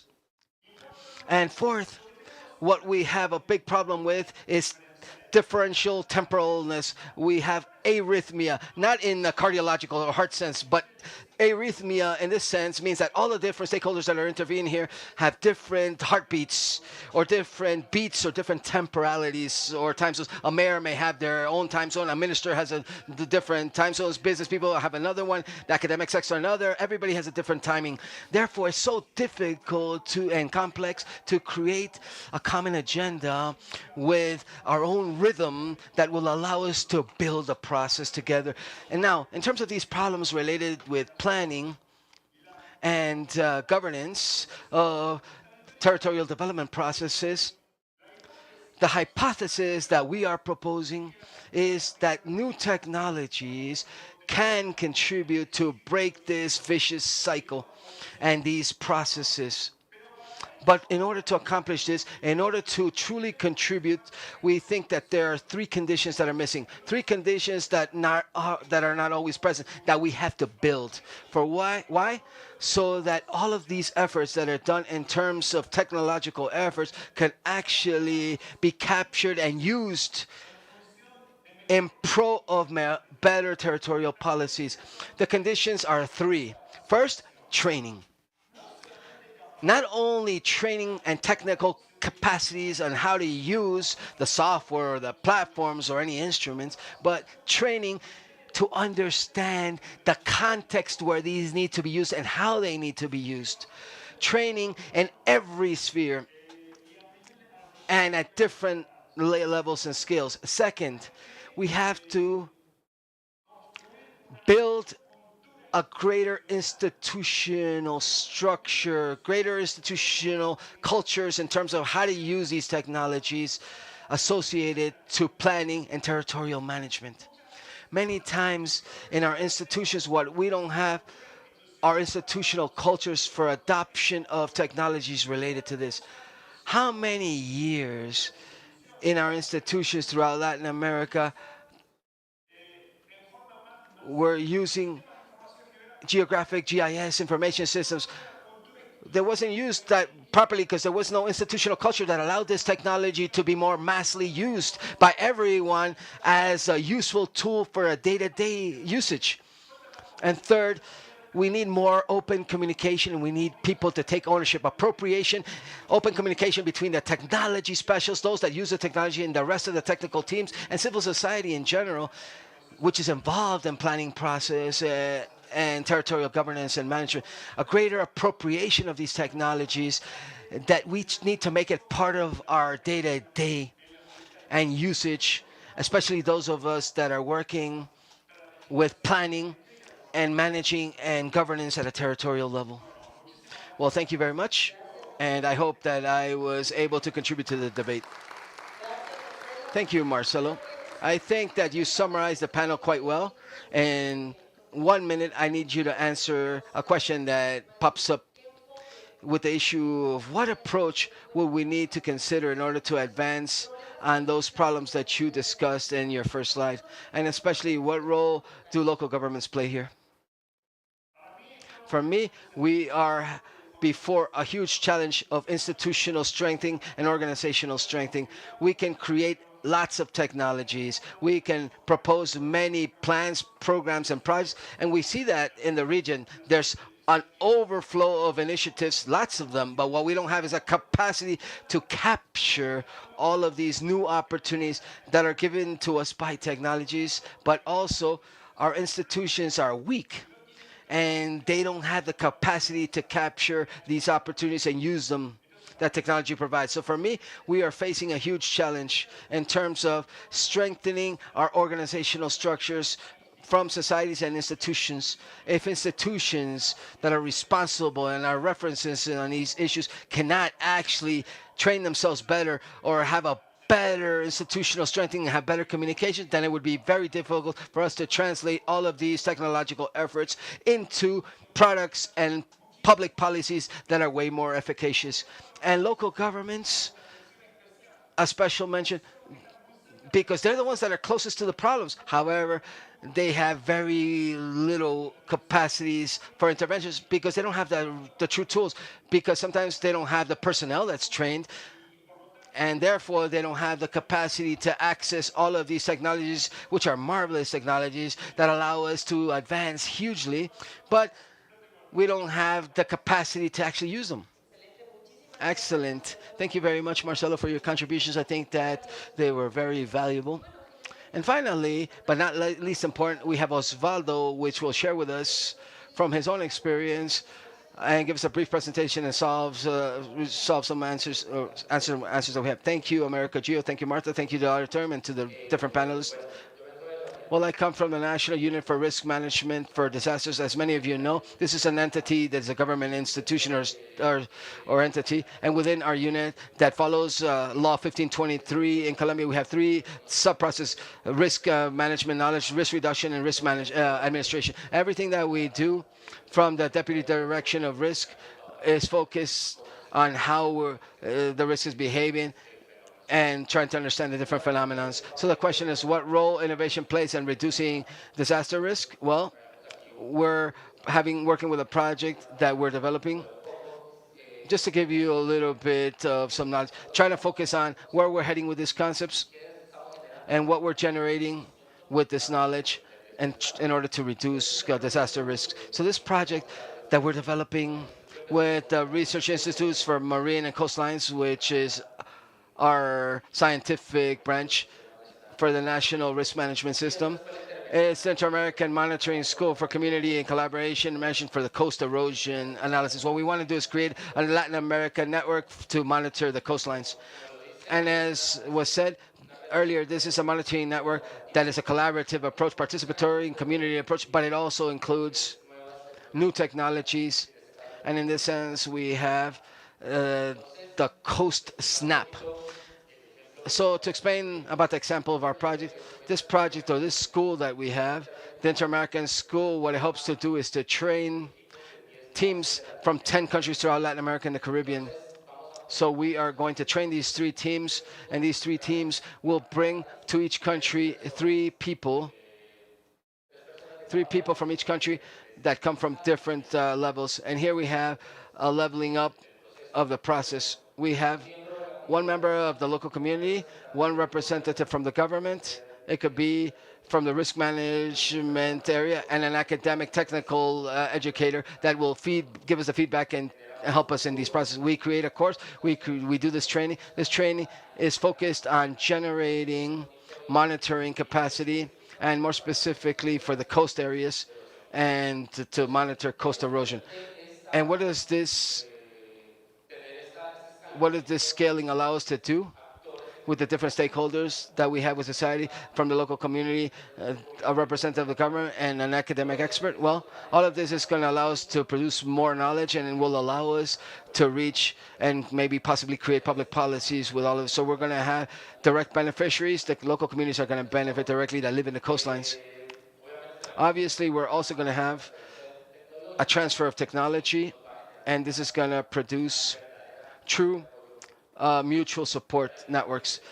And we're also incorporating these 10 countries, and that's going to help us create a mutual network as well in Americas and the Caribbean. So we have the community platform, and to the community platform, we implement this Coast Snap system with them, that using the communities will be in charge of taking the snapshots, always setting up this platform up in the coastlines with CoastSnap, and automatically we start to create these coastlines. And there we start to going through the automated processes to finally upload this to a decision platform. This decision platform basically is installed in an early alert system. The early alert system, well, is the baseline of what we need in order to make better decisions. We're going to have a platform at a regional level. As I told you, it's 10 countries throughout the Latin America and the Caribbean that are going to be working this. So it's going to allow us to make decisions at a regional level, not only locally. So we're going to have a network of experts as well, because we're unifying educators and knowledge from all 3 levels, and educators from all the 10 countries, from civil society, government, and educators. And obviously, when we install this or set this up within the local communities, then we're going to generate community empowerment and greater community knowledge. Finally, to end, there's 3 keys in terms of innovating in risk disaster management. For the coastlines, well, if we apply this innovation, we are going to be saving lives when this data becomes decisions, which is the most important thing. Technology, obviously, will never substitute the knowledge of local communities, but it will allow for these communities to be empowered with that knowledge and generate their own resilience. And obviously, every sensor, every data, every model, every early alert is an investment that we ourselves are making for sustainability, safety, and security in the future of the people that live in these coastlines. Thank you, Osvaldo. Fantastic. Thank you for that summary. Thank you to our panelists. Within that framework, I have 2 questions. In terms of knowledge transfers, how are you going to do this? And for the countries that are present here as well, how can these countries participate in your initiative, which I think this is a very interesting initiative? Well, let me begin with the last question first. The initiative already started. We already have selected the participants with certain criteria, with financial diversity, that they have to be from the coastlines to be able to do our selection process of these countries. So the countries have already been selected and chosen. And we have Peru, Chile, Argentina, from the Caribbean coast, Jamaica. I'm missing many here. Cuba, I think. And, well, we've already selected them, so because the project has already started. It's already begun. And the other question was what? Knowledge transfer. Well, in terms of knowledge transfer, how do you think, how are you going to do this? So we have the three different stakeholders that participate in each country, right? As I told you, we're going to have approximately 36 people participating because for Colombia, we have three zones, the Pacific zones, the Caribbean zones, and the insular zones. So we have 36 people that are going to be taken to the Research Marine Center that has that platform. And we're going to generate everything related to a specific course, theory and concept-based course. Since we also have experts, we're going to have feedback to the community and to the government sector as well that is also going to participate as well, together with our technical educators and experts. So we have the involvement of the academic sector, the communities, and the public sector, which can trickle this down to public policies.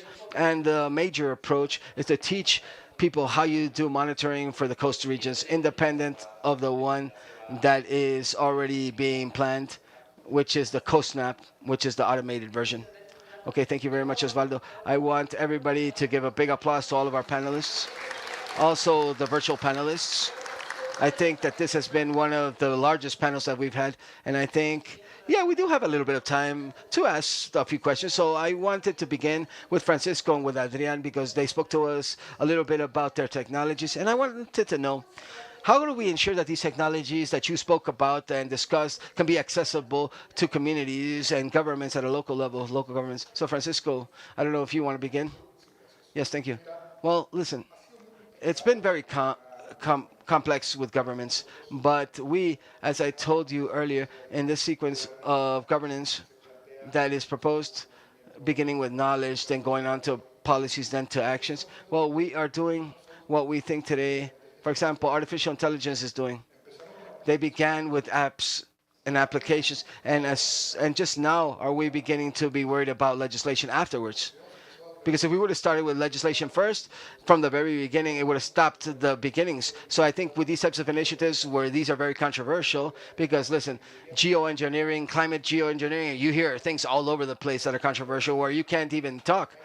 There's arguments that are very clear where for many years now, people began, they thought that the process was not natural. Chemotherapy started with cancer. They thought it was not at a medicine level as well. And in climate, it's the same thing. Of course, we're trying to intervene because we don't have another option.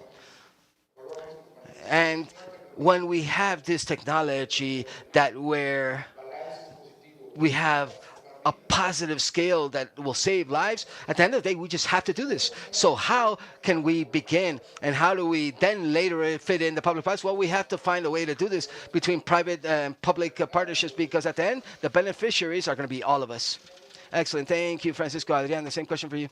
Well, in the case of what we actually do, which is to do flood risk analysis, is to process lots of data. So we need more data. And depending on the location, the data can be good, it can be bad, or maybe non-existent altogether.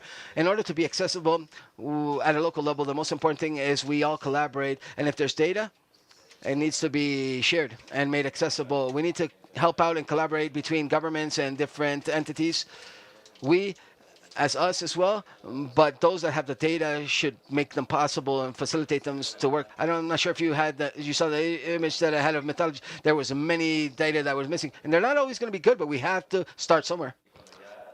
And when we process these and you look at these, you say, hey, we see the current state of our knowledge. And then we can start to continue and build upon that. Okay, thank you, Adrian. And connecting to the topic of data, I would like to now ask Carl if you've had any issues or problems in accessing data, and especially what conditions at an institutional and political level do you think are necessary in order to truly generate the project that you're working with the plastic route or pathway? Well, one of the things we're doing is trying to find common data that's available in global databases or national databases that can be used from location to location. We know that that's not always going to be possible, so we work with, in this case, with Geotierra Ecuador and other collaborators to find the best data that will fit the needs of the region. I do have to say that I didn't neglect to talk about the platform we're using, and we're working with Esri Products and Esri Ecuador, which have been wonderful in helping us with that. And they have a whole series of products, but the one that I think is most important about sharing data is they have a hub platform. The hub creates communities of the folks doing the work, communities of around the community, and also has the potential to create a hub of hubs where those hubs can all have a way to connect and share data with each other. And I think that platform is going to be invaluable in leading to our success. And there's a secondary question you had? Exactamente el tema de la... Exactly, the issue of the conditions, institutional conditions, and policies in order to implement this. Yeah, that's always going to be a challenge, and all we can do is move forward with a positive look, with good information, help to inform the folks that are making policies and show them where successes have been. We have a solutions data set that's part of the whole program, and we want to show that there's solutions around the world that have been implemented, that work well, and that they can work well here, and we can bring those solutions to the local and regional governments. Gracias, Carl.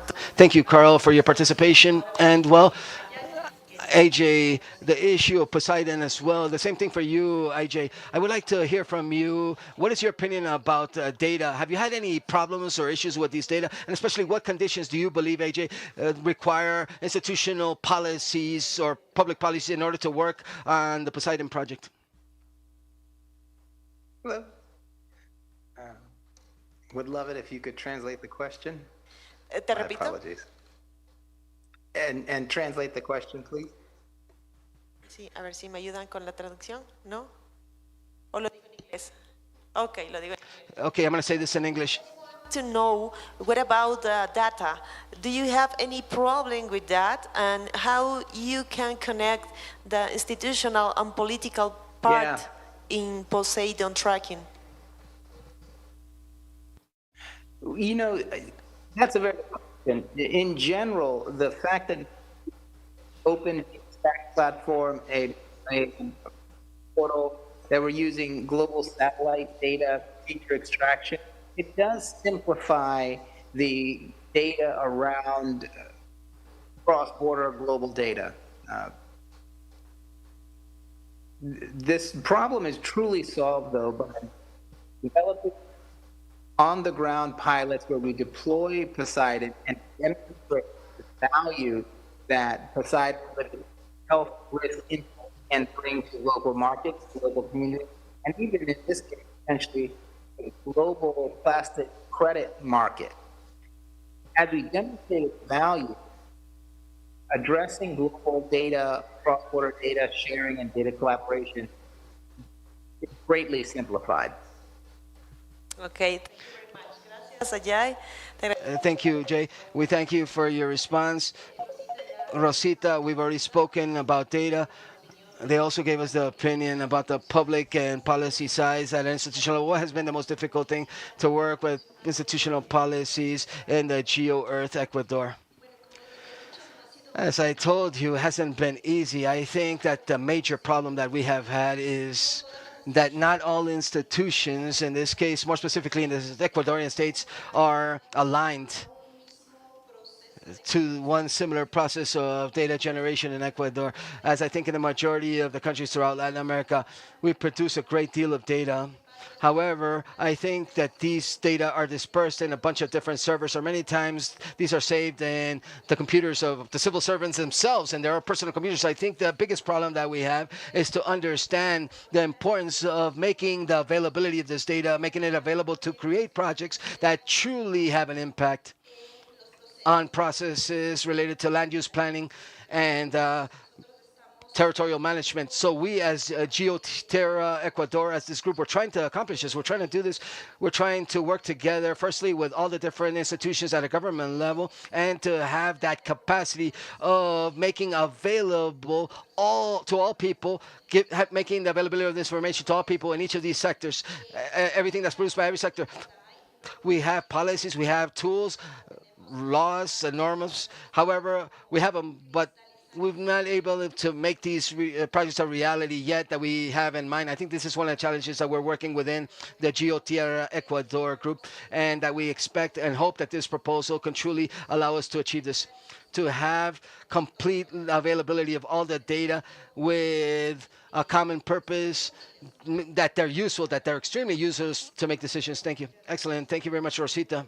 That's precisely what we're interested in, that data is actually useful. Marcelo, please, can you help us out with this part and wrap up this topic? What strategies do you believe from your own experience that in reality have actually worked in order to translate these technologies and what we call intelligence of Earth, or Earth intelligence, in public policies, more specifically speaking? There's no one recipe, but I am convinced that we're lacking more technical and political dialogue. And we cannot seduce, so to speak, politicians or decision makers regarding the importance of these technologies. And we cannot bring a clear and concrete vocabulary that shows the advantages that all of these technologies have. It's difficult to achieve this and to take advantage and the value of these technologies. And on the other side, we have a technocratic risk. The technologic denomination leads us for many times, for our technicians or for the people who are dealing with technologies, that they be isolated within contexts that do not dialogue with politicians. There is the mutual unknown. Technicians don't talk to politicians and vice versa. We need more technical and political dialogue, and we need to be able to build a common grammar to be able to generate and facilitate this dialogue. Okay, Marcelo, thank you very much. Are you in agreement, Osvaldo, with Marcelo just said? Yes, of course. That's why, in fact, we, in the formulation of the project, wanted to include these three actors so that we have a dialogue in all levels, from the community, the academia, the technician, and the decision maker, all the way from the beginning, to see if we can make better decisions from data. Thank you, Osvaldo. Now, I would like to call Ricardo, please, for make a small summary of the subject. Please, Ricardo. Okay, thank you. When we were thinking about this panel, we were seeing that it's about how to systemically integrate the Earth observations in society through policies, because in all levels of society, these come in. When we're talking about then the South America, Latin American coast, Colombia, Ecuador, they have the problems of the currents bringing millions of tons of plastics. How do we understand the problem? There are regions that are suffering through droughts, intense droughts. Climate correction has been advancing subject to see how ionizing is a problem, and what could be the policies to improve the wind farms, induce rain. We could mitigate disaster. We've been seeing this innovation window. About 10 years ago, we were talking about only water, health, biodiversity, and culture. Now we're talking about how the intelligence of the Earth is this: innovation, stakeholders, in the case of plastics, of Geo-Earth, that involve all of the organizations, solutions, and proposals to impact communities in the end. So risk management and disaster management shows us that communities can be part of the process. What we wanted to show you here were some small ideas of how some ideas are exiting the model and are being part of society systemically. Each element of society can be measured, evaluated, and if we can understand it well, we can handle it and manage it. we can say that we're losing some battles. We may be far, but this panel is showing us new ideas. It's disruptive in AmeriGEO. That's why this panel is a mix of things, because we wanted to show how technologies do have a systemic impact and how they can turn into politics. That's the conclusion of our panel. Thank you very much.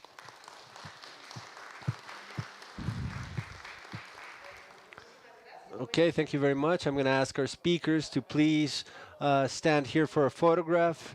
I don't know if from control you can also place the images of those who are joining us via Zoom to take a photograph. And thank you for all of you who have been participating actively, listening to this small plenary that we're closing up on AmeriGEO, but we're doing very well. Thank you very much to everybody. Thank you to the speakers, the moderators. We're going to take the official photograph, and we continue this third day recognizing especially IDEAM, IGAC, the National University of Colombia, the Observation of Earth group, Government of Canada, Air Colombia, Procálculo, and different allies like Renata, Galileo, Acre, and Datum, with whom their commitment and support have contributed for us to, in the last 3 days of activities, we can be gathered in regards to knowledge.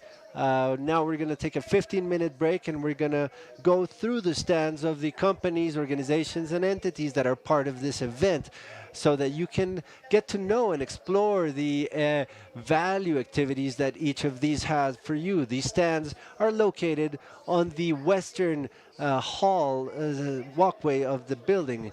You can also follow us on social media in IDEAM and IGEAC. You can look for us on Instagram, Facebook, X, LinkedIn, and YouTube, where we're broadcasting live of this activity. We'll see you in 15 minutes. Thank you.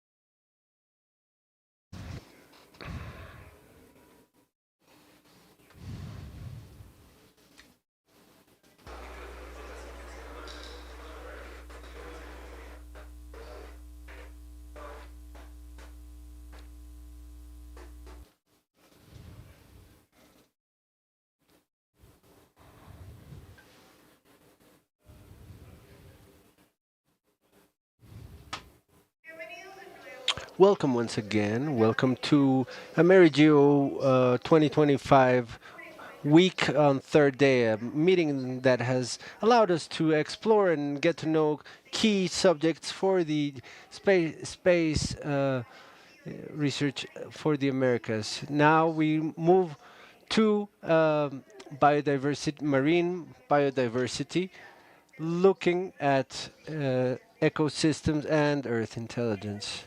This session will be showing how Blue One Health, an emerging framework that highlights marine and aquatic ecosystems in the focus of health, and the Earth observation data can highlight critical solutions to monitor and predict risks for the health of water ecosystems. At the same time, promoting sustainability of the ecosystems through the interdisciplinary collaboration and the incorporation of biodiversity applications in the politics and decision making in the Americas.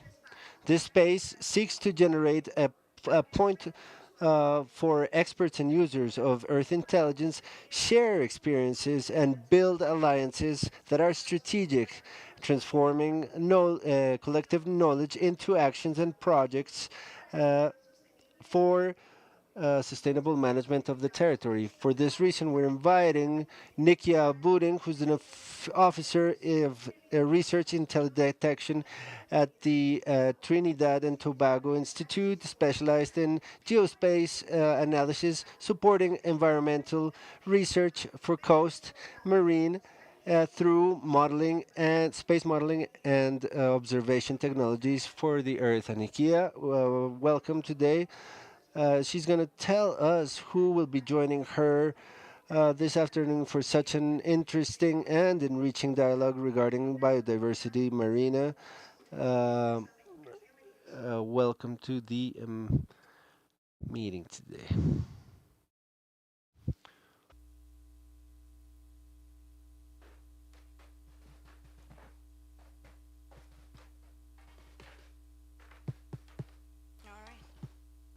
Good afternoon, everyone.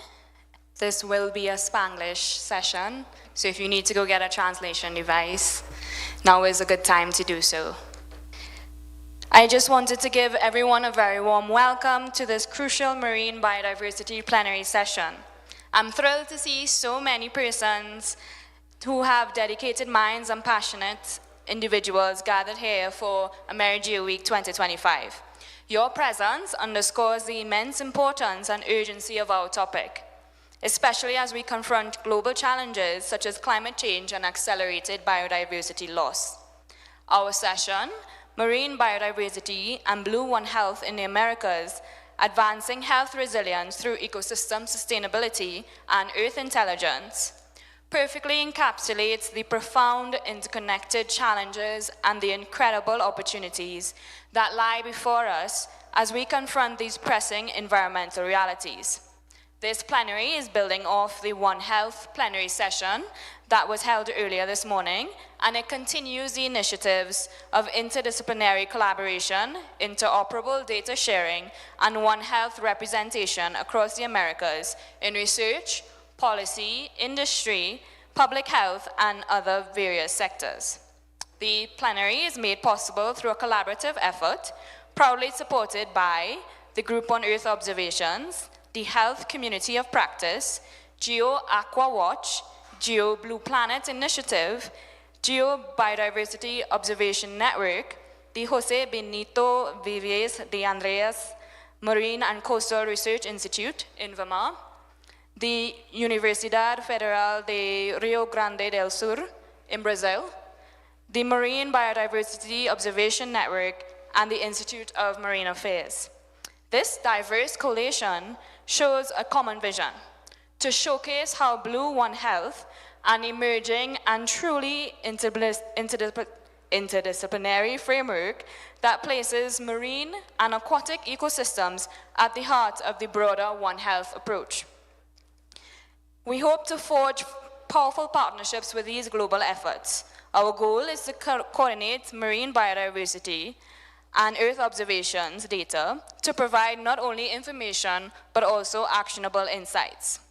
These insights are vital to deepening our understanding of regional change, including the impacts of climate change and biodiversity decline, as well as their far-reaching implications for the health of humans, animals, and ecosystems across our shared planet.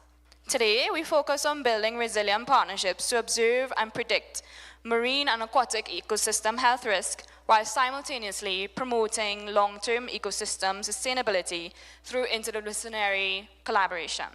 This means actively incorporating biodiversity information and One Health applications directly into policy and decision-making across the Americas. So we're going to take a moment to break down the core concepts embedded in our session. Marine biodiversity. So this isn't merely about the aesthetic beauty of our oceans, though that is undeniable. It is about the very foundation of life on Earth. Healthy and diverse marine ecosystems are indispensable as they provide us with essential food sources. They play a critical role in regulating our global climate and are home to an astonishing array of species, many of which are still being discovered. The health and vitality of these ecosystems profoundly impact our well-being and survival and are under immense threat from the impacts of climate change and biodiversity loss. Next, we'll look at Blue One Health. This concept is vital. It emphasizes the intrinsic and inseparable link between the health of our oceans and the health of the marine life within them, as well as the health of humans and the animals on land. The holistic perspective that we're bringing forward teaches us that we simply cannot address one aspect of health without deeply considering its connections to all others, especially as climate change impacts all of these intricate relationships. Next, we'll look at advancing health resilience through ecosystem sustainability. So this proactive approach ensures that our marine ecosystems thrive, not just survive, and that they build upon a natural buffer against future health crises, and strengthening our ability to adapt to environmental changes and mitigate these risks before they escalate, particularly those impacts exacerbated by climate change. And where does Earth intelligence lie with all of this? So where innovation meets urgent necessity, Earth intelligence leverages the power of data, cutting-edge technology, and advanced analytics, what we term as Earth intelligence. And it's paramount to truly understanding, effectively monitoring, and expertly managing these incredible complex systems.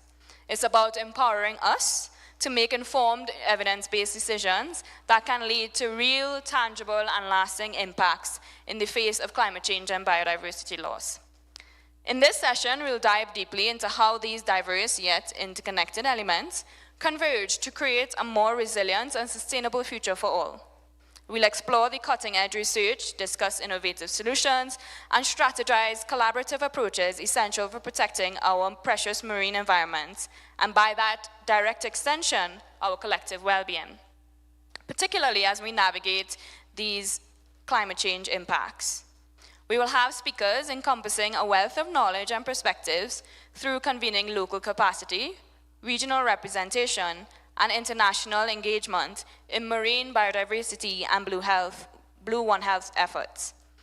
I'm confident that the insights shared, discussions sparked, and connections forged in this session will be profoundly valuable as we collectively work together towards a healthier and more sustainable planet. I want to take a moment to thank our distinguished speakers for sharing their expertise, and thank you all for your unwavering commitment to this vital cause. So I'd like to begin by inviting our first speaker. I just realized you have the clicker on your left. Yeah. Sorry. So I'd like to invite our first speaker, Martha Vires Casaro, who is a marine biologist with nearly 30 years of experience in ocean biodiversity, geoinformation science, and environmental planning. As a former co-chair of the Ocean Biodiversity Information System, OBIS, and current OBIS Colombia Node Manager, Martha has played a crucial role in ocean science. Martha has been part of the Biodiversity and Marine Ecosystems Research Program at INVIMA here in Colombia, and she is also the current head of the INVIMA research line for inventories, taxonomy, and species biology. So I'd like to welcome Martha. Thank you. I'd also like to ask that the presentation be put on screen, please.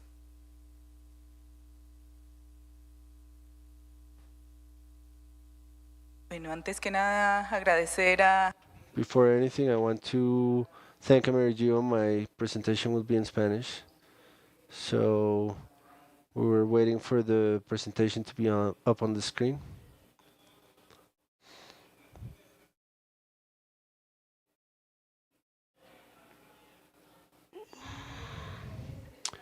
And in this conversation, what we wanted to bring to the table from the Marine Institute of Research, which is our linked institute, linked to the Environment Ministry, is something related to new alliances, new challenges for biodiversity in the coast and marine lands in Colombia for more than 30 years, which we're turning 30 this year with the national system of environment, as well the formation of environment information for Colombia.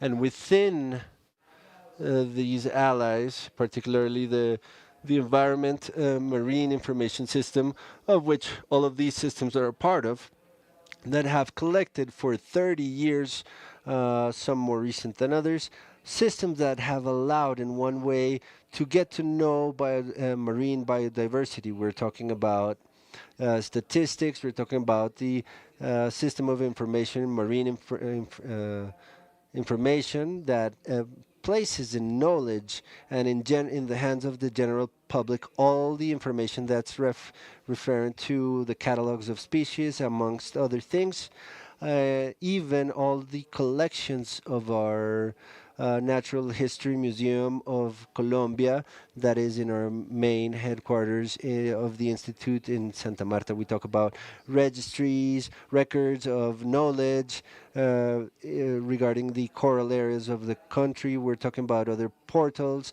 as far as invasive species, sharks, rays, and we've come close to those microscopic organisms that also inhabit the 50% of the marine territory of the country, bacteria, fungus, and viruses that have also been discovered over the past 30 years and they are still being discovered recently. We not only do science through our professionals and technicians, but also citizen science. And all of these portals are the ones that you find precisely when you visit our system of information and marine biodiversity on our website. Our actions, we hope, are going to have a global impact. That's how we've been lining ourselves up to the national policy of biodiversity and ecosystem services that is where we recognize the interdependence between all of the systems and that help to define the management of biodiversity and marine as implications for preservation of sustainable use of knowledge creation of restoration and risk management. And we established that biodiversity has to be a structural element to guide all the decisions for land use planning on different scales and administrative decisions. All of these implementations of the national policy is reflected in our most recent launch in last year for COP16, the action plan for biodiversity, the one that we should all know because we present a structure that incorporates different visions and perspectives regarding biodiversity. So in these actions that are created from research that has to do with space planification, with marine space research, with the functional analysis of being able to generate information for the structuring of our marine protected areas in the entire context, to do early detection of invasive species, information and knowledge in decision making, and the strengthening and creation of capacities and capabilities and technological transfer that strengthen our national environment and system. We're going to be generating the answers as a country to all the actions on the global framework of biodiversity as our compromise commitment for the agreement of global biodiversity. In Colombia, we have a large challenge, comparatively speaking, with the continental component. Colombia is considered 50% ocean, given that almost 50% of our territory is submerged. These are the statistics of the dimensions that we have as a country, but we have three research institutes for marine research, only with 4 platforms for research that has been strengthened largely today, but only 7 universities that offer marine biology in PhDs. This has made us to create alliances on an international levels with international networks of hobbies that handles the biodiversity themes, works the lists, taxonomy lists on a global scale, and other systems that allow us to, in one way or another, to be present here in AmeriGEO in this creation of alliances towards the future, not only with science and technology, but also hand in hand, as we've been doing it since 2007 with the National Agency of Hydrocarbons, that has allowed us to get to know more in depth all of our biodiversity in coast areas. That's how we also are grateful for our presence here, and we generate these expectations of alliances, and we invite for people to join our network conference that we're going to have coming up in Colombia here over the next months. Great. Thank you so much, Martha. And thank you for the translation. That's why I had that pause there. Okay, so we'd like to welcome the second speaker, Professor Edgardo Lodongo Cruz. So Professor Cruz is a professor in the Department of Biology at Universidad del Valle and currently serves as the director of the graduate program in biological sciences. Professor has conducted numerous studies that contribute to the understanding of key species involved in ecosystem dynamics by addressing topics such as bioerosion and other processes in Pacific reef ecosystems, as well as the importance of critical rocky reef habitats in natural parks, sanctuaries, and protected reserves across the Americas.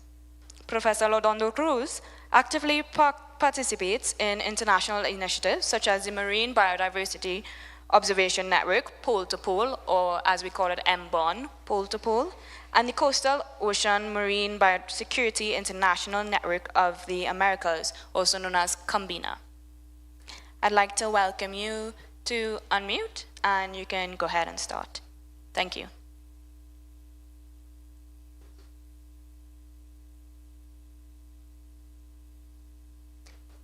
I'm not hearing you.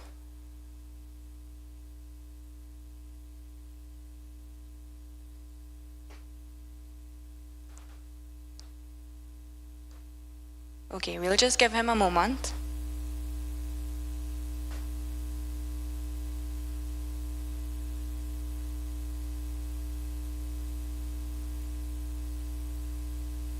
How about now? Can you hear me now? Yes, we hear you loud and clear. Thank you. You can proceed when you're ready. Bueno, muchas gracias. Decía que... Okay, thank you very much. I was saying that. Good afternoon. Thank you for your invitation. I have feedback. Gracias a AmeriGEO. Thank you, AmeriGEO, for your invitation to participate in this gathering. Greetings to all. I would like to start by telling you that what is the pole to pole and beyond, where it comes from the year 2000 census of marine life, the one that lasted between 2000 and 2010, generated a lot of information, and within that information we found a sub-project that's called Nagisa, which is geography of coastal geography systems that happened around 2003. Can you hear me? Yes? In Nagisa. And within this Nagisa, we have We have an initiative in South America that was SARCI,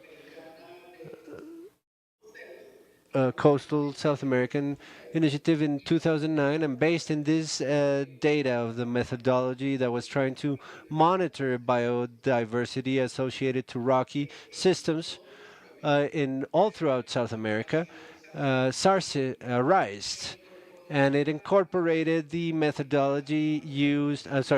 MBOM appeared, pole to pole, my mistake. That was using SARS methodology, which was very simple, very economic management.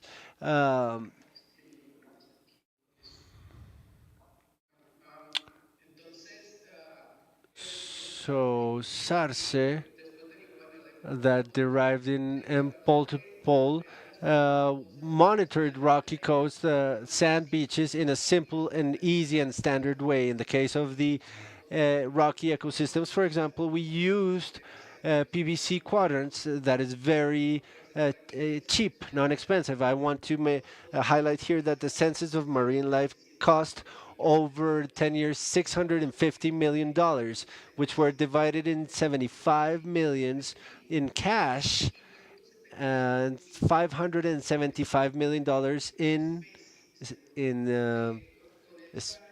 especially in trade. With that research, we saw benefited 2,000 scientists, and we involved more than 80 countries throughout the world. I want you to have these numbers in mind so that we can touch upon them further on. And one of the results of this, Marta was saying, lobbies is there, which is a platform for biodiversity and information, and WORMS, which is the World Registry for Marine Species. Next slide, please. So focusing on the MBON pole to pole, as I was telling you, is a network of researchers, of volunteers, of countries that is trying to monitor coastal and ocean biodiversity along all of the Americas, from the North Pole to the South Pole. As you can see there, we have several gaps, but the idea is that in the future to have people working in all of these places to be able to have information that is standardized, that can be compared, and that may allow us to make quick decisions. We use traditional methods. I was mentioning some of the people here perhaps know the PVC quadrant. Is a square of PVC 50 by 50 that we're currently using. One smaller one that we've added a camera, takes a photograph, standardized photograph, same distance in all of the countries where we are applying this. We've done workshops where, like the one you see here, and this information we uploaded to an application with AI, and it does a quick analysis, overall analysis, that allows the decision makers to act quickly. So besides the rocky ecosystems, we're implementing the environmental DNA, AI, as I was mentioning, and something that's very interesting about this network is that we lead coordinated experiments. We all are working simultaneously. We do exactly the same, so we can make comparisons latitudinally speaking and longitudinally. And the idea is that this methodology that is published here, as you can see here, can be replicated in other parts of the world, right? Next slide, please. In the case of the Valle University, what do we do? Perhaps the Valle University is the strongest institution in biology, marine biology in the Pacific, Colombian Pacific. We've done some Caribbean stuff, but we've been working all over the coast for the Pacific. We can see all of the places, but particularly we do a lot of emphasis in the Malaga and Buenaventura zones and the Gorgona Island and Malpen Island. But at any rate, we've been present there. There's a large amount of the information that we have regarding marine biodiversity has been generated by Valle University researchers. Here we have mostly manglers that are on the south side of Buenaventura, going down towards Tumaco, and mainly rocky ecosystem toward the north with coral areas. And throughout the coast, we have estuaries, muddy marshes, and then the column of water, which is important for marine and oceanic dynamic. Within the groups, we try to work in all of the groups to have knowledge of all of them. We know that the Pacific Coast Colombian is a biodiversity hotspot that's mainly based on the knowledge of terrestrial organism, and the idea is to see if the marine part also has the same function, and we believe it does. So we work with algae, with invertebrates, fish, and other vertebrates like birds, reptiles, mammals. Additionally, the Valle University, besides being joined to the MBOM pole to pole, we've joined people from Combina that try to get to know the invasive species on a regional level. And now with AmeriGEO, we've been working with the monitoring of the trash that ocean brings, which is created by us, and it may allow for invasive species to come in and other methodologies that are interesting there too. Next, please. Hello. Okay. As far as the challenges, the gaps and the limitations that we have, well, mainly with money would be the first challenge. Research in general suffers from that, from pain, from money, and people and priorities that people have. As I was mentioning initially, the census of marine life that lasted 10 years, that had more than 2,700 citations, 540 expeditions, which was expensive, 80 countries that were involved. We formed the obis and worms, and it cost roughly 650 million USD. $1 million. If we compare this with the football players of the elite, where we think that there's a cost of 100 and 120 million euros, and these are important. Yes, of course, I want to take your joy away. I like football too, but these are short-lived things. What it tells us is that maybe we have priorities that are a little unfocused, and we need to understand that with less money we can do a lot more. Okay, so therefore we have to ask ourselves now, this is not a situation of this or that, one or the other, but what type of future do we actually want?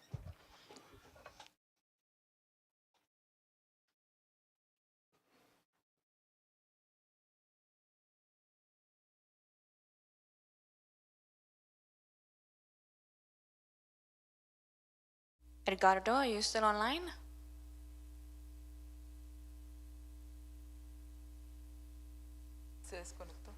No? Okay. All right, so in the meantime, we'll move on, and hopefully during the Q&A panel, I'll give him some time to finish up his talk. Okay. No problem. So we'll move on, and during the Q&A, we'll allow him to finish his presentation. So I'd also like to thank Edgardo and Martha. They did a great job at building a framework for us to understand biodiversity observations in terms of the marine biodiversity that exists locally and regionally. He even identified MBON pole to pole, which gives a really nice overview of how different areas of the region can also be involved in monitoring their own biodiversity, including very cost-effective options like just using a PVC quadrat. But he also did something towards the end that I think I know caught someone's attention in terms of having that relation in not just cost in dollars, but also something we all love, football, and giving you that kind of comparison. So now we all have a great understanding of what it takes to monitor biodiversity in our marine areas. I'd like to welcome our third speaker. Sergio Cardenas is a Colombian PhD candidate in geosciences at the Federal University of Rio Grande do Sul in Brazil. and he's an early career society member of the GEO AquaWatch initiative. He conducts research on coastal and marine processes using Earth observation techniques at the Center for Coastal and Oceanic Geology Studies. His current research focuses on sediment transport dynamics in coastal environments, with an emphasis on the effect of human activities and climate change on aquatic systems.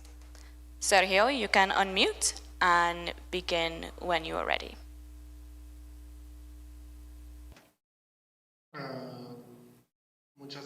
Well, thank you so much. I don't see my presentation on the screen. That someone in the Okay, yes. Okay, I think we're done. Yes. Well, my name is AmeriGEO Molano, as was said earlier. I'm a PhD student from the Federal University of Rio Grande do Sul, and I'm part of the Recover Society initiative of GEO AquaWatch. This first slide here was basically in order to explain what we actually do with this initiative. AquaWatch seeks to disseminate, expand, and build capacities of the use of observation capacity tools for monitoring the quality of water to help in effective management and decision making in our bodies of water. Basically, it is to use satellite imagery in order to extrapolate optics and active things like suspended solids, chlorophyll suspensions, or organic matter that is loose that can actually be useful later to do estimates of the quality of our bodies of water that we are monitoring or the different levels. In this case, we're not limited to continental water alone, but we're also working with coastal body lines, water lines in the coast, or water masses in the ocean as well. Next slide, please. Okay, so the work that we've done is focused on the Laguna de los Patos. Is the largest body of water in South America, the biggest in Brazil as well. The Laguna of the Ducks, Laguna de los Patos, and it has a peculiarity that two hydrographic basins, enormous water bodies, discharge their water into this lagoon, and they produce a complex lagoon system that provides a series of ecosystemic services to all the communities surrounding this area, including food, fishing, aquaculture, transportation, navigation, water for human consumption, for irrigation, as well as for aquatic ecosystems and transitional ecosystems. Next slide, please. Very well. So the problem that we are trying to study at this particular moment is something which many of the participants in this panel are associated with, is how is climate change, how can it impact the quality of water of our bodies of water? In this particular case, we have global warming of our oceans, ocean warming, actually produce an increase in humidity in the natural corridors throughout South America that actually transport water via flying rivers to the south of Brazil. And they produce accumulated rain that normally in this region occurs for an entire month, and it occurred in just a few hours, what should have been flooded in a month. Next, let me just show you the pictures here. And this produced a huge flooding, severe flooding in the continents. However, these effects for the climate change are being studied mainly in the areas, inland areas or continental areas, instead of in the water itself. Next slide, please. So what we're trying to do instead is to try to assess the quality of water itself before, during, and after these flooding events to see the possible affectations that this had in the aquatic ecosystems or water ecosystems. So we have quantities, immense suspended particles during floodings in 2023 as well as in 2024. We see these within our lagoon systems, and they started to circulate for many months to such a degree that the levels, as you see in the graph on the bottom, turbidity levels and suspended levels did not even reach the levels of pre-flooding, not even 2 years after the flooding actually began. Next slide, please. This, within the framework of the impacts on biodiversity, had huge affectations or effects. Like, for example, first, the levels that were so high of the high levels of turbidity and sediment, suspended solids, produced a reduction in the primary production, which degraded the traffic chains and produced alterations. Apart from that, so much sedimentation throughout the system actually produced harms to the fish organs, especially considering that this produced for prolonged periods as well. However, the affectation that catches everybody's attention the most is that since this is a lagoon system, in the southern part of the lagoon at least, we have interactions between saltwater and sweet water. But however, during this period, during the flooding, the amount of sweet water that reached the south of the lagoon was so huge that it displaced the saltwater species that were estuarina fishes. Next slide, please. These were seen in economic loss in a fishing season, which is an important source of income for these people in the region, where we lost up to 2,500 tons of shrimps in 2024, which represents approximately about $9 billion worth of shrimp. This may not sound like an alarming rate in terms of financings. However, if you consider that those people that live from these types of fishing are artisan-type fishers or artisan aquaculture specialists, then for them or for their economy at a regional level represents a huge loss. And apart from this, this is a species, a type of shrimp that is endemic to this region. So this shows evidence how sometimes the impacts of climate change that are not so evident at first sight can actually affect the health of our ecosystems and the aquatic natures. Well, we're actually working within Aqua Watches to create or generate systems. And in my institutions at the Federal Rio Grande do Sul University, what we're doing is creating an early alert systems based on observation systems, Earth observation systems to help decision makers and at the end of the day, the end users to reduce or mitigate these financial losses. Next slide, please. And well, in order to end, within Aqua Watch, what we do, we have the purpose of disseminating or making more visible the different research that is being done in the global south. Annually, we do many workshops. If you want to participate and you want to share your investigation and research, you can scan the QR code or go to the link on the screen. Visit the link. Thank you so much. Gracias, Sergio. I'm just going to leave the slide on for a moment in case anyone wants to scan the QR code to join the next AquaWatch meeting. It's an open invitation to everyone. They speak both Spanish and English. And as Sergio rightfully did just now, he gave that kind of connection between climate change impact, biodiversity loss, and then how does it affect people? What is the socio-economic impacts? Thank you so much, Sergio, for your presentation. And moving on to the fourth speaker, our last speaker, Timothy Poisson is an associate professor of quantitative and computational ecology at the Université de Montréal, with a focus on ecological networks, biogeography, and epidemics. His lab researches how complex ecological systems function, change, and evolve using simulations, mathematics, and machine learning. Timothy currently leads the One Health Working Group and Knowledge to Action Hub under the GeoBond, a global network of researchers dedicated to improving the acquisition, coordination, and delivery of biodiversity information at the global, regional, and national levels. I will welcome you now to unmute, and you can begin when ready. Thank you very much. Good afternoon, everyone, and thank you for the invitation. It's a great pleasure for me to be here and to talk about the activities of the working group of GeoBond. So I would like to spend a few moments to talk about the need to develop indicators for biodiversity and health. I'm not necessarily a marine biology person. I'm a One Health and a biodiversity person at large, but one of the things that is important that's going on currently in our field is that biodiversity and health is emerging as sort of a new field for research. And what lies usually at the intersection between biodiversity and health is this concept of One Health.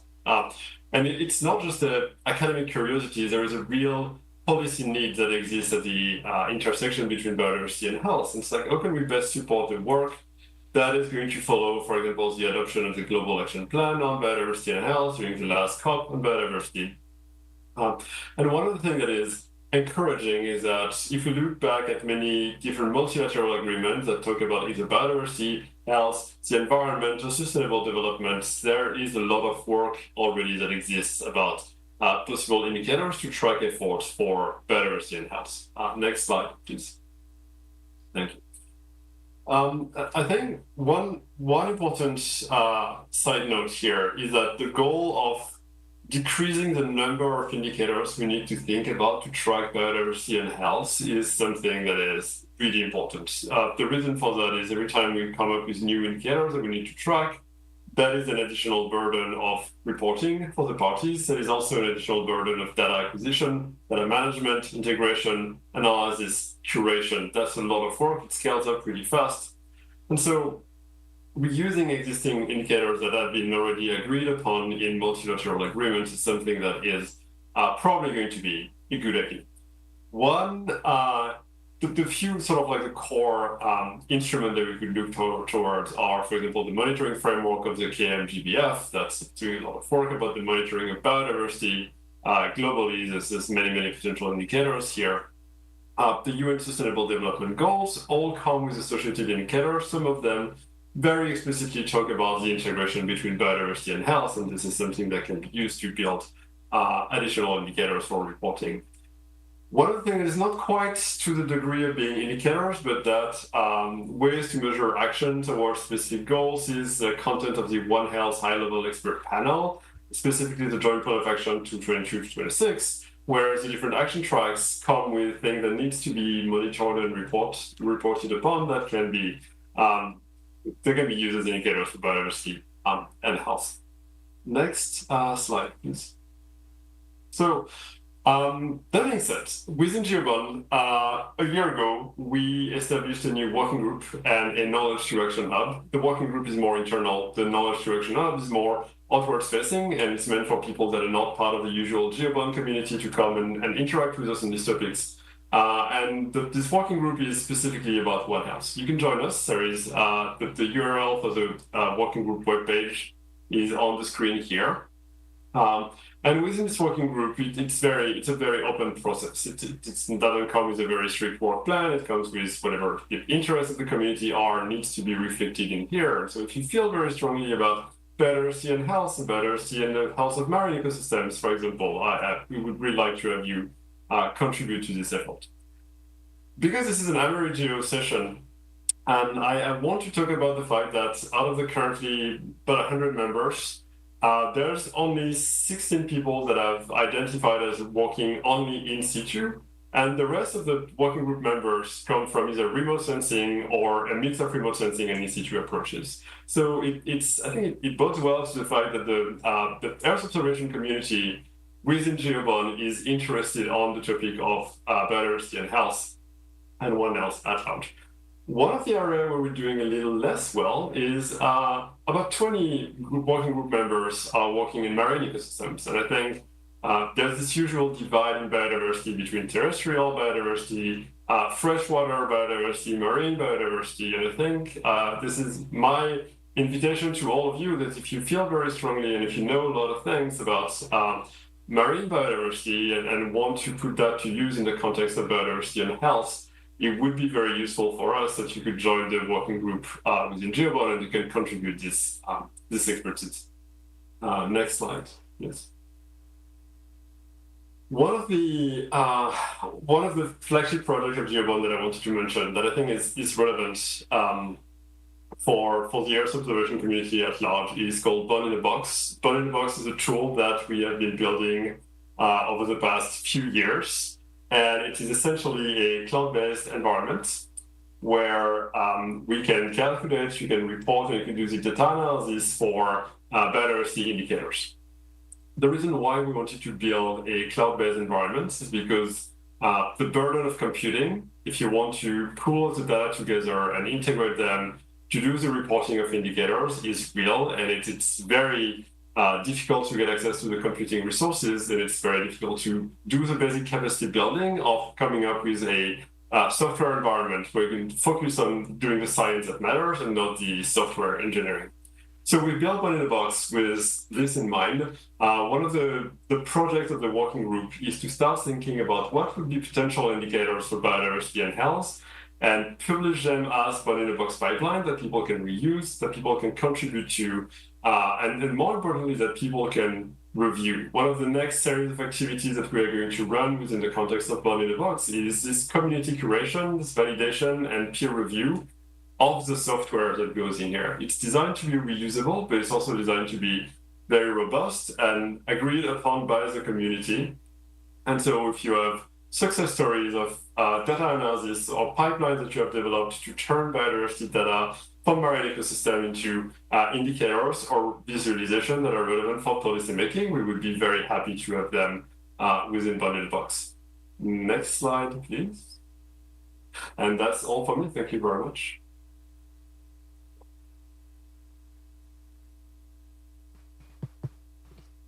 Thank you so much, Timothy. And I'd also like to mention that there is a Geo One in a Box training session. I believe it's tomorrow morning. If you are not registered for it, you just need to go on the AmeriGEO Week 2025 website, and there is a registration link on the agenda for day 4. If I'm mistaken, it's either day 5 or day 4, but there is a training on One in a Box. So if you'd like to learn more, you're very welcome to join that training session. And we still have time. Thank you so much to all of the speakers for staying in their time allotment. We'd like to proceed with just a few questions. So I'd like to ask specifically one of the questions to 2 of the members on our panel, and then after that I'll open it for the rest of the panel. So for Martha and Sergio, this question will be going towards you. I'll let Martha answer first, and then we'll proceed to Sergio online. It is the last question that's on the slides. Looking forward, what emerging threats to marine ecosystems in the Americas require immediate action, and how can Blue One Health and Earth observations contribute to proactive solutions? Very well. I'm going to answer in Spanish. Mainly our threats perhaps is the lack of capacity, as was mentioned in some of the elements related to these affectations, like for example that we have in our coral areas. Our coral areas are one of the major barriers that actually protect our coastlines, and many of these corals lines are being affected hugely because of diseases, because of maybe high temperatures, and science is falling behind. And in one way or another, there are also different initiatives, very creative initiatives, where people are using different mechanisms that in one way or another, maybe at the moment may seem effective, like for example, the use of antibiotics with these coral structures that can be eliminating maybe temporarily the affectation. However, we don't really know what we're actually truly affecting and the diseases in these coral systems. So without a doubt, and I'm going to repeat this again, knowledge, the scientific knowledge and the knowledge of study and these studies and this research cannot really answer to with the available resources that country has that go a year from January to December, they're not going to give us the proper responses that we truly need in our countries.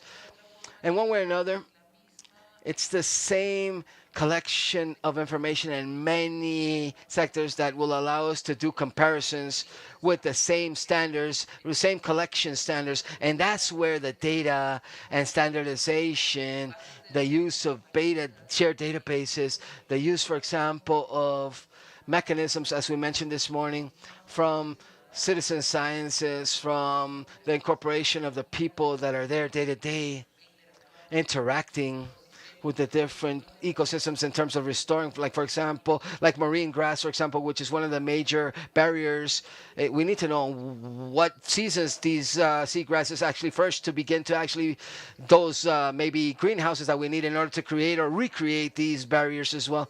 So starting by using these interactions and by working with these needs, these emergent needs in our countries and in our region and throughout Latin America, that can't be brought from other latitudes either, where the advances may have seemed like greater, but they don't really correspond exactly or specifically to the features and specifics of our Caribbean regions, which behaves almost like a soup, if we can call it that, where all the different systems and where all the different currents actually generate these influences within this region, this specific region. So we need to understand the peculiarities, the specifics of the tropics, and not having to bring technology from outside, but try to better understand how to correspond to these here. I think that's our biggest need at this moment and the biggest threat at the same time. Excellent. Thank you so much for that response. I'd like to turn over the question to Sergio online.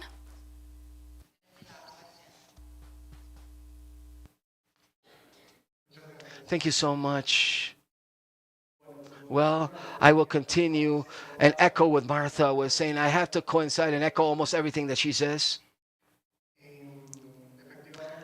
Effectively, science advances at a pace which is a bit slow in regards to the real solutions that we need for the problems that cannot wait and the threats that she mentioned related to coral systems or other threats such as what I explained in terms of flooding or heat waves that are affecting other different marine ecosystems. They're already there and they're already occurring, they're happening, and the scientific data that we provide don't arrive in a timely fashion. But in that sense, I have to say my fault as investigators. Sometimes as we as researchers don't actually, we sit down isolated in academic centers where we actually work with academic research and the products that we're and the knowledge that we generate. This doesn't trickle down to the people that need to make the decisions or the people that have the financial means and actually to make decisions and have real actions for conservation. So I think it's our fault, and I think that partly our fault, and I think One Health has a huge capacity in terms of dissemination of the scientific knowledge into a local approach, as Martha mentioned, for communities and for decision makers, and that they can understand the importance of the issue of conservations, and so that they can, in this way, be able to execute these actions in a better fashion, the possible solutions that exist, and in a quicker fashion, and a more timely and effective fashion, considering the context of the Americas, and speaking about the Latin American context as well, where we have financial resources which are quite limited and a capacity which is less than in other regions. However, I believe that if we make this more visible and showcasing the importance of our ecosystems and our aqua systems and the oceans, we will improve many of these aspects. Thank you so much. Great response. Thank you so much. I'd like to ask Edgardo if he would mind answering the second question. What mechanisms can be established to facilitate the sharing of data and best practices in Blue One Health and Earth observation applications across different countries and regions within the Americas?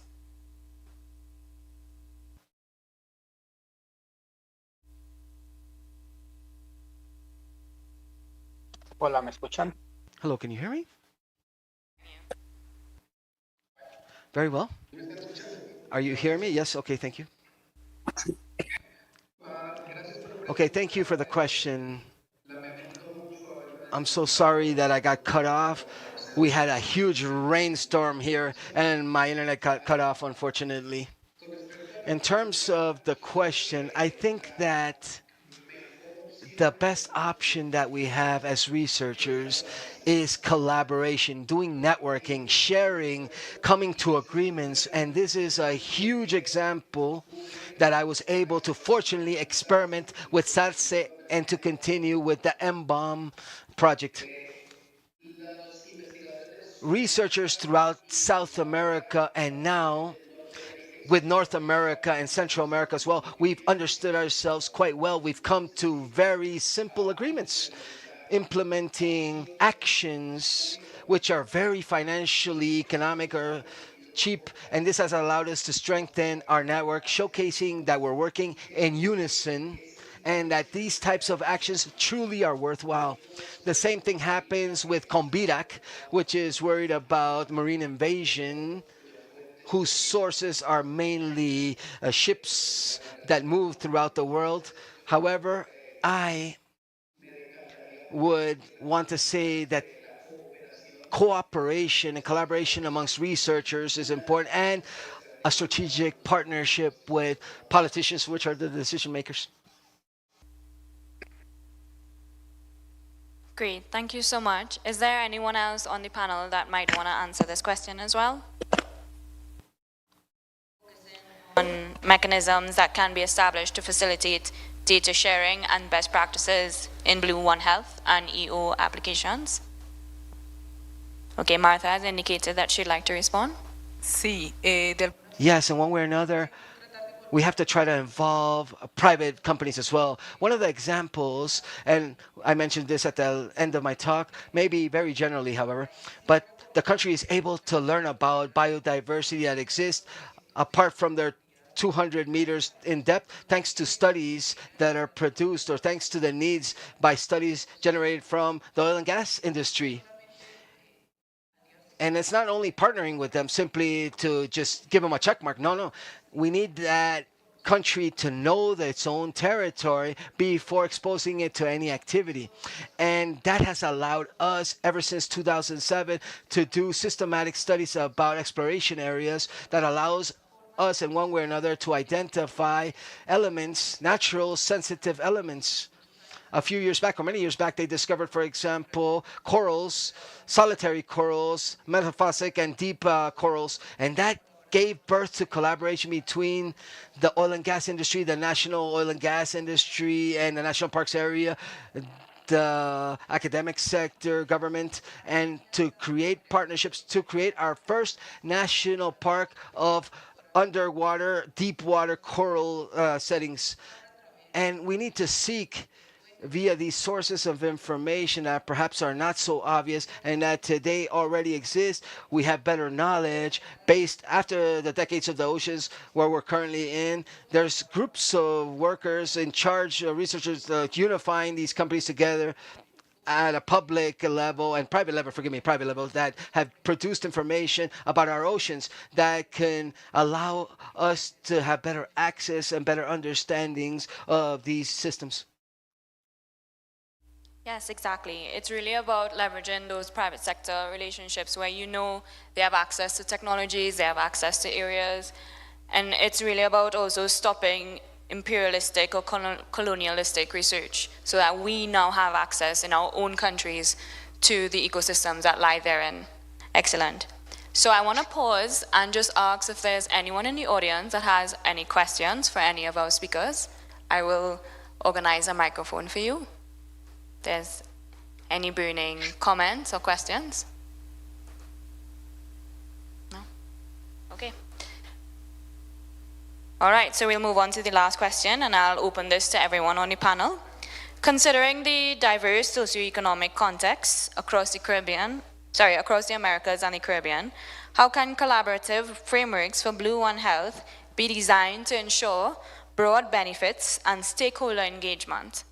How can we get the commercial sector more involved? So I guess you could answer the last one, except for Martha.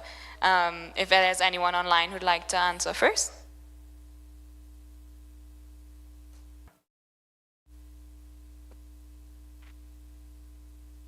Perhaps we can hear from... Yes. Sí. Okay. Thank you. Well, I insist that the issue of collaboration is key. I think that institutions, countries, etc., are composed of people. And if we have good energy amongst the people participating within these networks, then definitely we will achieve advancements. So collaboration is extremely important. And the commitment that these people have, that these parties have, these cogs and wheels can contribute to.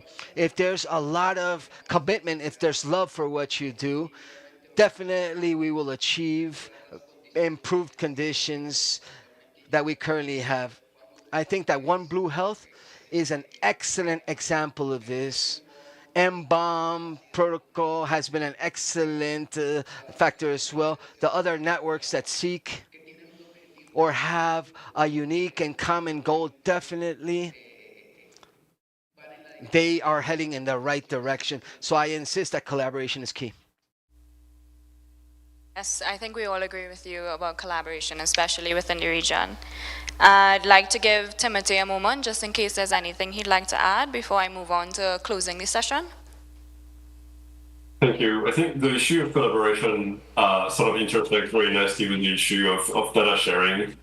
We need to think about, especially in the face of massive economic and socioeconomic inequalities, we need to think about fair mechanisms for sharing that works to everyone's benefits.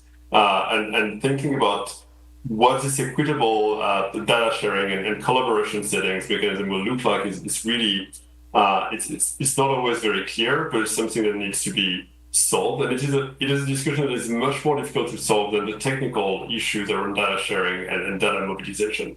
The technical things can be solved fairly easily because we know more and more about that. But the way to work in a way that is inclusive and equitable and respectful is a big challenge for the community in the next couple of years. And I think it permeates all of the issues that we've been discussing today.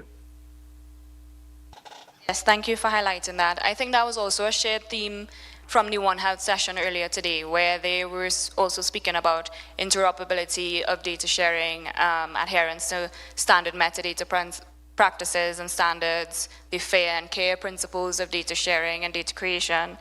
So thank you for highlighting that. And in closing, I would like to acknowledge that all of our speakers have done incredible work across different sectors, academia, government, the working groups in GeoBon and in MBON.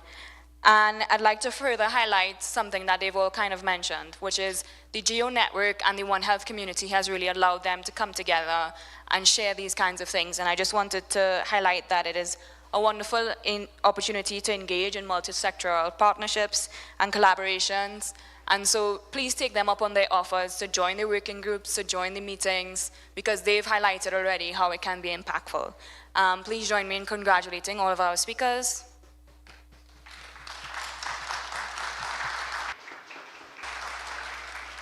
I want to take a moment to thank the session organizers, Alice Lau and Morgan Zabro, thank you so much, as well as thank you to Helena Chapman for all of your support and the greater One Health community. Excellent work, ladies, thank you so much. I want to thank the translators and the tech support team for all of their assistance. I think during the session yesterday on Earth observations and biodiversity monitoring, we also heard some shared themes. The director of Natural National Parks of Colombia mentioned the inextricable and intrinsic relationship that we have as human beings with our environment, and really highlighted the need for protection and conservation. And I just wanted to say that I think after hearing all of the talks today, we definitely all agree with him. And I'd like to thank you for staying and for giving us your time and attention for this plenary. If you'd like to learn more about the Blue One Health Initiative, please don't hesitate to reach out. We're very happy to be the closing plenary as well. And with that, I'd like to pass over the mic. Thank you so much. Thank you very much to this panel and for joining us in this AmeriGEO 2025 week.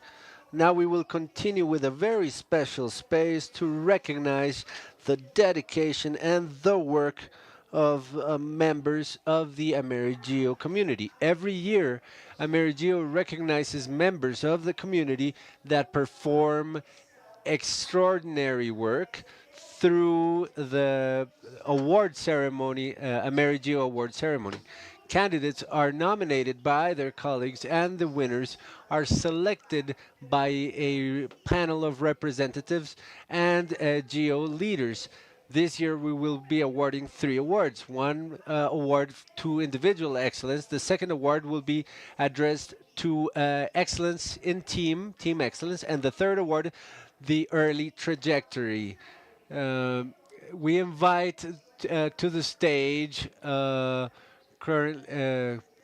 we're going to have to reorganize the stage once we install the main tables for you to see the awards. We're going to invite Kenza Rosales, who represents GEO in Guatemala, which will be the hosting country next year, and he will have the opportunity to award the 3 awards. He will give us some opening remarks, and he will announce the winners of each award. The Secretariat of AmeriGEO and the members of the evaluating panel will be with us to help us with the delivery of the awards. I'm telling you more or less how we're developing this dynamic. We're going to set the stage, we're going to locate the awards, we're going to have people joining us on stage for this delivery of awards and to announce each of the winners.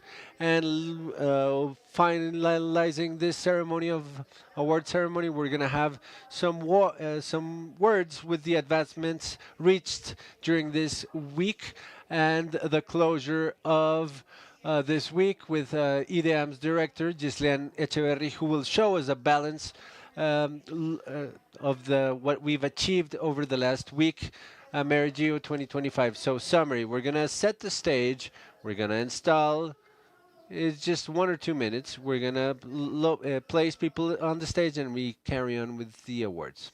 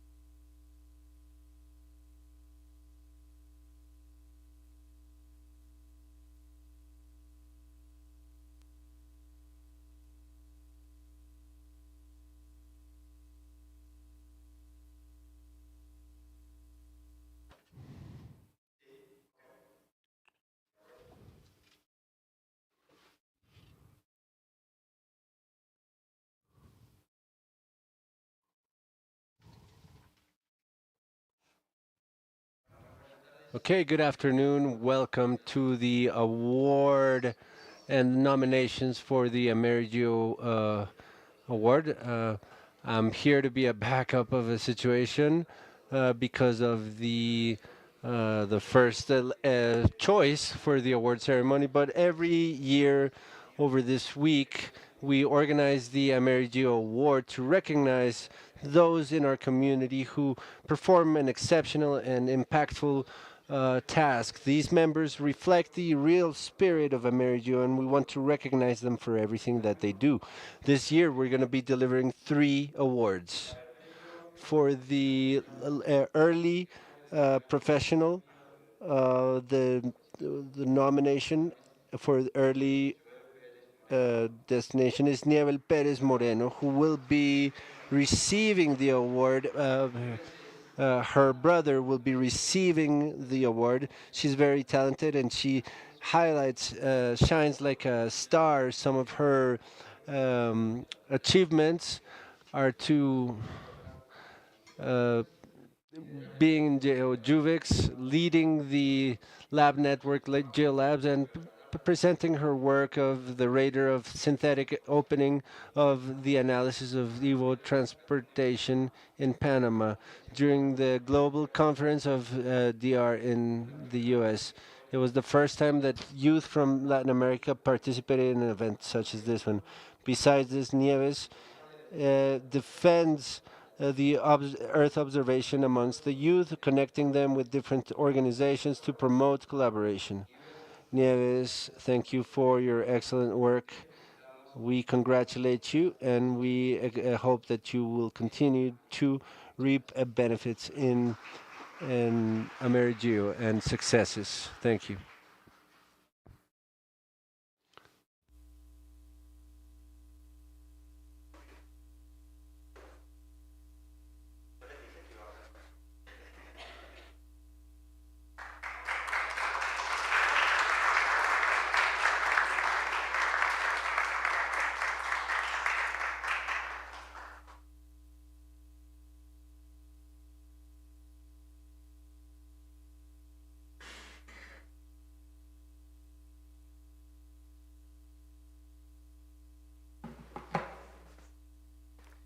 Muy buenas tardes. Good afternoon. I will be receiving with gratitude this recognition on behalf of my brother. Well, he cannot be here with us today. I represent him today. My brother's been part of the GeoLab for 4 years, an experience that has transformed the way in which I see the world. I thank Surester, Milce, Eneri, and for teaching us to observe Earth from a different perspective, using satellite tools to be able to take better care of her. This is not a recognition, not only mine, but all of those who have believed in the youth and the importance of knowledge to change realities. To receive it motivates me to continue to contribute. Thank you.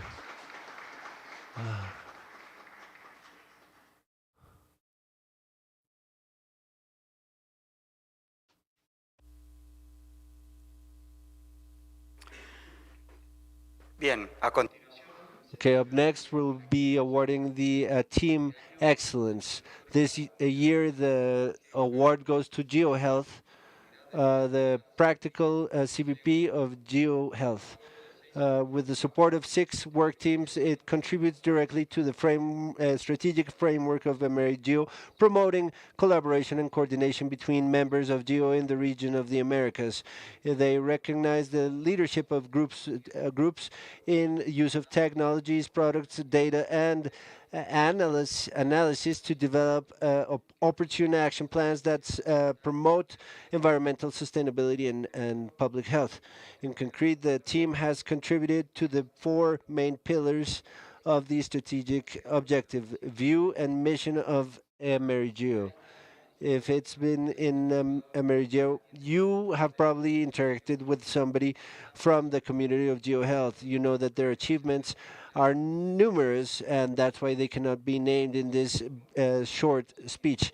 We recognize their encouragement and push to improve health and in our community, and congratulations from Carlos Balboza will be accepting the award from Uruguay. Marica, o sea, me voy a bajar y le voy a pegar un pum.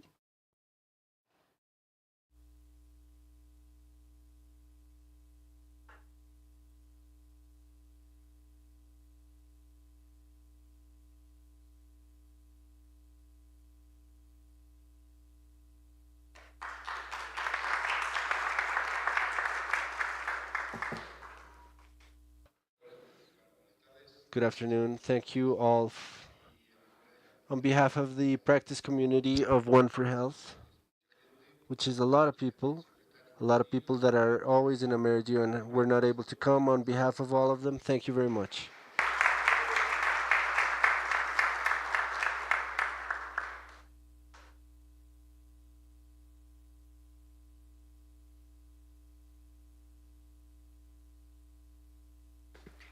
Nuestro último premio es el Our last award is an award to individual excellence. This year, David and Astrid from the National and Oceanic and Atmospheric Administration will be receiving the award. They may be receiving the award, but if you've been attending to AmeriGEO events within the last few years, their work must have impacted you. Live creates bridges between innovative science professionals in policies and the users that implement them on a local level.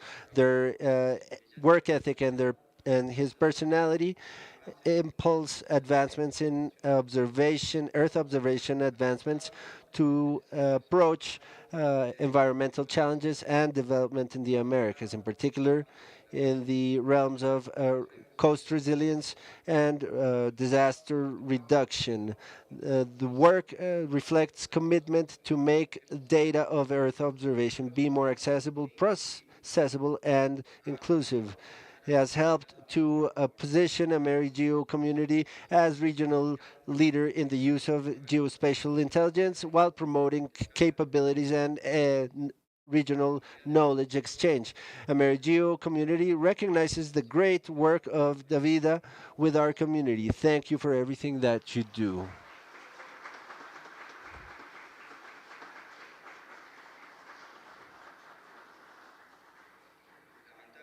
Unfortunately, Davida was not able to be here with us, but her nominee will be receiving the award, Marta Villagomez.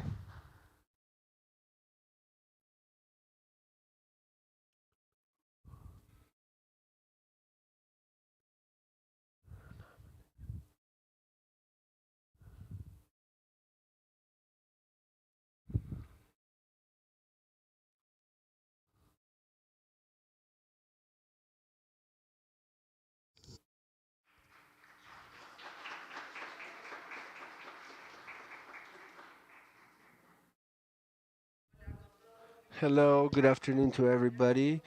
It's an honor to receive this on behalf of Davida, and the only thing I want to say is that she does not need it, really. She does not need this award because she's a person who is always on the back end, taking care of everybody. But we, the community, AmeriGEO, recognize this to recognize the work that she already performs. Thank you for all your work and all of your generosity towards all of us. Congratulations.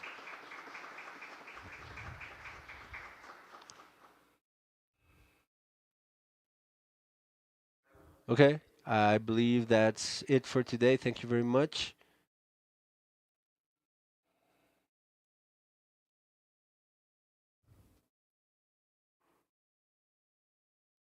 Thank you very much. You're very kind. So we now invite Ricardo Quiroga, please, who will be sharing with us brief words of the advancement we've achieved over this week. To all of the awardees, congratulations, well deserved. Okay, thank you.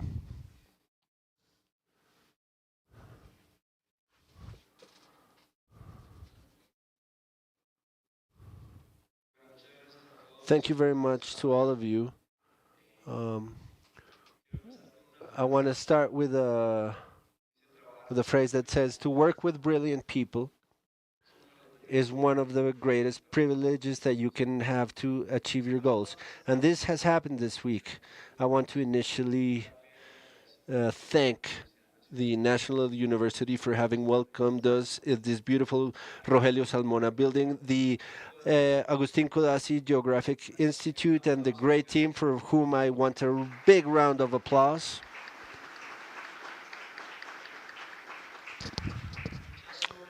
Many hours of work we've been doing here for this because we wanted our hosts to feel like at home, and I think we've managed to achieve this. I want to tell you that we've had 2,200 people registered for AmeriGEO 2026. Many people have gone through listening to the panels. More than 45 organizations have been present. I also want to highlight the work of the Hydrological and Meteorological IDEAM Institute, their team, Gisliani director, Adriana, Carlos Trejos, Ana Maria, Margarita, and all of those who I may forget to mention. IDEAM, thank you very much for such an important participation. Thank you, Adriana, and everybody there. I want to come back to the IDEAM team because the Agustin Codazzi Geographic Institute, I want to ask for an applause. Our logistic uh, magician, he takes care of details. Alejandra Montenegro's communication team, Carlos, Karen, Diana, and all of those who I may forget to mention, internationalization team. It's been arduous work. Also to thank for the Canadian funding that supported us this year. We have the participation of Renata, Red Clara, Pro Cálculo, Esri, Galilea, Datum, companies that were here being with us and supporting us, contributing with the organization of the event. I also want to tell you and congratulate the new co-presidents for Region Americas within the Earth Observation Project. We have 4 co-presidents. Colombia is now a co-president of Earth Observation to represent in the Executive Committee for GEO in Geneva. This has also been an achievement this week, along with the U.S., Paraguay, and Costa Rica, our GEO principal. We want to thank them for being here. Thank you, Raul from Macona and GEO Secretariat and GEO Global Secretariat. We don't have enough words and time to thank everybody. But I want to conclude by saying that we continue to grow as a community. The geospatial industry will continue to grow thanks to the fact that we are coming together to dialogue and that we're creating a space and an ecosystem. And little by little, we're going to be getting enough political weight to turn technology, innovation, and scientific community in policies of change for everybody. It's been a pleasure to have you in these 3 first days. We will continue with the side events, workshops, trainings. This week, we really had 36 activities. It was an ambitious agenda that we've been meeting and fulfilling. Thank you, Stefania, for her introduction. Mamba team, Ingetron. This is a teamwork. So it's been a pleasure to have you here. Thank you very much, and we'll see each other developing the geospatial machine of the Americas. Thank you very much.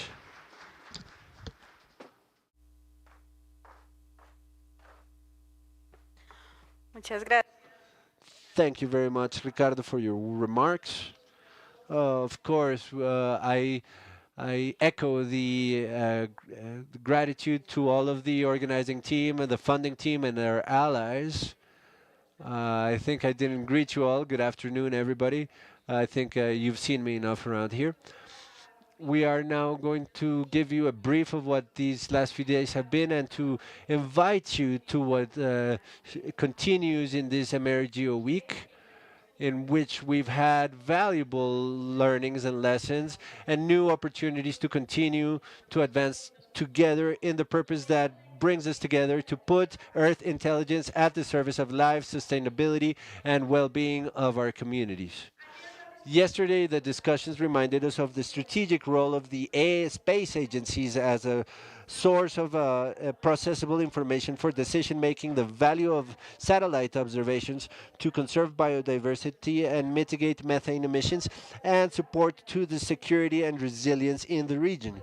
Today, we gave us another step exploring how Earth intelligence strengthens agriculture and food security as the vision of health. It invites us to understand human health and environmental health, and animal as interdependent, and how the new focuses of intelligence can help to transform coastal information and land information. We close with blue health and marine health, reminding us that the health of our water systems is inseparable from our communities. The award ceremony that we just witnessed reminds us that collaborative work and open data exchange end up in results, concrete results and impacts that cross borders. The agenda continues. Tomorrow, besides these parallel events here in this auditorium, we're going to be showing how technology and knowledge translate into solutions for territories. From IGAC, we'll be doing an exercise that unifies interculturality and sustainability by doing presentations related to cadastered multipurpose, an important flag not only for the Institute but also for this government.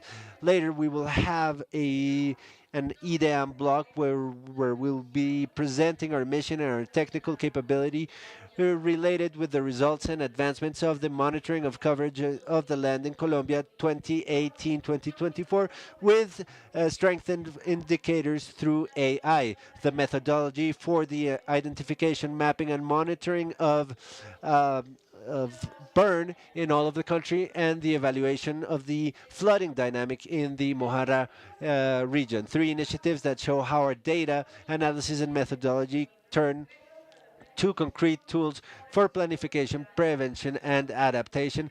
And at the end of the day, we're going to have a special space with all of the attendees.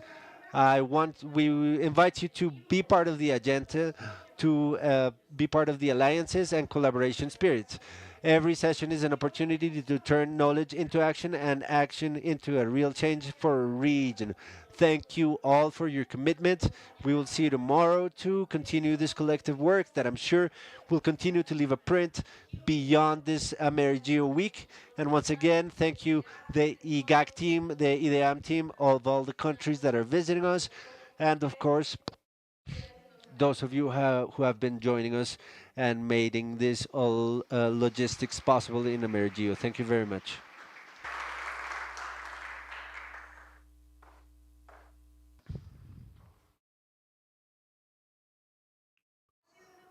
It has been a day where we were able to explore different focuses, where the Earth intelligence, the satellite observation, optimized agriculture, and the human nutrition and food and their alliances. We wait for you tomorrow to continue with our parallel agencies in different auditoriums of the National University of Colombia. Don't forget to share your experiences in social media. We want to see stories and posts in which you use the hashtag AmeriGEO 2025. Have a great evening, and we'll see you tomorrow in AmeriGEO 2025, Earth Intelligence for a Sustainable Future.